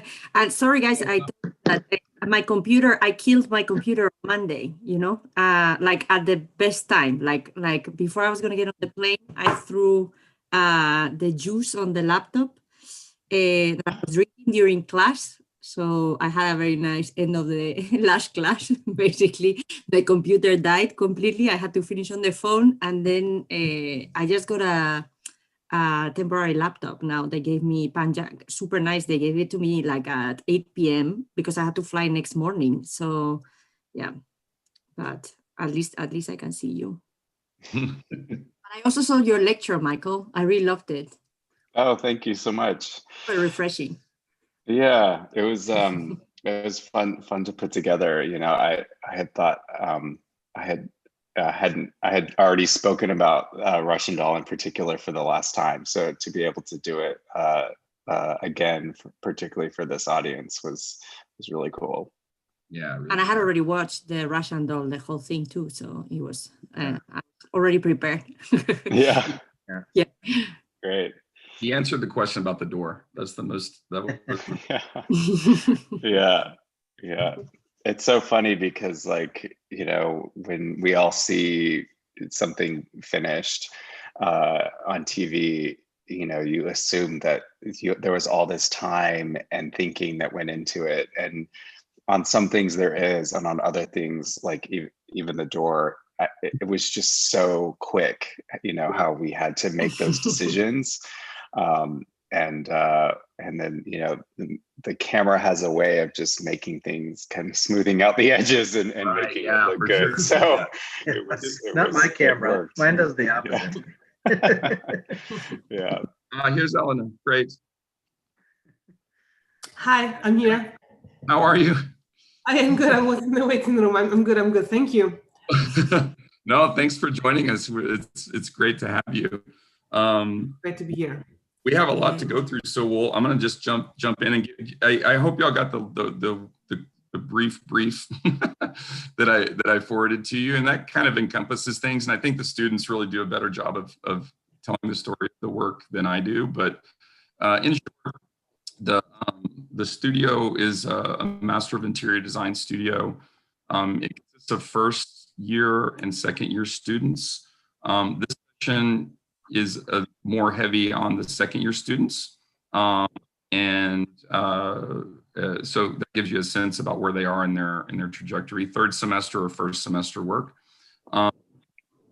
the project and the semester consisted of really thinking about the notion of relational conditions, and how can we use those basic ideas about relationships between things, whether they be formal, spatial, or sort of interpersonal kind of relationships, to think about space, the development of space, and ultimately how we can use form and space to kind of like set up daily living, which is what the current project is about. They did go through a pretty intensive kind of 4-week sort of, I wouldn't call it a technical session, except for that over 2/3 of the students had never really touched a computer in this way or done any kind of digital design work. And so there was a bit of getting to know you at the beginning of the semester. And maybe I'm going to quickly just show you a little bit of that, just to give you a sense about where they began. This is inverted, sorry. So we'll go back from the beginning. So a lot of the early work was just basic.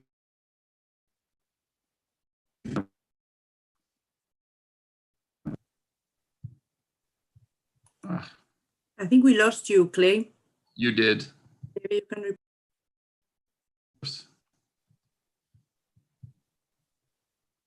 Am I back? Am I back now? Sorry. Jeez. Yeah. Okay. Maybe I won't do that. But anyway, you get the sense out like there was a bunch of upfront work that dealt with composition as not just as a sort of graphical exercise, but as an exercise really focused on thinking about form and space, and also generative relationships and iteration across a series. The students used that, and we went through a series of exercises that culminated in some sort of dialogic kind of processes where the students were working between each other and sharing and using form as the language rather than actual speaking, which was sort of like to get them interacting, since we did this whole semester remotely, 100% remotely. And so there was a lot of really interesting work that came out of that. They used that work as the sort of backbone to sort of think about the project, which was ultimately about human relationships, which the word proxemics kind of deals with how people relate both formally and sort of socially in terms of body orientation, body language, and these kind of things. So they did a bunch of upfront work about the body, the spaces that the body occupies, thinking about not only how spatial relations are emergent in terms of how people interact, but also how they can start to think about orientation, not only of people, but of things. So ultimately the project that they've been working on that you'll see now is about using that as the basis. It talks about living, an ecological kind of form of living in my perspective, which is just about relational kind of things. So all of the form, spaces, and people that are involved in day-to-day life. We used the notion, a sort of a very loose notion of social housing as a way into this.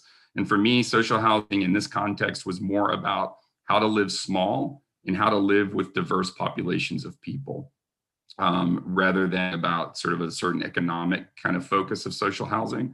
And primarily that's just because it's too big of an idea to deal with in sort of an 8-week project. But ultimately it let them think about the relationships between people, how those form spaces, how those spaces can interact to form living units, how the living units can join together to form other kinds of agglomerations.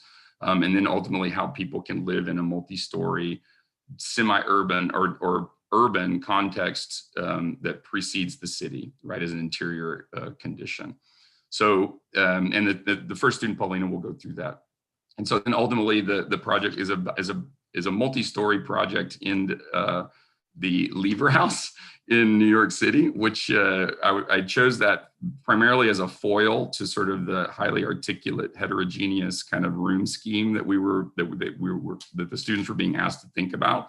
So counteracting sort of the open plan of the international style against the sort of more articulated spatial kind of ideas that the students were being asked to do. Other than that, it's actually a really nice plan to deal with because it's very narrow. It has glass on 3 sides. It has a sort of a decent floor to floor height. And so there was a little bit of exploration of how do interiors occupy existing buildings. But I will say, just before we get started, the other thing is that they did a lot of work as a precursor to having that built context.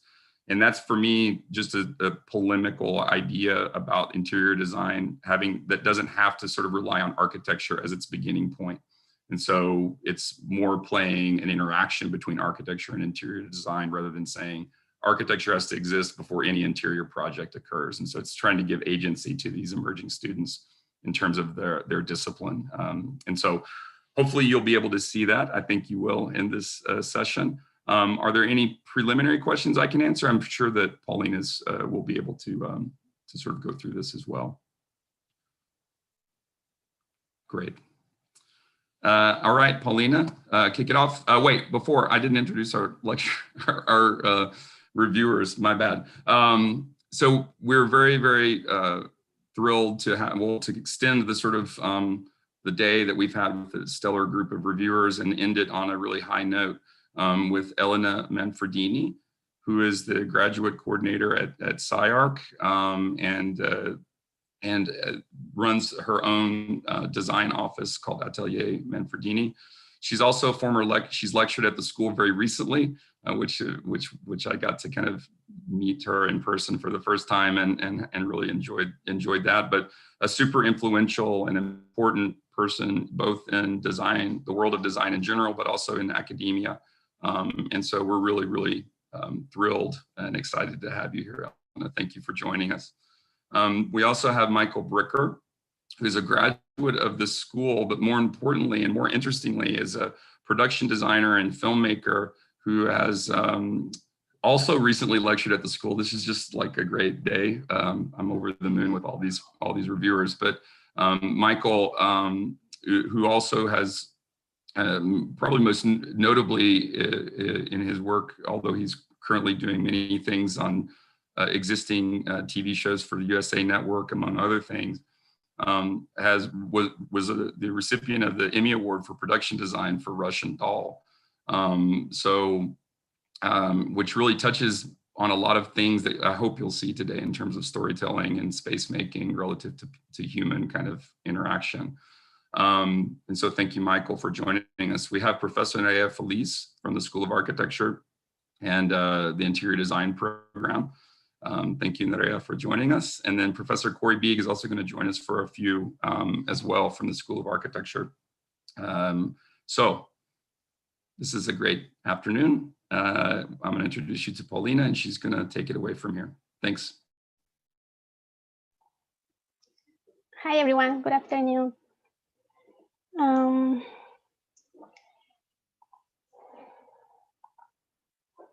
Can you see my screen?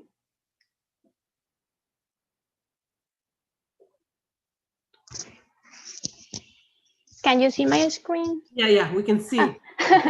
Sorry, okay. My project is called Stranded at Home, and it's really a project that takes as inspiration the new reality of COVID-19 times and the need to enhance the relationship between private and common spaces on a social housing project. But in general, it's really designed as a way to enhance human interactions in an enclosed space. And so it really prioritizes the relationships between common and private spaces. Am I the only one not seeing this? Oh, you can see my screen? I can't. We can. I can see it. Yeah, I can see it. It's just I me. can too. Keep going. Good. Yeah. As long as y'all can see it, that's all that matters. Play. Oh, should I share again really quick? Maybe. Maybe try one more time. Okay. Maybe try your view, Clay, upper right corner. Oh, let me see. Can you see it now? Yes. Yeah. Can you see it, Clay? Okay, I think it's your problem. Oh, okay. Okay, then I will continue. So Yeah, this is a view that is showing my project stacked in the whole building. It's a way to show you like a big, like a zoom out, view of the project. But we really worked on. We were asked to work between 3 to 5 floors, and as the way my project developed, I did 4 levels. And so this is a view to that part of the intervention. And this is a closer view just to show you one of the common spaces as at a small scale that I was able to design for the project. But we really starting, as Clay mentioned, looking at analyzing how private and public spaces work in terms of social housing. And so this is a diagram that I start to bring those ideas of the spatial qualities that the spaces should have: natural light, artificial light, and views to the outside also, and many other important aspects. So I also analyze the way different social groups work, and looking at proximity and how and just to know how a space it is actually like occupied or is taken to create these social interactions. And so I also studied the different or the most important rooms in the dwelling at different scales. As it was mentioned, we really worked on a small, at a very small scale for the project. So that was one of the main ideas. But based on that, we also worked on how having different rotations and iterations between rooms that create the units and units that create clusters that work each other can create other spaces in between. So after knowing that the project was level house, I started to analyze how I could bring these ideas that we were studying before to develop the project. And so for me, it was really important to bring natural light for both spaces, private and public. And so this idea of having movement between levels that gave me opportunities to create different common spaces in between the levels. But I was really interested in keeping interior spatial qualities for the units. So these diagrams are showing the way it started and how I am really designing or taking in consideration the spaces like the living and kitchen, and because those are really the spaces that people tend to spend more time. Certain people tend to spend more time, but also like how everything can work together to create a nice space. And other idea that I have was, besides having common spaces that are more public ones, I had this idea of integrate a semi-private but shared space between 2 units that create the cluster, as a way to have like a little bit more direct space that can be used in different ways. And so these are just like general diagrams looking at how we started to study the common spaces in relationship with the units. And so having these diagrams really helped me to realize to identify how spaces can be created in between, and how having different layers can also create other opportunities in terms of the spaces. And so, for instance, in the right ones, we are looking at the space in between public space and clusters that can be used as a threshold to enter to the units, but also it can continue as a way to create other type of spaces in between.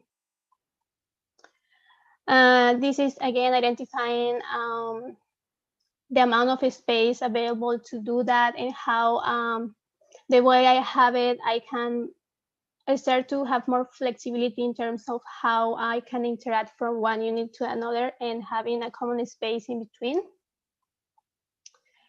And so this for me was important to start to integrate this idea of having different scales in terms of common spaces that can be used in different ways. So I design big and medium common spaces, but also small spaces that sometimes are related, for instance, with the stairs, but other times can be occupied in a different way. And these diagrams are showing what I was talking about having the rooms analyze the way they work together to create a cluster, and then within the space, with the movement that starts created, we can have spaces that are for circulation or more common areas. And so these ones are showing also how I am treating the stairs as a volume, and in a way it kind of creates a relationship between the clusters. So the stairs are really responding to that movement that the units are creating per level. And so we also analyze the space at different times of the day. So here I'm going to show one space that was designed as a common space that is shared by this vertical communication. So it's really like a continuity, but it's not a stacked stairs. It's not a stacked staircase. It moves around, and it creates spaces in between that can also be occupied by the people. So this is one of the views of the project at 4 p.m. And this is the same frame at night, and just to show how the space can look and how people can occupy the space. And the other area of focus that I was interested in showing was a medium scale. So this diagram is looking at that specific spacing plan. But here I am showing how this common space can be occupied during the day. And so also because the labor house, it's surrounded by curtain walls that sometimes tend to be like rigid a little bit. One of my ideas was to bring softness with curtains that can work to control the natural light that comes into the space, because I have this direct relationship to that. And so looking at that idea, that layer of softness can be used to create other type of spaces at a different time of the day that can be occupied in a different way, as we are seeing here. And the other one is looking more as a big scale of the space that can be occupied by all the people living in that project. And again, it starts to create this idea that that you can have like common spaces that can be occupied different ways, and can make you feel like you are not just in your house, but you are in another type of space without even going out like we are right now. So this is a view at night of that space, and it's showing also how the cuts that I have in some of the parts of the project create this vertical communication among floors.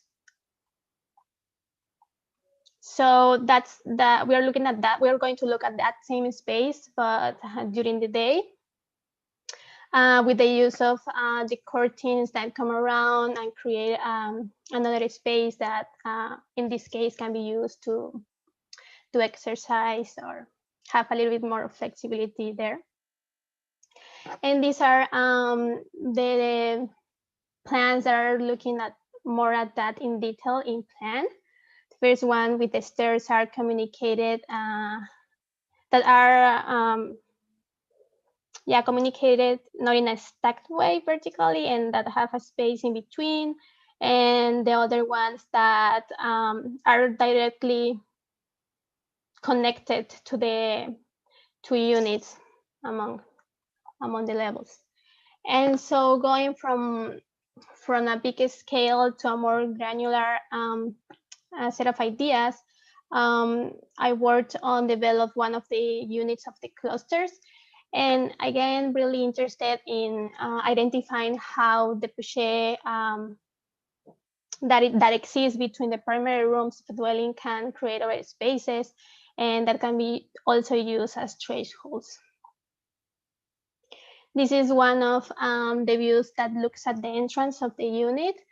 And the idea was to have, to use that layer of, or to use the space in between also as a way to create a continued threshold that comes from the entrance that continues and wraps around the areas as you enter to the unit. And here we are seeing more in detail the unit. So this is the entrance, and that view is showing the beginning of how the threshold starts to connect the whole space. And also with the use of layers, it can you can have more flexibility in the interiors, and can be also occupied in different ways. And then here in the middle is the little semi-private shared space that I explained before that connects these two units in a more private way rather than public. And yeah, this is one of the other views of the interior unit, looking at the living space, and yeah, during night. This is during the day, and we can see here that I was interested in also finding opportunities to use the space in different ways. For instance, this can be a breakfast table, but it can also be a place to work.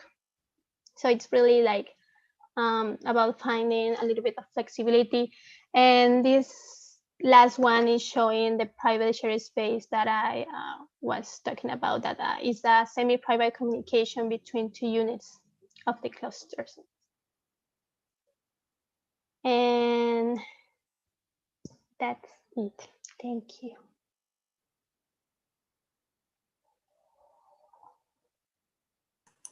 Ingrid, do you mean that the two units that one can see into the next unit, or into a space that is shared by two units that is not the big public space?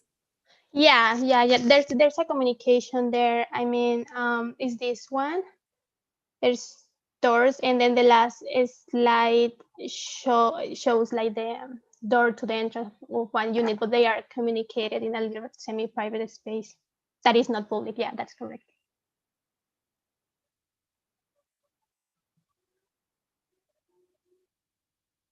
Could you real quickly go back to that plan? I'm just trying to get a sense of, yeah, is the idea there are two units there?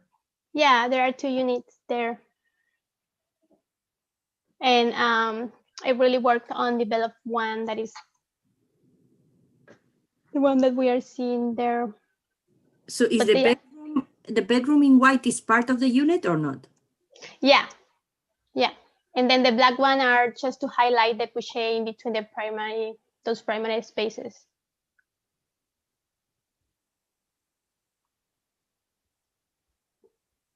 So the black is the shared space, and then there's a unit on the left, unit on the right?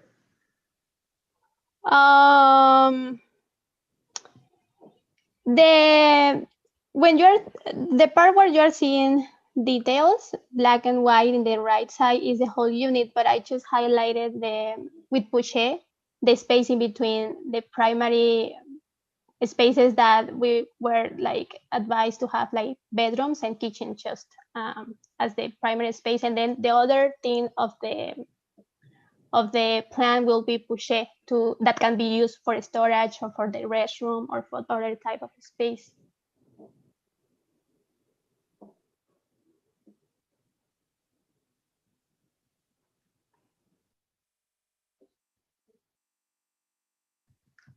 I mean, maybe I'll just get it started. Yeah, I think, will you go back to the kind of overall layout of the floor, the entire floor, one of them? I mean, I think what's really, yeah, maybe a few slides earlier. Can you see? It's not, okay.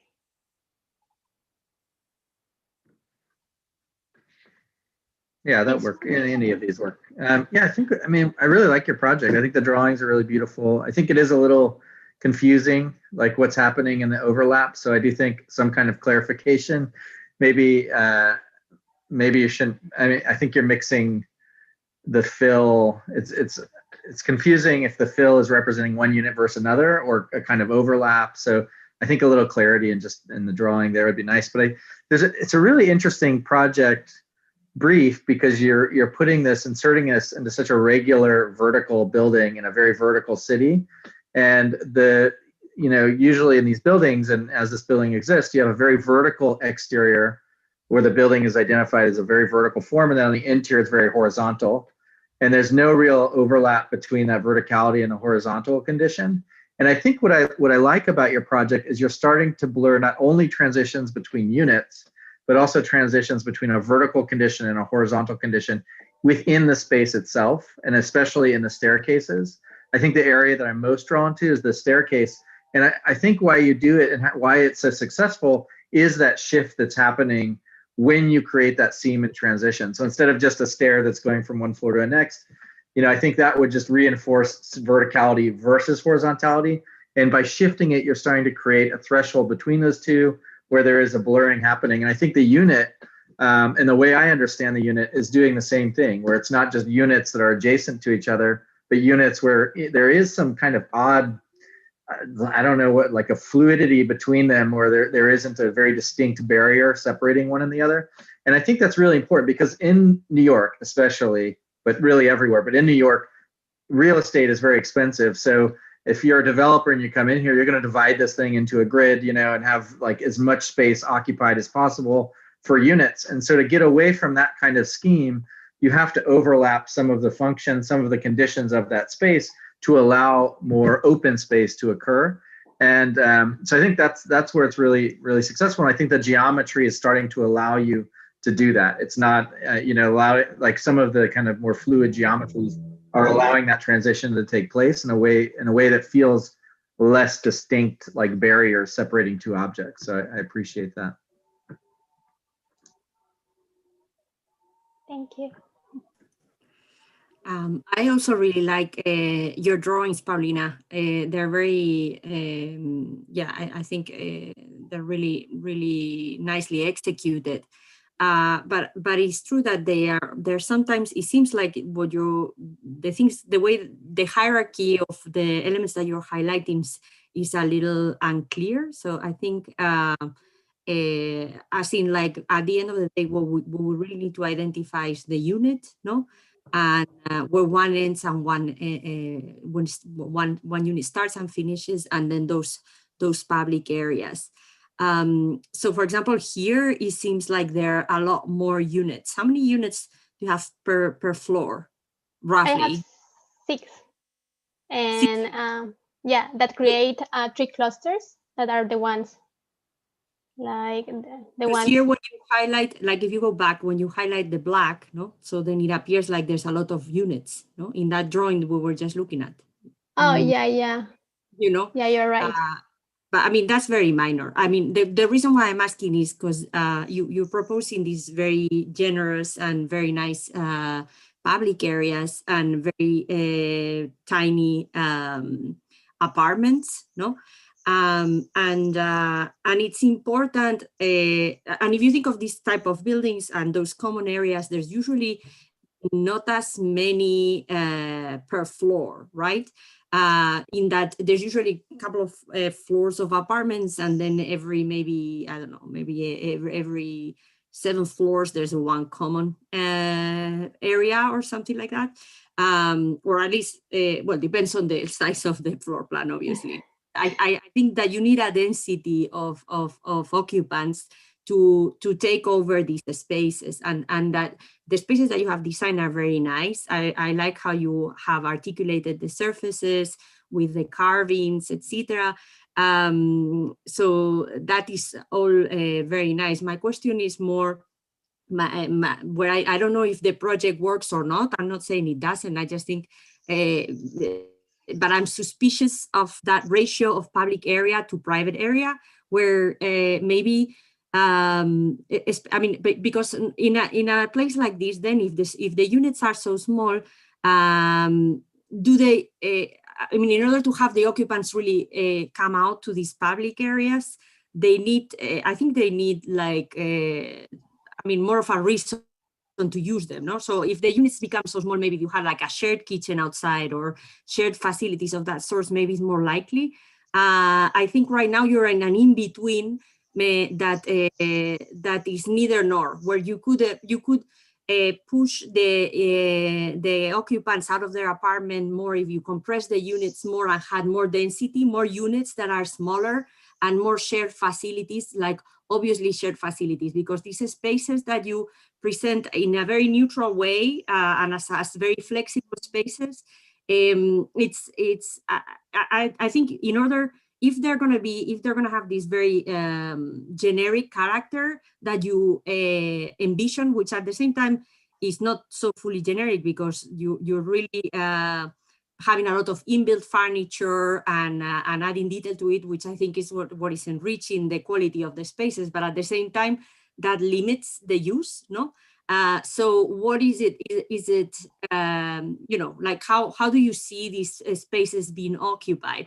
Because if you have so many public spaces in every floor, and there's only 5 occupants per floor, I think you have really a lot of these common areas, no? I think like a little bit like playing a little bit more with that balance and imagining what is the level of occupancy that would make these spaces really being used is something to think about. But really, really compelling the way that you have this is your 2nd year, and this is really great work in terms of the manipulation of geometry and the space. The quality of the spaces are very nice. Thank you. I totally agree with everything you're saying, and I think and you should feel really good. It's a beautiful project. It's really sophisticated drawings, but in some ways I think it's maybe over diagrammed, you know, because you're showing us so many diagrams and the changes are so minor that I'm losing track of as Nuria said, of a hierarchy of information, you know. So I think that it's just maybe something to think about as part of your process, but also as how you present, is like, which of these diagrams, you know, could I live without, or what are they actually communicating to somebody who hasn't seen this project before? Like if you go to your page 15, you know, I think this is a good example where, you know, essentially for me, these all look the same. You know, I don't really know what you think is important to us on the differences between these, you know, and I think the way that where that connects to what Nuria is saying is ultimately the size difference between your public spaces isn't that big, you know, and you haven't given us a language for the occupant of the building to understand what is permitted in each of these spaces, you know. So I think I would start to think about, like, you know, where there's a curtain, you know, that means that's either a quiet space or a space for studying versus another space that is more about being loud or, playing with your kids. Like, I think that the difference in size of those spaces probably needs to be more. And instead of 3, maybe it's just a small space and a big space. And I think if you kind of made those refinements and maybe were able to fit in a couple more units, then you would start to get to what I think Nuria is talking about, where you change the kind of proportions and increase the number of people that are in the building, which would then mean that there is more life in those other spaces, if that makes sense.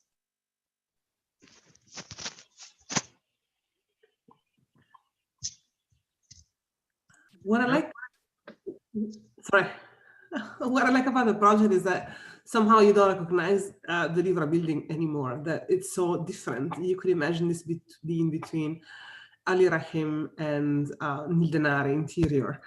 And you managed to hide not only the exterior of the building, but even the fenestration. Somehow you create your own fenestration, like when you show the public spaces and the benches that you create against the window, somehow you create a new facade even for the space, which I find interesting, the fact that the generic box completely recedes against the articulated interior. I also wonder how this would react to objects, the things that exist in our life, and the tools we use to survive, and how domesticity now tends to accumulate things. And I think your project does not allow for that. But I like, because it's also quite receptive and knows that. So he creates a lot of storage space and benches and hidden shelving systems, and everything somehow could be hidden, and it could almost be like a capsule hotel where you go and you need nothing, everything is already furnished, and very little is what you have to bring on your own. It's completely customized. There is nothing that you could imagine having to buy for this from IKEA. I don't know, maybe the bed is still rectangular, but everything else is custom. Also, it completely denies the problem of colors, meaning everything is white. From the floor to the ceiling, to the lighting, to the recessed lighting, and even the objects you have are white as well. Because God forbid that something could enter the scene that is not, devoid of color and in complete control of the architect, whose vision is the one of casting plastic shadows in a space.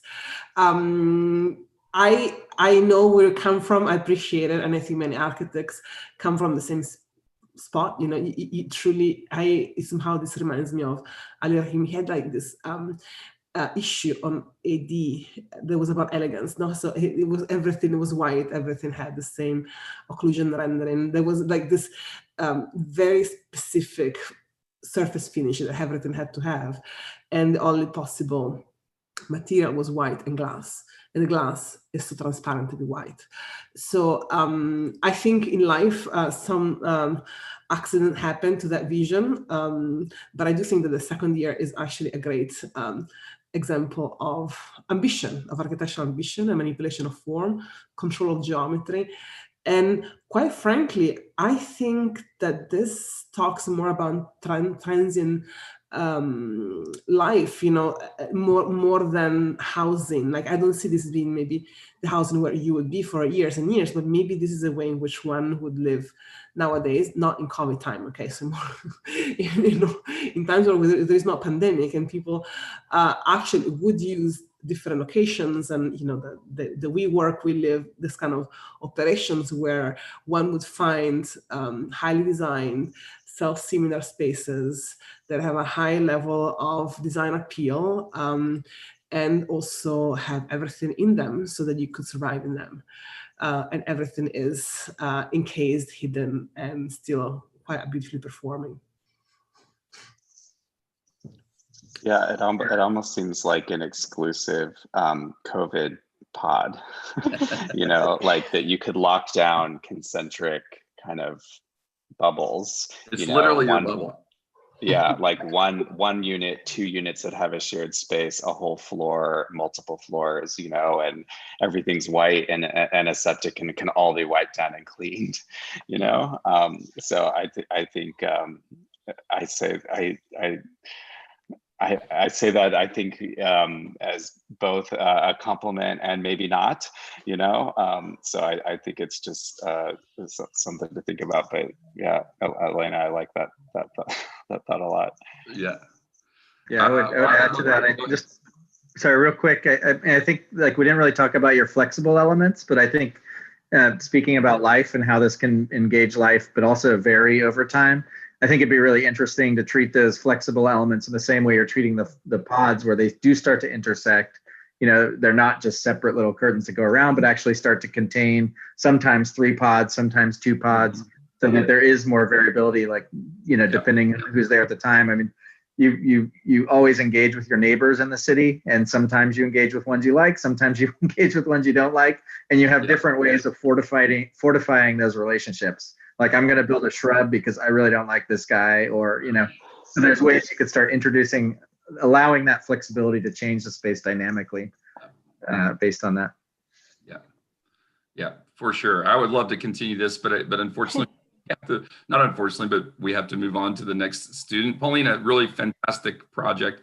I mean, I do commend the sort of extensive relentlessness of this project and its ability to sort of be worked out at so many different scales to such a high degree of resolution and sophistication. And I honestly think it could absorb material change and difference. I think it's okay that it's sort of presented in a unified way at this moment, but I think you have a unified vision. So that to me is not a negative thing.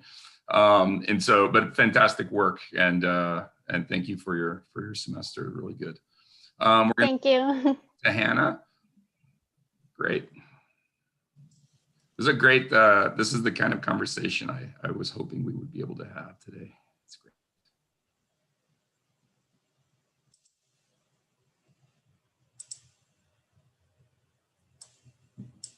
It's difficult to go after Paulina. Hello, my name's Hannah. Thank you for being here with us today. I really approached this project with the necessity for trying to allow some sort of circulation and occupiable, like, double facade, hopefully to improve environmental factors in some ways, but also so the public spaces could be prioritized. We first started this semester going through diagrams of various, like, living conditions and kind of identifying the necessities of public and private spheres. And this one was particularly interesting from weeks ago because I kind of identified utility as being something that kind of connects both of those places together as a necessity. Just really quickly, this is some more work that we did, exploring each space and trying to understand, like, what makes up each space, understanding circulation. And at this point in time, my forms were really amoebic, which I feel like probably indicates how people move generally and naturally. And then again, connecting spaces together, understanding what it is about these spaces that relate them to each other.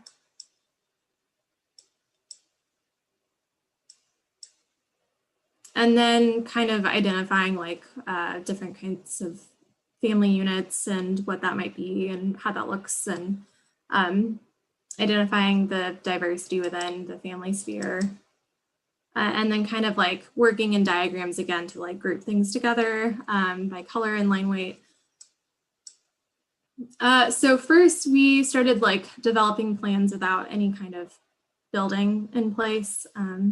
So this is just kind of working off of my diagrams and just doing some really fast general plans and trying to understand how things might go together in a context-free space. And once we got the Lover building, I knew again that I wanted to not put the rooms directly against, or the units directly against the curtain wall. I really wanted to make sure that there was some sense of front and back. I thought that would be a luxury for small apartment living that might have desirable outcomes for communal living. So I kind of started developing a crescent shape, and then I went into a very, like, rigid form and tried to understand what that might look like. And this is where I first developed the concept for interlocking spaces, knowing that certain programs can afford for like lower, more compressed ceiling heights and what that might look like. We were restricted to working on between the slabs for each unit, so we couldn't like go up much, but it was 14 feet, and I realized that I could in some places pop up the ceiling for the bedroom and have some lofted spaces and really maximize that accessibility and the amount of people that could stay there. And also just kind of like identifying front and back, trying to see if I could generate some sort of irregularity so that there's like privacy in some ways for the bedrooms. At this point, I was thinking about destroying the facade entirely and having it completely outside. So it would be like a whole new facade. And then at a certain point in time, we were instructed not to do that. So I kind of went back to the drawing board, but you can see, you know, how I was exploring things axonometrically, how these units overlap. So when I went back, I tried to break up what I already had, and I wanted to make sure that I had access, not only from the front and back, but that you could freely circulate through the area.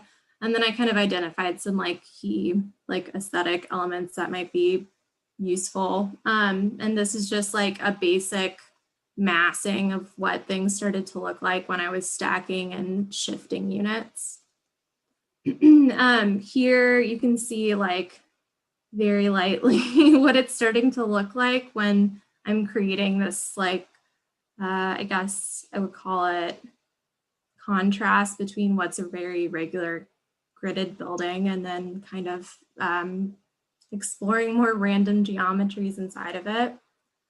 And then getting closer, kind of seeing what that would look like from an entrance perspective. So another way that I wanted to maximize the space is really understanding that views were a priority. And by framing views, I could also create these opportunities for like occupiable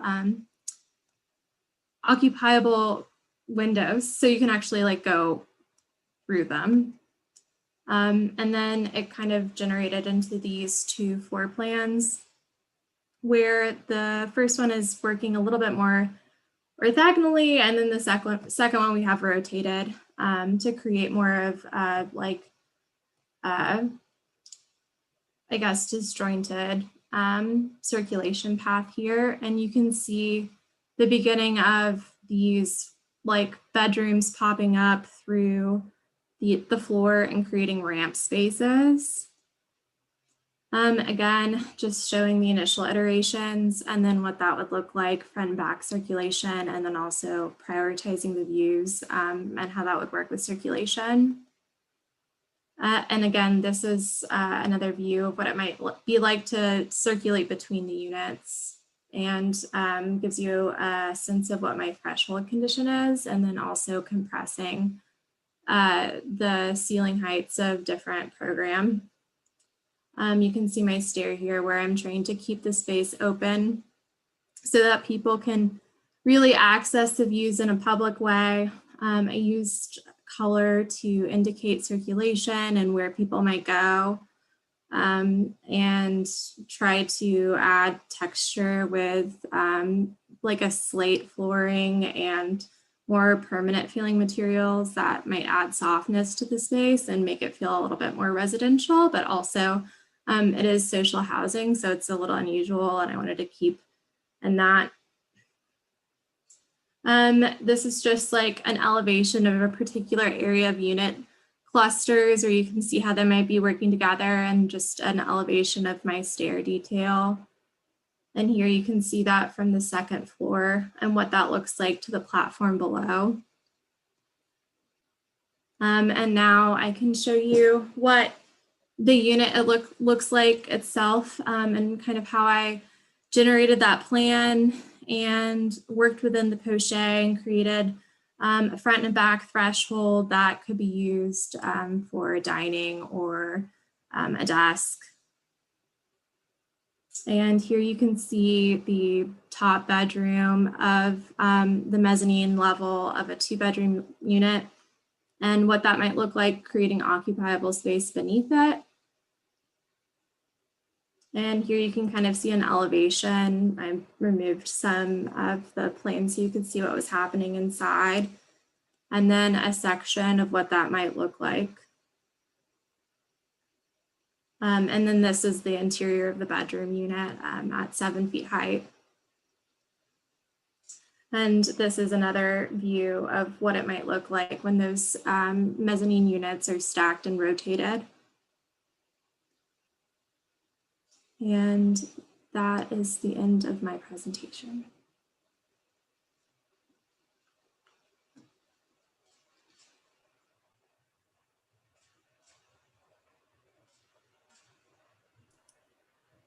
Hannah, one question. You said it was deliberate, the fact that you wanted to move the units away from the facade.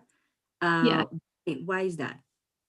Yeah, I wanted to create a variety of views, and I also wanted to make sure that there was front and back access so that you could actually ventilate the units inside. I was thinking about ventilation and having the units be permeable. Let's go back to I can go back to the poche and show you how, let's see. All the operable apertures to get inside and outside of the unit, so you could really open up your private spaces to become very public. Can I ask you a question about this one? On the first floor, the interior walls for the unit still kind of register that original grid? Yeah. You about to say something? Oh, no, no, the go second ahead. floor, they shift. I thought you were going to ask because it reads like a plan, but it is still a diagram because I didn't detail these spaces. Yes, so it still reads like a grid because at the beginning, let's see. You can see here how I was just kind of rotating and playing with the forms that I already had in place. And part of that was just like exploratory, but then I also, when I was detailing my units, I really, actually, this is probably a good view. I really liked how you could create these opportunities for poche when you then rotate the thresholds to be oriented towards views. So that was kind of the reasoning behind that. But so did you land on one or the other? Or is it a mixture of sometimes it follows the grid, sometimes it shifts? Yeah, it's a mixture of both. The first floor is more gridded and then the second floor shifts. And then the concept really would be that it continues to fracture and then combine as it goes up. Yeah, I wonder, I mean, I like the approach to, I like the idea that when you go into the building, you enter a floor and you're still in the building. You haven't entered the project yet in a lot of ways, you know, like you're sort of almost creating like a suburb within each floor, and that you still have an exterior to each of the projects, even though you're still you're in the interior of the building, the lever building. And I wonder if you just, you know, I think that's where the grid, I struggle a little bit with it. I like the idea that there's a transition happening from floor to floor, although I don't know that it needs to be if you're not moving from floor to floor. Like if a normal person remains on their floor and that's their house, I don't know that you'd ever register that kind of transition. So I wonder if you could do that within the floor itself, all of those ideas within the floor, because there's something about like completely fracturing this geometry, dislocating it from the existing structure, from the existing order system that's within the project, and allowing it to be a more suburban project within this ordered grid. And then if that's the case, you know, how do you, I mean, you do have like kids playing in the front space, which is the yard of the project. And I don't know, I wonder if you could just, is that what I thought that you had, or? Yeah, that was the idea. The idea was for it to be approached almost as individual units. And I struggled back and forth as I was developing this, if it was a good idea. And in the end, the shape that it took, I feel like it could have been pushed more in one direction or the other. I agree. It's either like not fractal, like there's not enough fracture, or it could really have existed within the grid. I mean, I think there's probably, oh, sorry, Michael, you go. Okay. I think I'm not convinced that you're convinced that this works, which I think is a problem. You described the geometry as random, which, for someone living in this space, like being surrounded by random geometry in a living situation is just frustrating, versus like in a museum space or a library, more public space where those, random, geometries maybe can be a little bit more inspiring, but in terms of the orientation required, or that you need the living space to be helpful to how you live, I'm not sure that this is making someone's living experience better or more clear. So I think that that's something that you may have a logic there why it is better, but I think you need to be more precise about how you would communicate that to us. I think, practically real estate wise in New York, these would be, multi-million-dollar units, which goes against what you're trying to do, which is increase social interaction and probably a little bit increase some density. So I think that your thesis is interesting in that you have these kind of maybe interior front yards to spaces. And I think that maybe needs to be further explored, where maybe not all of the glass is given over to the front yard. Maybe part of it is, maybe some floors have more of a front yard and other floors have less of a front yard. Maybe that going to different floors, you're encouraging that exploration because everyone's front yard feels a little bit different, that you could take a walk through the building as a walk through the neighborhood, which I think your stair slide is the most successful and almost kind of gets to that notion that you're using the stairs to encourage a kind of pedestrian experience within the building, which I think could be really exciting. But yeah, I think there's just kind of a next level of, what would you shake off, like what could be kind of edited out, so that the units could maybe expand a little bit more. Some of them maybe go up against the glass, just to, again, increase the density maybe a little bit within the building. Definitely.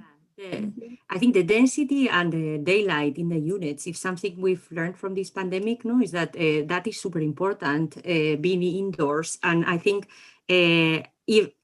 this decision of recessing the units would only be justified if that space, is that public space, was super phenomenal. But right now it has the potential to become, but you haven't committed somehow to it. I mean, it has that kind of urban condition because it does look a bit like in the way that you are like using different materials, it starts to look as somehow a little bit urban, like an urban facade that is indoors, and it definitely has this suburban character that Corey was talking about. So with that, I mean, maybe if you dived in and then you made that really, like, for example, like a greenhouse, with all the since you have a lot of glass around, if you perforated some of the slabs and let even more light in, and maybe make it really like a greenhouse, something exciting to get out, something. What do you gain with this public space? Because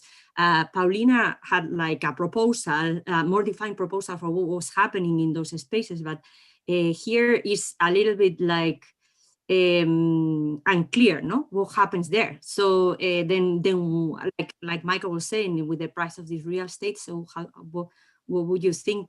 I mean, what would you do? And I think there are a lot of opportunities in the way that you're manipulating the geometry to also, precisely because you are using all these faceted geometries to create more intentional spaces, because then you can really like create concave and more secluded areas, the way that you pull and push with these inclined planes. So I think all the opportunities and all the ingredients are in the project. But yeah, it does seem like you didn't believe on it 100%.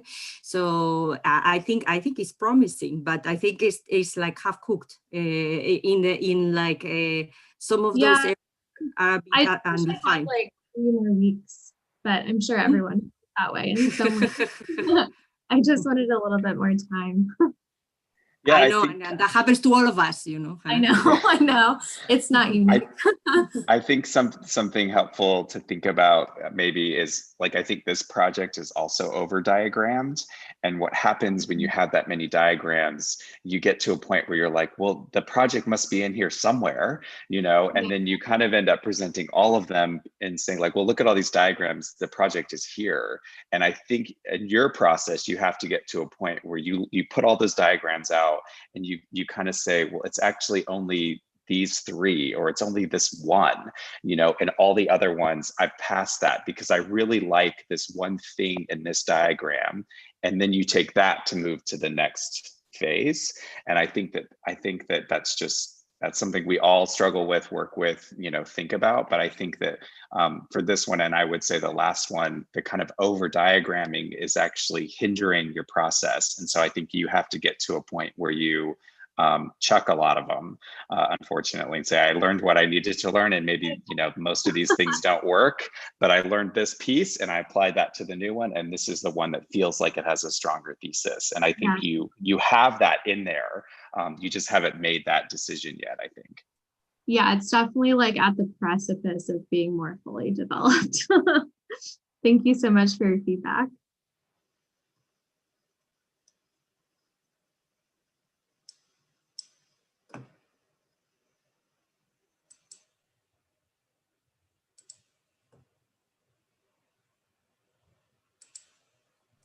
Great.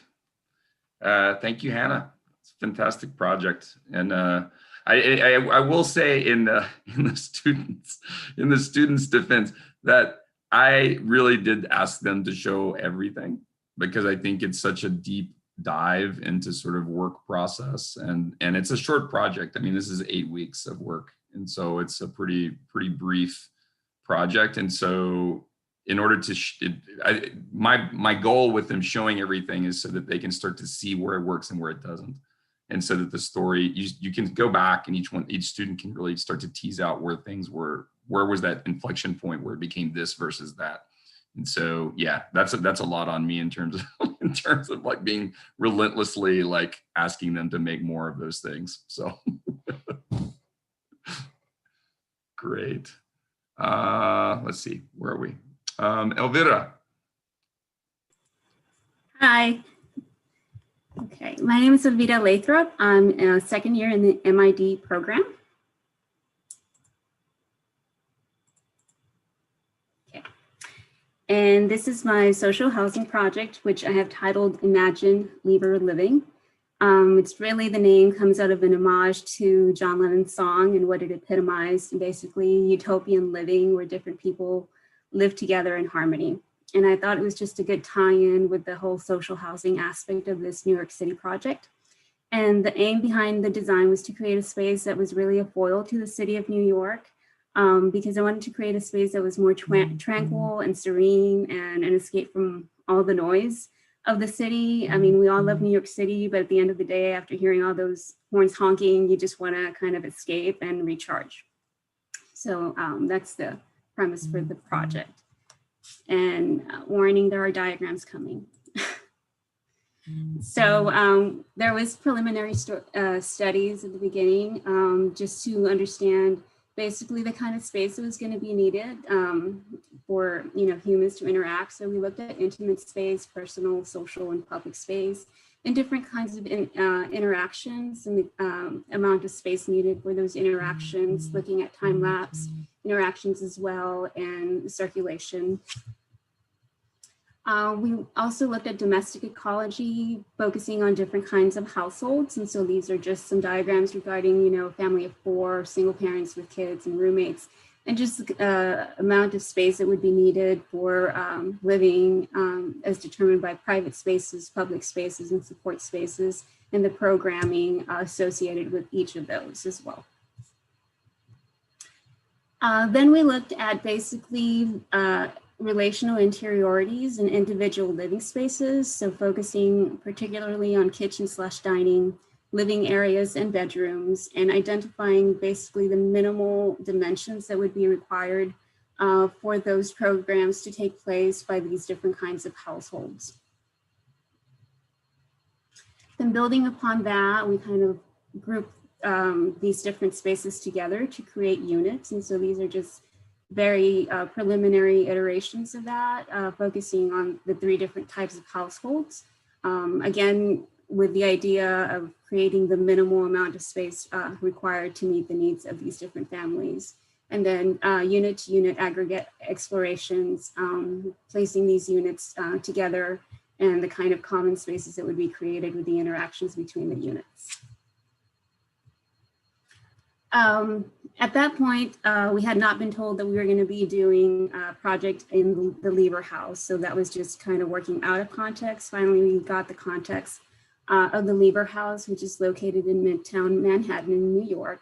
And even though it has been traditionally office building for the financial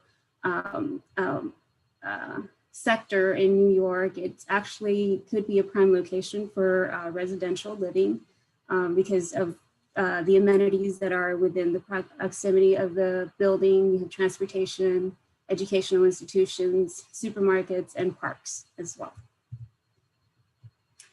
And then take into account just the post-COVID world and how most likely there was still going to be a lot of people working from home even after life returns to normal. The idea of maybe having social housing between Park and Madison Avenue is a little bit less far-fetched. So this is just showing the east elevation of the Lieber House, and then the area of focus being the lower 3 floors of the building. This just shows kind of the evolution of the unit composition, again, focusing on the programming that would be the main programming that would be taking place in the units within the kitchen, the living room, and the bedroom, and focusing on developing 3 different units, 1-bedroom unit and 2 2-bedroom units. And this is kind of just the iterative process. And these on the left represent the units that I ended up with.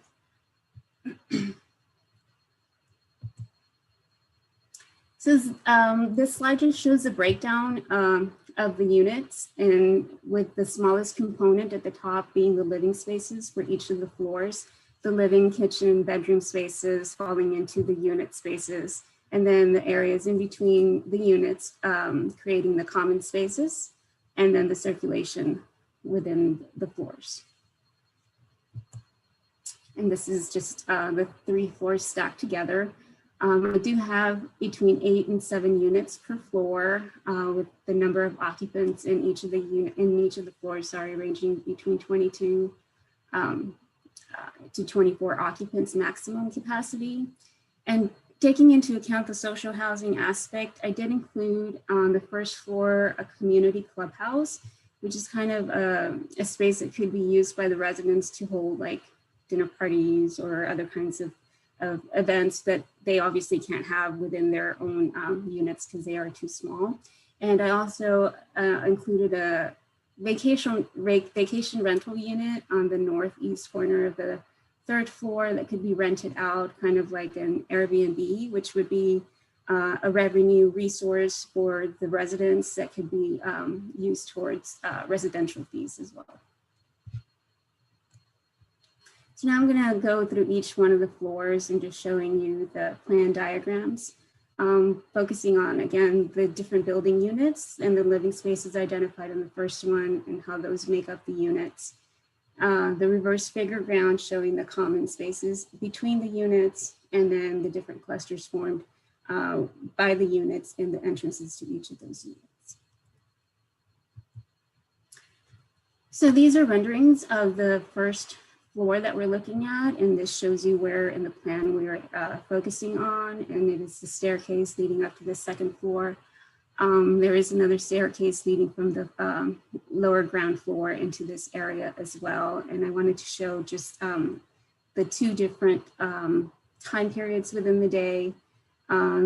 During the morning time of 9:30, you know, the space is very monochromatic, and you do see just the differences in the finishes of the material in the space. And then in the evening, the atmosphere just changes with the lighting in the space. And this just shows the circulation of the people in the space throughout the day.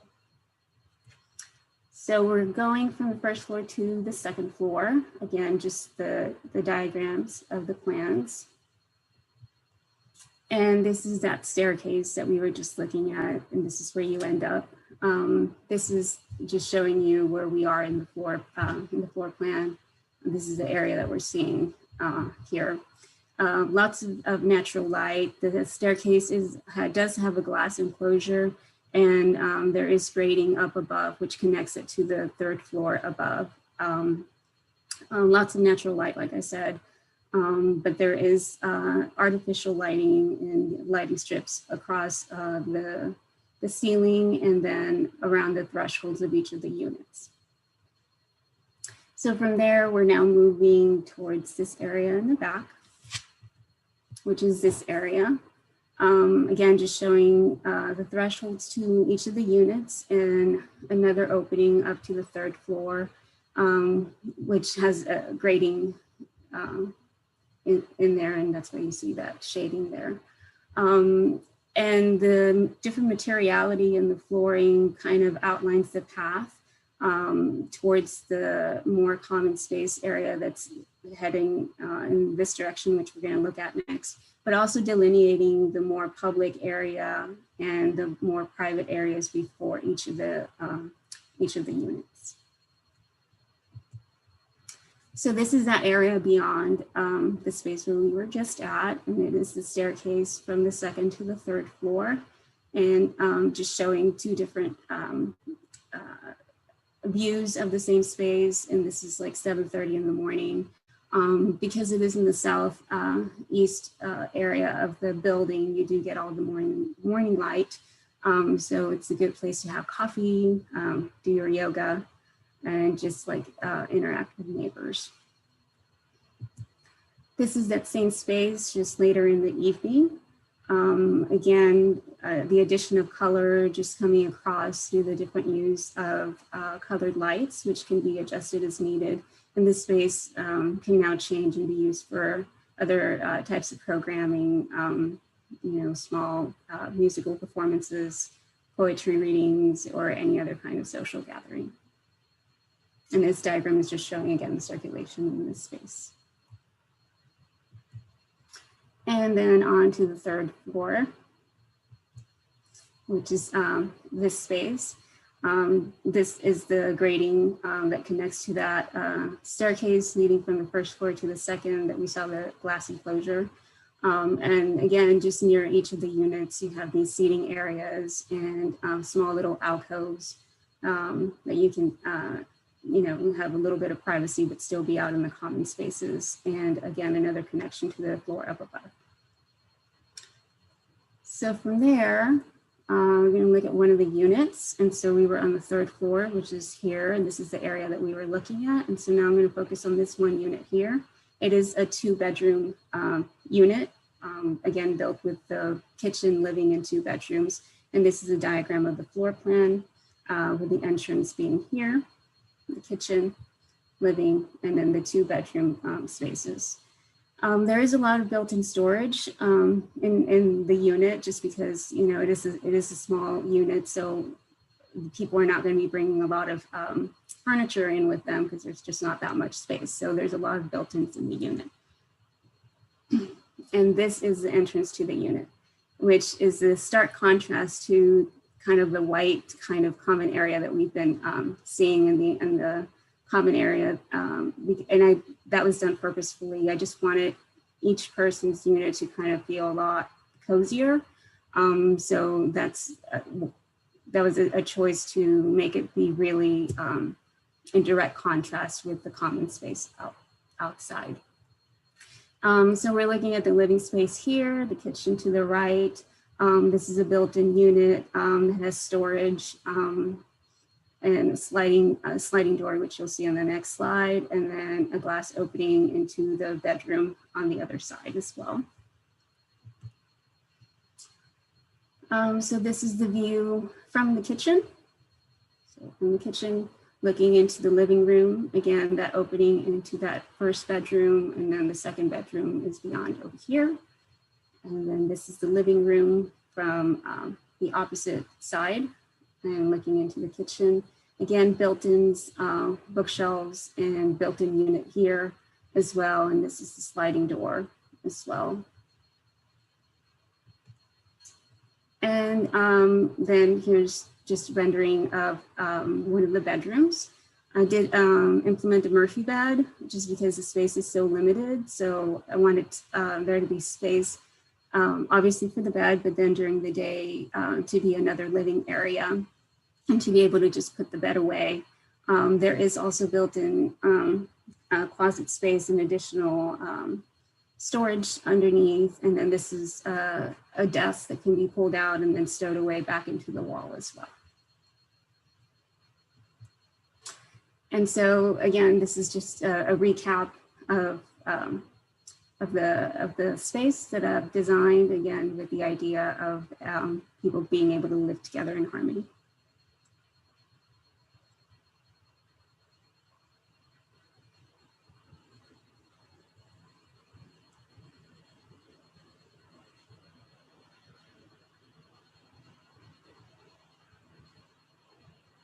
Okay, not everyone at once, please. Maybe I'll go ahead and start up. It's too harmonious, Elvira. It's too harmonious. Everybody's in agreement. Great. The problem is I keep having flashbacks. Probably, Clay, this is probably where the project, your brief came from, but do you remember, did you used to go to the parties in Dumbo at that warehouse that DJ Spooky used to play at, and everyone lived in it and built their own little residential units? Is that anyway, that's what this reminds me of. And it's also similar. Have you been to the Native Hostel down in downtown Austin? It's also very similar. You should check it out if you're not in Austin now when you come back. But the program is essentially residential mixed with this kind of entertainment space.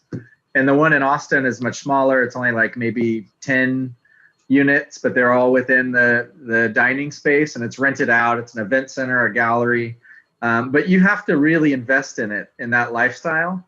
And I think it's similar to Elena's first comment on the first project, which is, you know, I kind of wish you'd go all in on that lifestyle decision and like really make the units about, like you introduced the Airbnb thing, which I think is a really interesting way to start generating income using these kind of things that are now standard practice for people to actually create money from their spaces. And I wonder if you could propose a near future alternative to that, where it is a money generating, income generating mechanism for the residents that live there.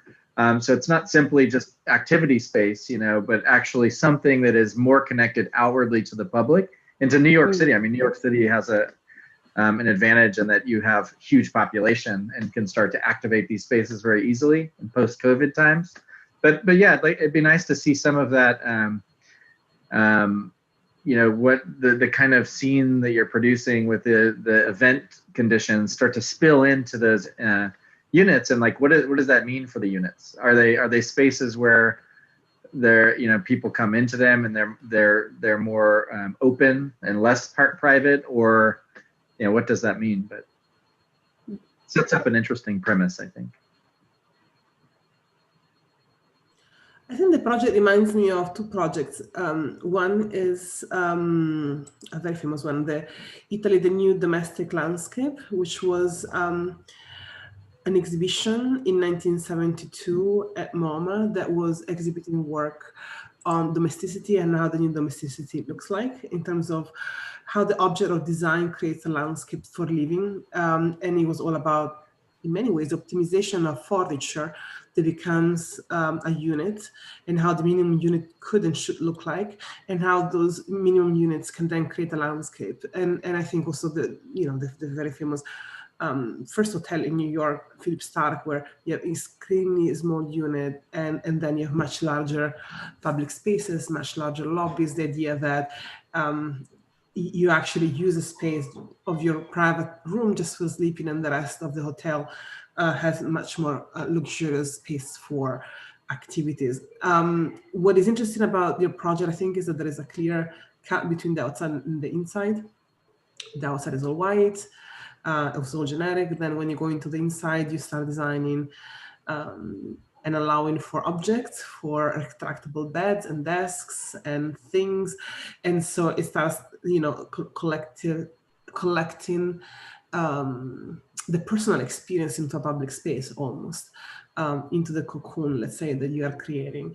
I think most of the projects, and now I see the third one, really rely on this first diagrams and how one would craft those minimum spaces with lines, and then those get extruded and that becomes your unit. And you are in good luck if the first drawing had certain holistic qualities. You're not very much in good luck if it has too much of a fragmented approach. I think the stylization is kind of weird that the stylization of the drawing of the diagram to begin with might actually become the full stylization of the project through extrusion.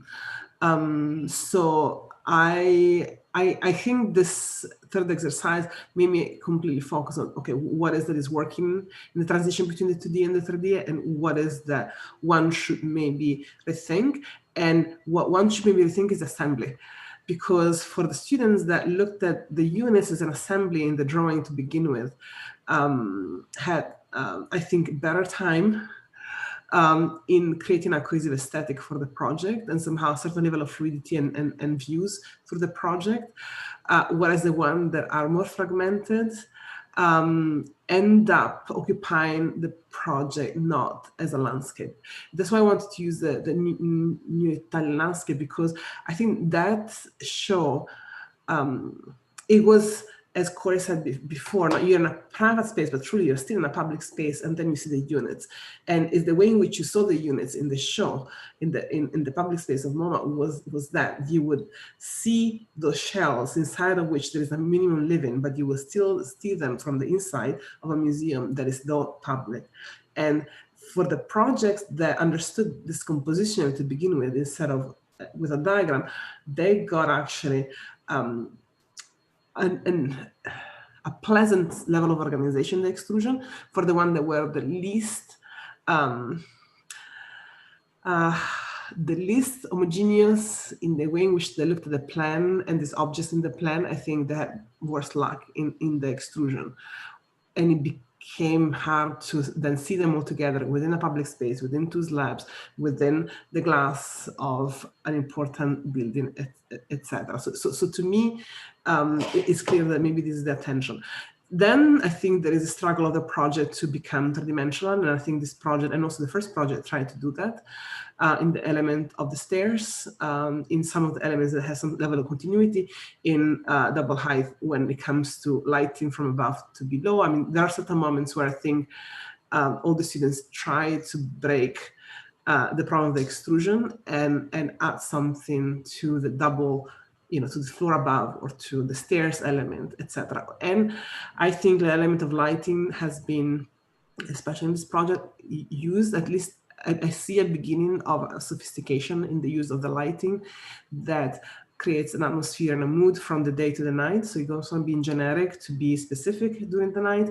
It also has lighting from above in the light dwell, so it's starting to create connections between the different floors. And then there is a completely opaque and enclosed space of the privacy. So I think there is a certain variety of lighting conditions that I actually do think would become, in a project like this, quite important for an architectural proposal, because they go from being completely exposed to quite private, and therefore they have to be designed. It's not as just a default of the facade and the light coming in.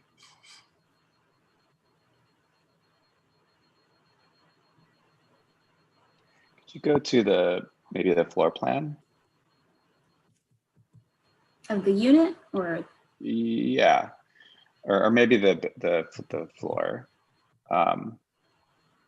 Yeah, that's good. Yeah. Yeah, I mean, I agree with a lot of what Elena said, and I think I have there's definitely a lot of refined and sophisticated thinking here, but I think what she said about kind of the extrusion of the unit itself, I think I agree with, and for me, it's actually a little bit more about a real study of what it means to live in a space that small. And I still feel like this and the other projects are drawing lines between each of the program spaces, but that's not really how you can live in a small unit, So I would like to see more inspiration coming from like the tiny house movement or SROs or in New York in particular, there's a lot of co-living spaces now where there is an idea about you're renting a much smaller unit, but that means that you get these kind of larger public spaces, which I think you're heading in that direction. And I really appreciate that you've kind of said, look, there's different kinds of families, there's different shapes of people. So we're gonna try to have those different sizes of tiny spaces and family units in the same floor plan, which I think is really smart. But I think I still question the kind of, again, the public space, which we've talked about a couple of times with different projects, the amount of public space and kind of the programming of the public space, particularly in New York. With this one as well, I really appreciate this notion of kind of having New York disappear a little bit, and you're going into a space that's really kind of relaxing and calming. And I agree with that thesis, but I would push back a little bit and say, like, this is the Lever House. This is a masterpiece of modern architecture. And there's something about this project that makes me forget about that building. And I would question that, like, if you are lucky enough to live inside this building, like, you want to really, that's a privilege, and I think that you can't not be mindful of that. This isn't a public housing that's, just manufactured. This is a really special building, and so the cavernousness of your images, I would need a little more convincing. I think that is the right approach given the context of the building that you're in. Fair enough. I agree with the comments of the public area, but I think overall your strategy of like pushing the units against the windows makes sense, and then also I think that yes, of course, there's like a project relies on that extrusion, of the units, but I think you all have gone beyond that, and we do see how you articulate the surfaces in a way that is not, they're definitely not mere extrusions, and how you're starting to cut across the slabs, to bring in light and to connect the different floors, not just for the stairs, but in different moments. And I think the project gets interesting also in the way that you're starting to apply the light, and that seems to have its own logic that is not related to the geometry necessarily that you have, but that it has its own rules. And I think that's to be fun as well, like where you're having to bring in part of your more license, but yeah, I think the spaces, when you go to your renderings of the public spaces, I think are very beautiful, and I think it's surprising, and I wish you would have elaborated a bit more on this choice of having the public area being the one that is super neutral. So if you think of in a way, I think you're doing the opposite of the normal formula, which I think is fun. In that normally the outside is the one that is they invite the interior decorator, no, to define and to populate with objects, etc. And it's the interior that is a bit of a white canvas for the user to tailor to themselves, no, to put their own objects, etc. And you kind of doing the reverse. But then, I mean, it seems like it's if we follow like what Corey was suggesting, and this was like I don't know, like a club, this outer. I mean, I think the way that you're using light and that it seems like you want this whiteness for it to be this canvas of the way that you're utilizing light in the evening makes sense. But I think all these things that are there, it would be good if you reflect on them some more. So when you write about your project, it's clearly more intentional, and you can tell us why. No? Yeah. But I think the spaces are really wonderful. Yeah. Yeah, I totally agree with that. I think there is an immense amount of intent. I think but those are issues that should be brought forth as the project will be developed. Again, this is only 8 weeks, so this is not a thesis, but like I think that those notes actually make the project better if you can internalize them and start to reflect on them. Because I think for me, what's interesting about your work and really the work we've seen is that it can become a strategy for developing work in the future. And for me, like that's really important that the students are able to not just have a single studio, but develop a way to do things moving forward. So, and that even goes to Michael's really well taken point about that it is a gem of a building. But for me, the polemic was like interior designers don't always have to be deferential to the architecture. And so there is a bit, and it might be over the top here, but like that was kind of an intention to sort of poke at Gordon Bunshaft a bit, especially since he didn't give Natalie DeVries credit for working on the project. So we have a couple more. Kate. Thank you. Thanks, Elvira. Great work. Okay, I'll go ahead and share my screen.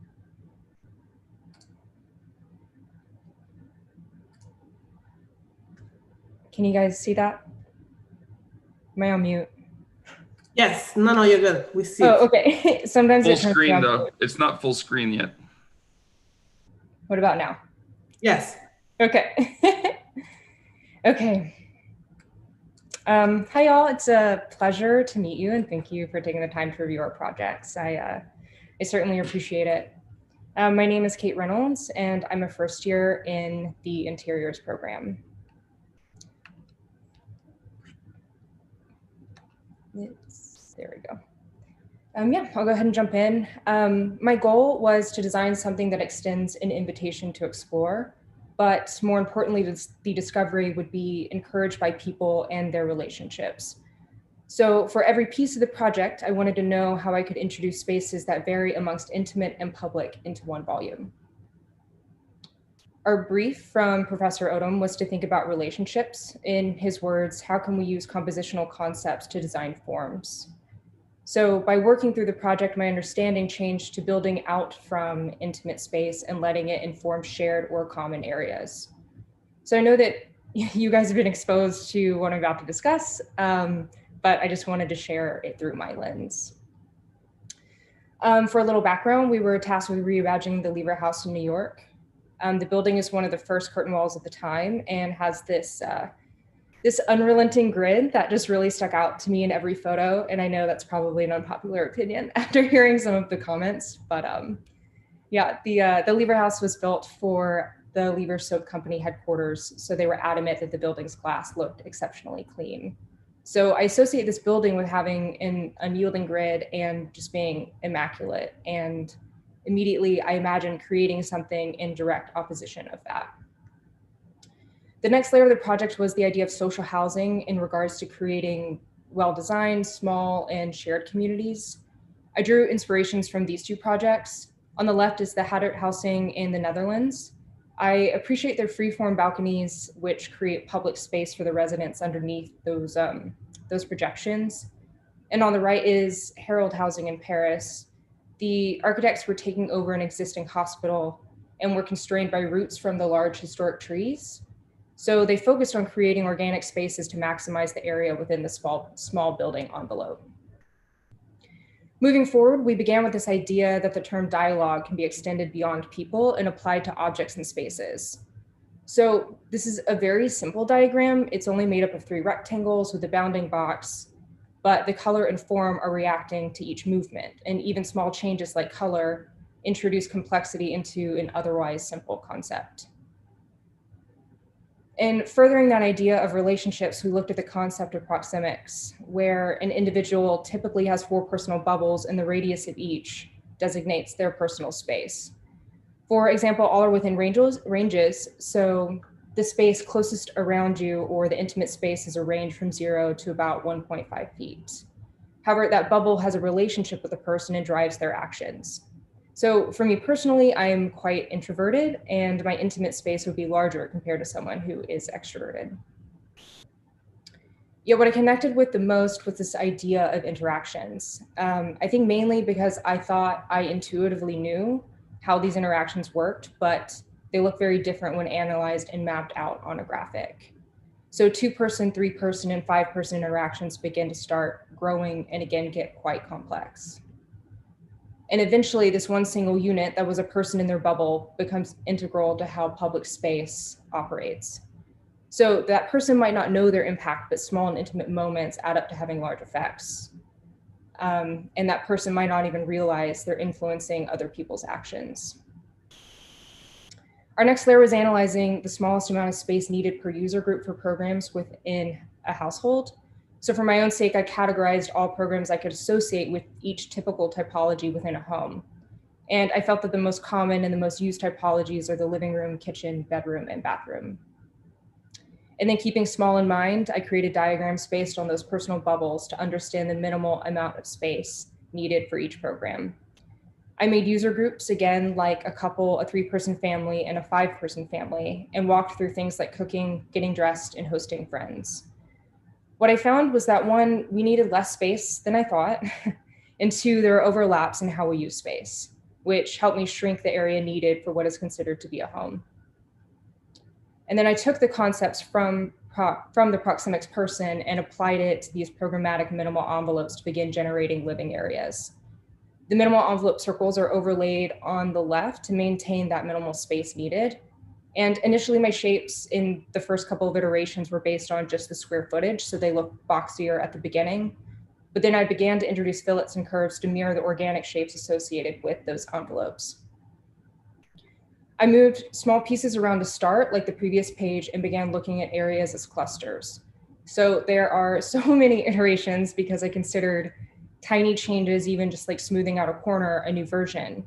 And then I would separate this newish floor plan to see how it affected other things within its proximity. Eventually I zoomed into the corner unit and iterated on the living areas.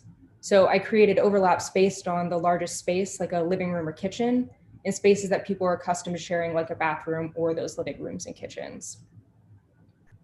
And then I started using diagrams like these to see relationships between one unit and the overall cluster, or like on the right, just isolating the livable unit in that single person space. And my goal for all of these was to mimic the dialogue graphic and hopefully see units in new light. The single units developed into clusters that are connected by shared spaces. So each person has their intimate space, which would be the bedroom. Then 2 to 3 people share a semi-private space like the bathroom. And at most 9 people or the full cluster share the kitchen and the living room. And then I just wanted to show that those minimal envelopes were maintained throughout all of those iterations. And then prior to the full development of my units, I looked at the volumes of space per floor. This was helpful for me to understand occupiable space and interstitial space, and eventually move into creating these relationships with my further developed units. This idea of layering with proxemics, project details, and zooming in and out helped to strengthen that these elements were nested, and each piece could potentially be a standalone, but I think they're stronger whenever you see them together. So taking a step back, someone who lives here would have their intimate space, a connection to the semi-public space within a cluster, a connection, then a connection to the access to their common space that is around the stairs, which allows a person to have a horizontal and vertical connection throughout the building. In that regard, the common spaces and vertical circulation was driven by interaction. I drew inspiration from the Haddard housing regarding their use of balconies to create common areas. So not only can a person walk up the stairs, but they can be on it and in it, and eventually have different experiences depending on their movement vertically or horizontally. Additionally, I felt the stairs act in opposition to the austerity and the vertical grid of the Lever House. And I developed this by bringing back the idea of the building unique areas that would form public space consisting of smaller interactions. So I did this by connecting platforms to landings, and the landings then lead out to the occupiable balconies. And those loops that you can see in the middle one, they're just another element of vertical connection, just to help connect those floors even further. And you can, here's another view of them. You can see them on the right. I understand again that this is a historically important building. However, I had this overwhelming need to introduce something softer and heavier to contrast the thin verticality of the building. Yeah, so the big takeaways for me are certainly developing my graphic skills and understanding my iteration process, and then developing awareness for intimate personal space and how it can impact common areas, and creating connections and layers within this project and future projects. And finally, just appreciation for small, well-designed and well-connected spaces, because an incredible amount of thought has to go in them. And then to summarize, within each main piece, there is a hierarchy of space, meaning they are private, semi-public, and public places. Places that I hope would help someone feel comfortable and excite them by reimagining such a small and historic building. And that's it. Thank you for listening.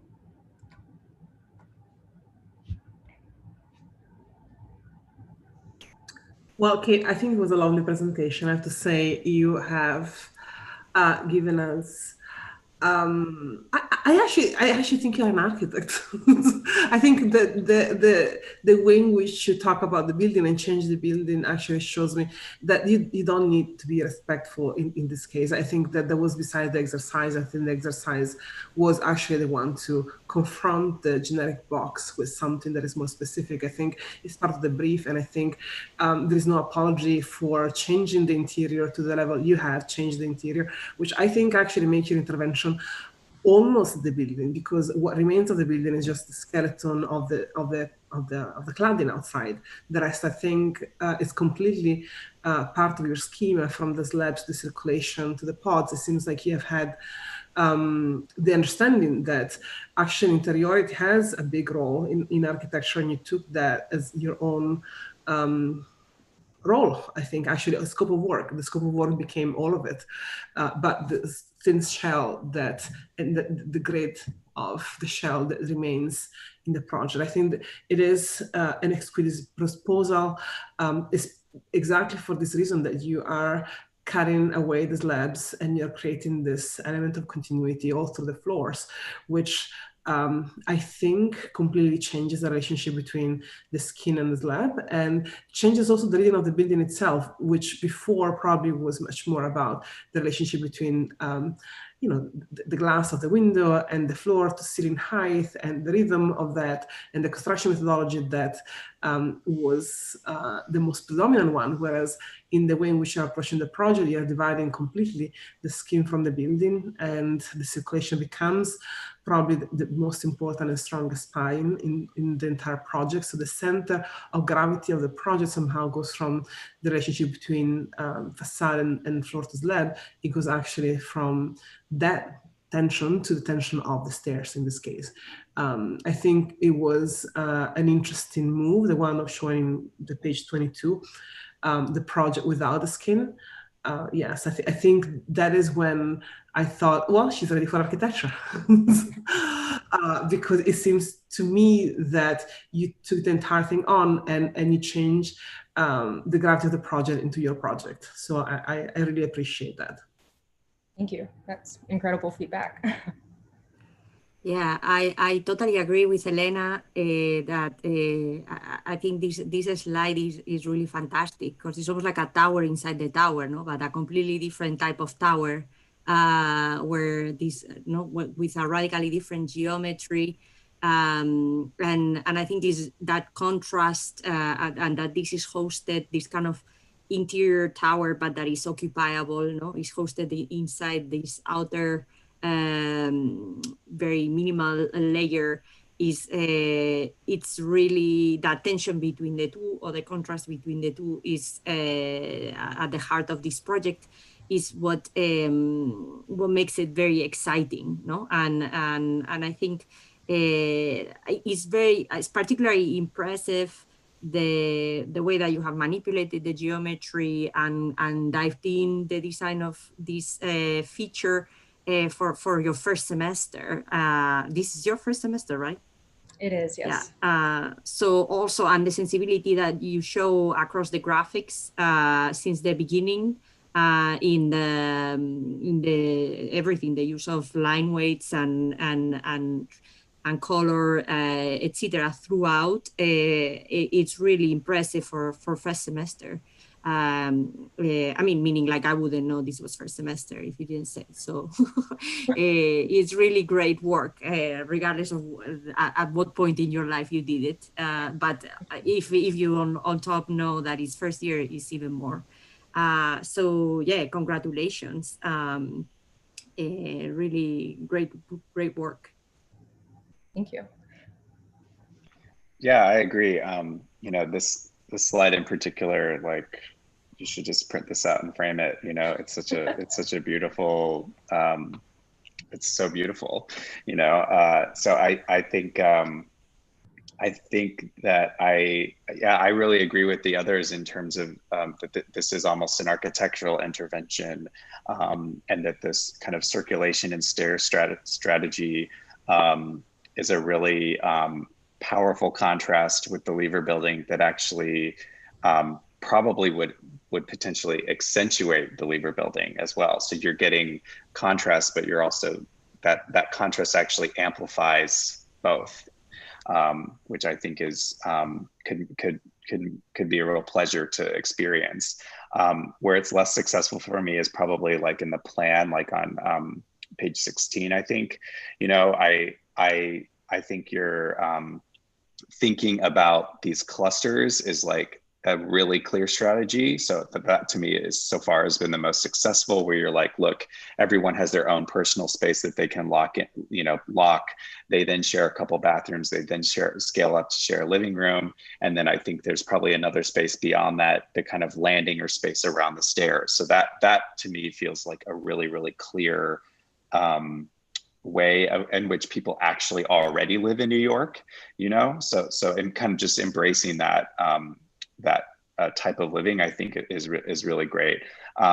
What I can't tell though is like on this diagram, like, is all of the white basically the solid, are those actually, walls? And then you're starting to just, for me, have like kind of too much, wall space. And I also, this is where I would question on the interior of the bedroom, for example, I would question that rejection of the Lever building, where you're actually filling in some of those windows.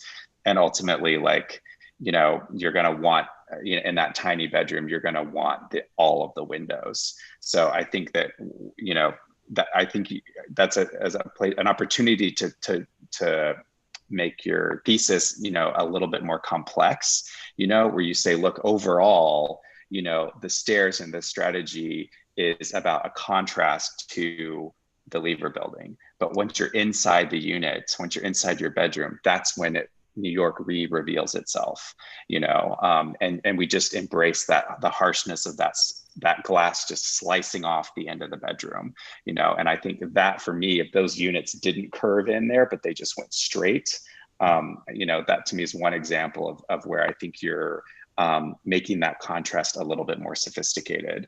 But beyond that, yeah, I think, well done.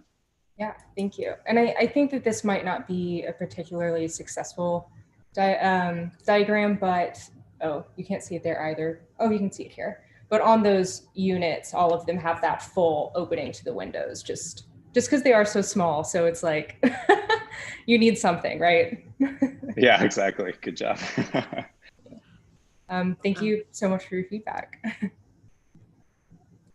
Yeah, fantastic. Oh, go ahead, Nadia. Oh, I was just going to say that I agree with Michael in that in the units, if you go back to the slide of the unit, if it's almost as if it was, if you wanted to be like a normative orthogonal building where you just curved a little bit the corners. So I feel like here you could either surrender somehow to the orthogonality of the building, like I understand that Michael was suggesting, or learn from what you were doing in the stair and bring some of that here also. So more of that overlap of spaces, more of that complexity, because right now is neither nor, no? It's like this part is like a little bit caught in between where yes, it has undulating walls, but the structure is essentially orthogonal, no? It's just that the finish of the walls is, but it doesn't have the complex spatial qualities that the stairs have, and in the way that the spaces start interlocking, etc. No, but of course, for a first year and with the time and the size of the project, I think is normal. But I think it's important that Michael brought it up, because here is an opportunity to where the project could have continued to grow as well. Yeah. And I think that like you probably could take a strategy where each bedroom unit is the same, you know, that you start to develop a kind of pod language for each prototype of space, you know, so you have, you know, a single bedroom unit, a double bedroom unit, a bathroom unit, a kitchen unit, and a living unit, and how you lay those out, where they get ganged up, you know, increases and changes the sizes of the different apartments, versus like in this diagram, I can't tell, but it seems like they're all different. But just from just a logic, you know, or construction standpoint, just saying like, well, all of the bedrooms are basically the same, but how we cluster them is how each unit starts to feel different. And then also how they respond, or how the stair unit actually pushes against them and maybe even cuts into them sometimes, is also how you feel that central piece of architecture running through the middle of the building, so that every cluster is responding to that kind of master stroke. Yeah, I'll definitely take a look at these again and play with it. Well, I mean, I think it's more a fact of just continuing to do that sort of work of do something, evaluate, do again, evaluate. I mean, it's that process that you sort of clearly showed in that one slide with all of the iterations and talking about subtle moves and then response. I mean, that's the essence of sort of the process and a method and a systematic kind of like overview, but it also is a sensibility. And I think you've demonstrated that really in a very strong and powerful way. So really great work, Kate. Really lovely to see it all come together. Thank you very much. We have one more. I hope y'all can hang for just one more little bit of time. If you can, I understand, but this is going to also be a very nice project to see. Shannon? Yes, I'm here.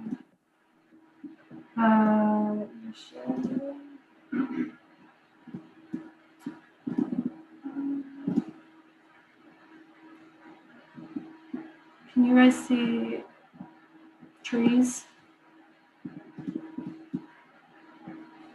Yes. Yes. And not my notes, right? Just the slide. Okay. Hello. Thanks for being here this long.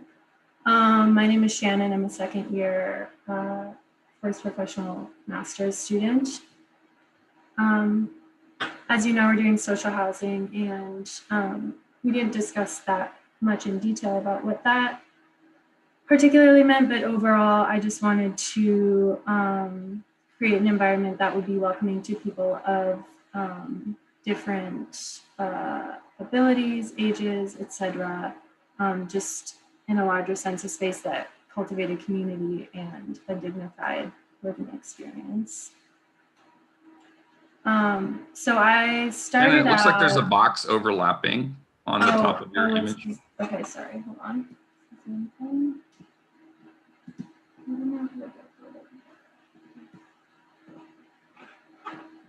Is it on the side now? That's kind of, yeah, it's better. Oh, is that better? Okay. So I started out in the beginning just kind of with a thought exercise, thinking about these more granular moments that really constitute like your typical programmatic requirements in a domestic setting. And a lot of these being really like spatially charged in my own life. They're mostly just from my own life, me remembering things.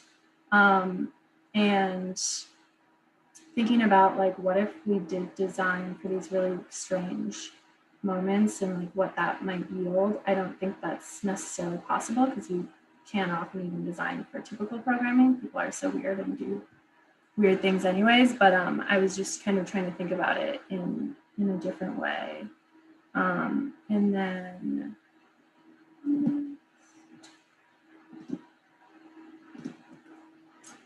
thinking about the ecological relationships that occur in a domestic setting between the spatial typologies, the programming that goes on in there, and then the objects that are in that space. So for example, you have reading and you can do that on your desk, on a couch, in your bed, and then in all these different spatial typologies that then have this range of formality that you would be going through if you did that action in all of those spaces.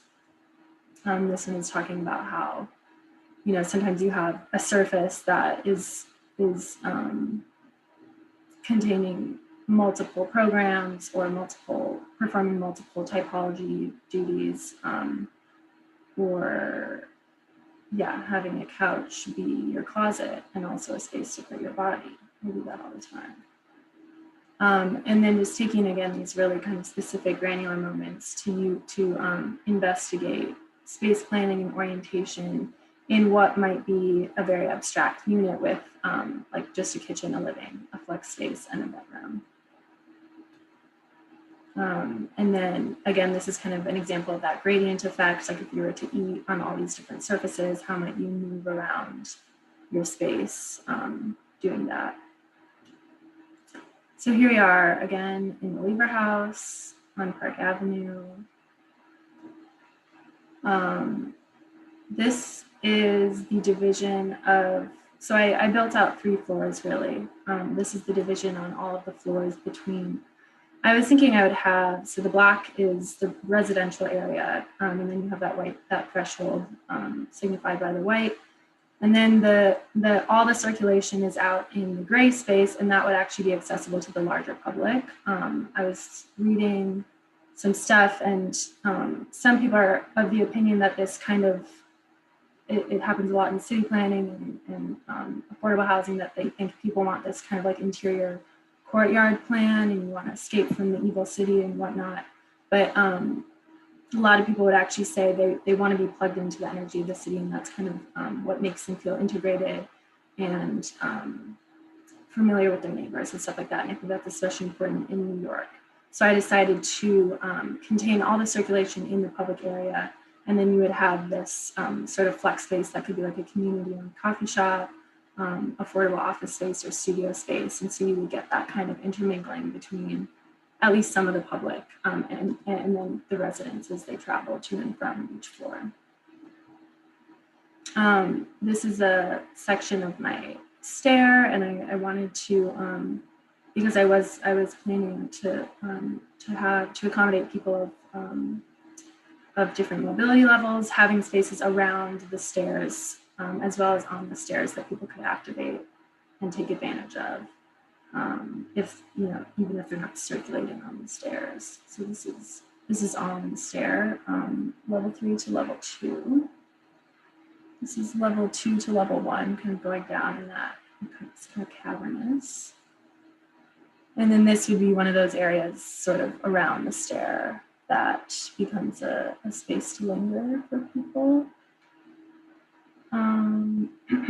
Sorry, there's so many things on my screen. So this is kind of how I came up with the composition of each floor. I started with these very simple kind of blocking of what might be the public space versus the private space within the residential space. So the commons versus the units, and that's at the top. And then in the middle is going in and intervening in either just these kind of non-orthogonal angles using that idea of a minimal envelope, or this like rounded intervention. And then the bottom is that kind of final composition of each floor as sort of this like reaction to those moves that I did above.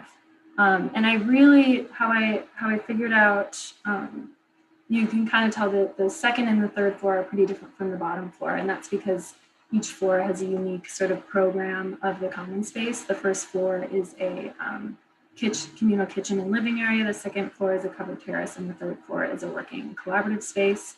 And why the layout is pretty different is I kind of pictured the workspace and the covered terrace as like exterior to the home, traditionally, before COVID at least. It would be a place you would go to. Whereas I wanted the communal kitchen and living space to kind of be an extension of the units, and people could feel like they're just walking out into their own kitchen or living room. And so that's kind of how that plan changes as you go down. So these are just examples of, so that circular intervention on the second and the third floor, you're kind of traveling to it, and it's kind of intervening into the unit space on the second and third floor. Whereas on the first floor, you have the units like interjecting into the larger circular communal space, so that you kind of get the feeling of the units extending into the community space down there. Oh, good, okay. This is a GIF or a GIF. I'm still not sure which one that is. This is just showing the overall figure of that common space, going from kind of more abstract to more developed, showing how it, what it does when it meets the curtain wall, when I pull it away on the eastern side, on the second and third floor. And then the green diagrams are just me codifying the vertical planes that that travel through more than one floor. And that was just kind of a generative exercise, just trying to decide, what should have material, where I could do some section moves and stuff like that. So this is a perspective of the first level community space, which is the kitchen and living area.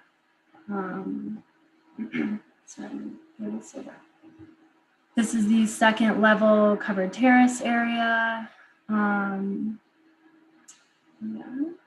then this is the third level work and collaborative space, that circular area. You can close that off for more privacy if you're having a meeting and whatnot. And so this would kind of be the daytime feel, and then once it got a little darker early in the morning, you would get a different lighting condition in there. And then for the formal language, as we saw on the pages of the plan diagrams, I was kind of using these moves of, like when I did deviate from just the orthogonal, I was using either these non-orthogonal angles, like I said, or this circular intervention. And that was only in the plan, pretty much is when I used those. But then I have this sort of notch language that I then utilize in both plan and section. And so you see that in various places. And this is an example. This is on the third floor, looking east, and then the same space looking west over here.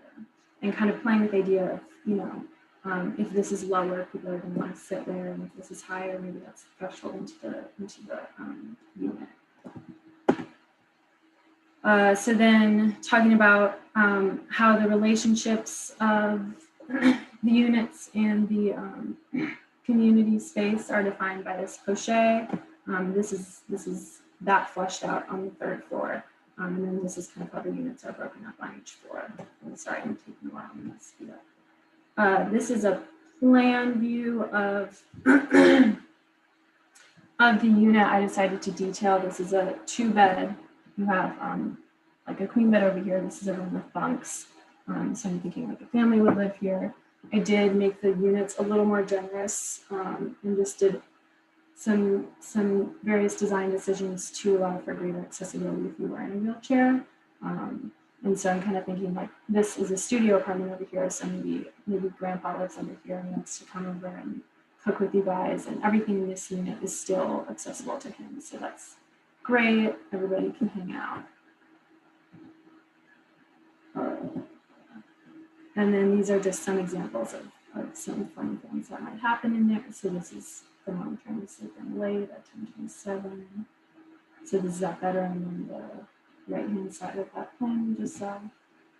And then this is that living kitchen area, eating wherever, because there's many services, even the floor.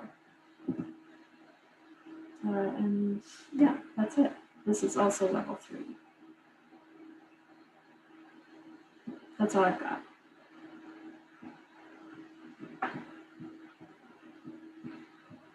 Great. Let me know if I can flip back and forth. Really good work, Shannon. I really like how you were thinking of the project sectionally a lot as well. So not just in plan. And so, I mean, you did both, right? But so the spaces are a lot richer in that sense that you started both with the section and the plan together, no? Yeah, and I also appreciate that you started applying the materials with the and testing, no, and pairing those surfaces with material choices and a color palette that starts giving them a unique character. So yeah, really, really nice work.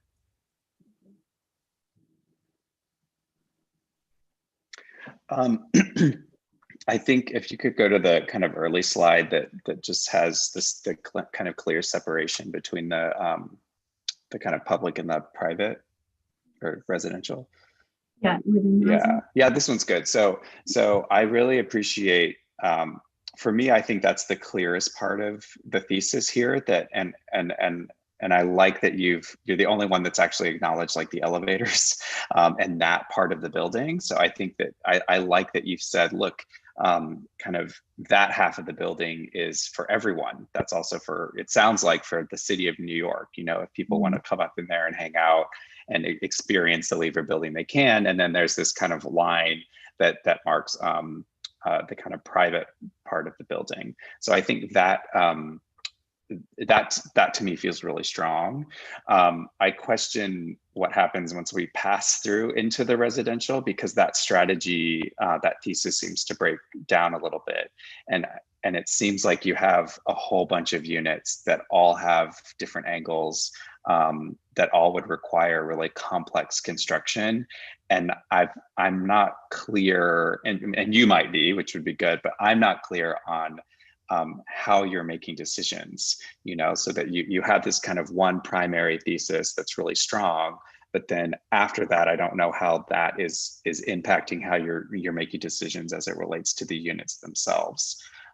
So that's just, it makes it, I think for me, I'm not quite sure how to help you because I don't know. I don't know what that logic is. Yeah. I mean, honestly, because I did start thinking so granularly, I kind of started by just planning out one unit and then having that kind of extrapolate further. And in the beginning, I think the logic was this idea of like, okay, the Lever building is just this box. Then what happens when you go in and it's split up into these two? And then what happens when you go in that? It's kind of like these layers of, you know, what something on the outside is not what it is on the inside. And I think that's kind of the larger idea of it, but you're right in that.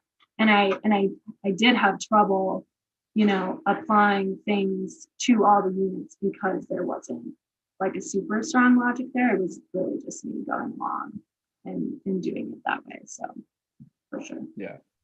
And I think the programmatic logic is really strong, particularly even when you said, you know, we're going to have a communal kitchen and communal living space and some collaboration space. Like, I really like that separation of program and the logic there. I think there just seems to be a little bit of a jam as it relates to that circulation space connecting the units themselves, you know. And I think if maybe the units were, I can't believe I'm the one advocating for more regularity in these reviews, but like that the units had a little bit more regularity to them, and the way that circulation maybe cut through was the part that added that kind of rejection of the lever building a little bit more. You know, I think that might help kind of anchor your decision making a little bit more. Yeah. Can you show that one of the images of the interior of the unit interior?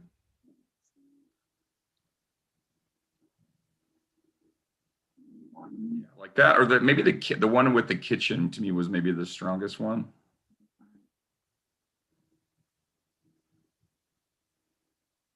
Yeah, that one. To me, like I totally agree with your point, Michael, until I see this. And when I see this, I start to understand a little bit more about the payoff of that complexity and plan. And so, you know, I think it's something to think about as you proceed, Shannon, because it is an important point ultimately for projects. But I think for me, the proof of the pudding is in the eating, and the perspective is the closest to eating this project that I can get. And so, like, to me, I'm super intrigued by it in that way because of the perspectival games that are generated from those angles, right, relative to the registration of the grid. And so, you know, I think it's something that you must kind of like consider as you sort of think about this project. But this project is, I think, a really stunning piece of work too, and really fascinating also how you work and how you think about the project and how you develop your own work. I think is really strong, and this to me is a very special piece of design work as well. Yeah, I mean, I like this image a lot as well, but I do, you know, you're also putting all of the utilities against the glass, you know, so that there's a shutting down, or there's a rejection of New York happening here, a rejection of the lever building, in favor of a geometry and plan that I'm not sure is better than that view. Yeah, you know, true. so that's the thing that that's what you have to calibrate, you know. So I think that if you'd had a strategy that was more like, you know, like every kitchen is going to have this kind of a narrower view of New York in favor of something else, you know, and the rest of the apartment opening up. But that's not how I'm reading this project. I'm reading it as a shutting down. Everything gets put, all the utilities and a poche is getting pushed against the glass in favor of an interior corridor that's not better, you know. So that's I actually want to flip almost all the floor plans, you know, so that we keep some of that geometry, but it's against the corridor, and you're using the complexity of that poche to service the realities of utilities, and in favor of a little bit more celebration of where you are.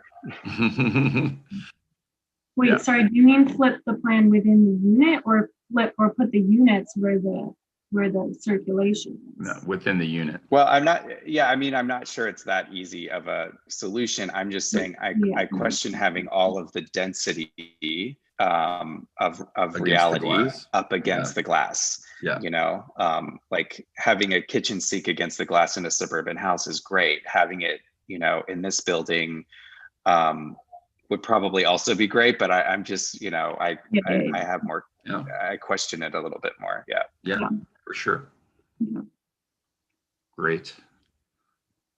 Amazing comments, and very, very helpful for me as well to hear all of this session. It's been really enlightening and lovely to have everyone on the session. Elena had to leave, but she sends her best to all of you and says, great job. Thank you, guys. Yeah, thank you, Shannon. I know we're running late, but if y'all, and you don't have to, this is not a requirement, but if you wanted to give one or two closing thoughts or shots or or anything would be great.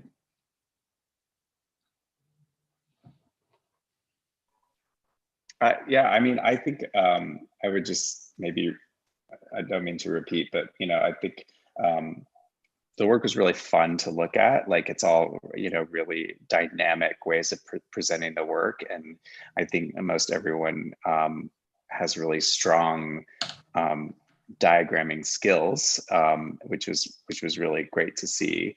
I think for me, I would dig a little deeper in the existing work that's already been done about living small. I'm not seeing a lot of evidence of research. I'm seeing more evidence of bubbles of people, which is fine. But I think that comparing that with existing successes on what we know about living small already, I think would speed up the process of the planning, so that then it becomes more about how those units are responding to the lever house itself. So that would be my I don't know, that's what I'm thinking about. Mm-hmm.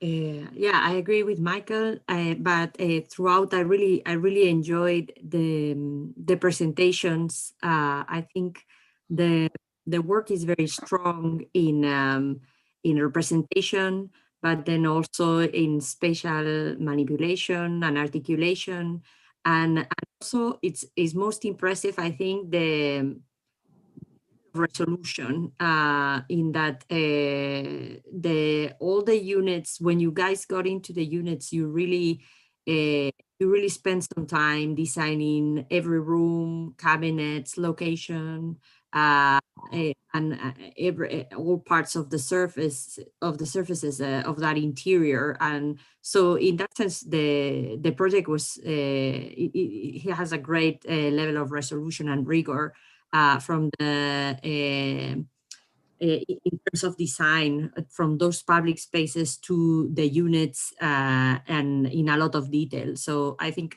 that is very, very impressive.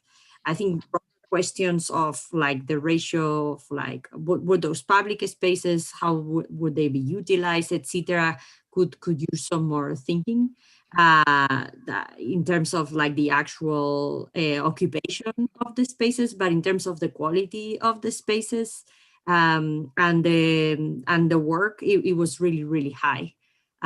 It was really wonderful to see, and I enjoyed every project, every one of them. So yeah, congrats, and congratulations also to Clay because I think in the process, of course, it's embedded this kind of study. Sorry guys, it's midnight for me, so I feel at times I'm like, but I think it's clear that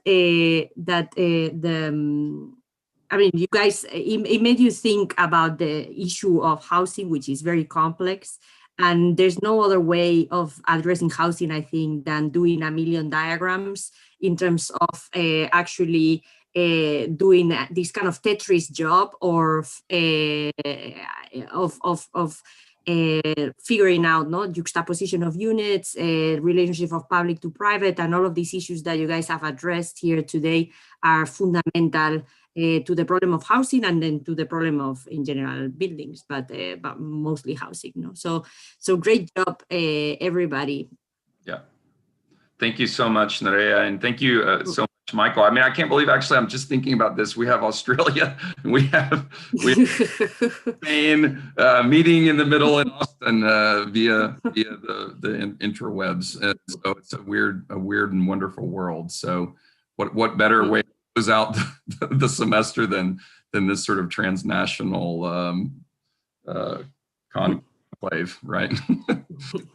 I really appreciate y'all's time and your really thoughtful and generous comments. And that really helps me too, just to think about the project and how it could be better, and little mistakes that I could have counter corrected against to help it to go in a little bit different direction. But generally, I think it's been really fun, and I really appreciate y'all's input. Hope we can chat soon. Nerea, I know we will, but Michael for sure. Hope we can continue the conversation. Yeah, great to see you, Michael. Thanks so much. Yeah, likewise. Yeah. Take care. Great. See you next time. Bye. Congrats, everybody. Bye. Thank you. Thank you. All right. Great job, y'all. That was an freaking intense day. Let me turn off I don't know how to end this. How do you turn off?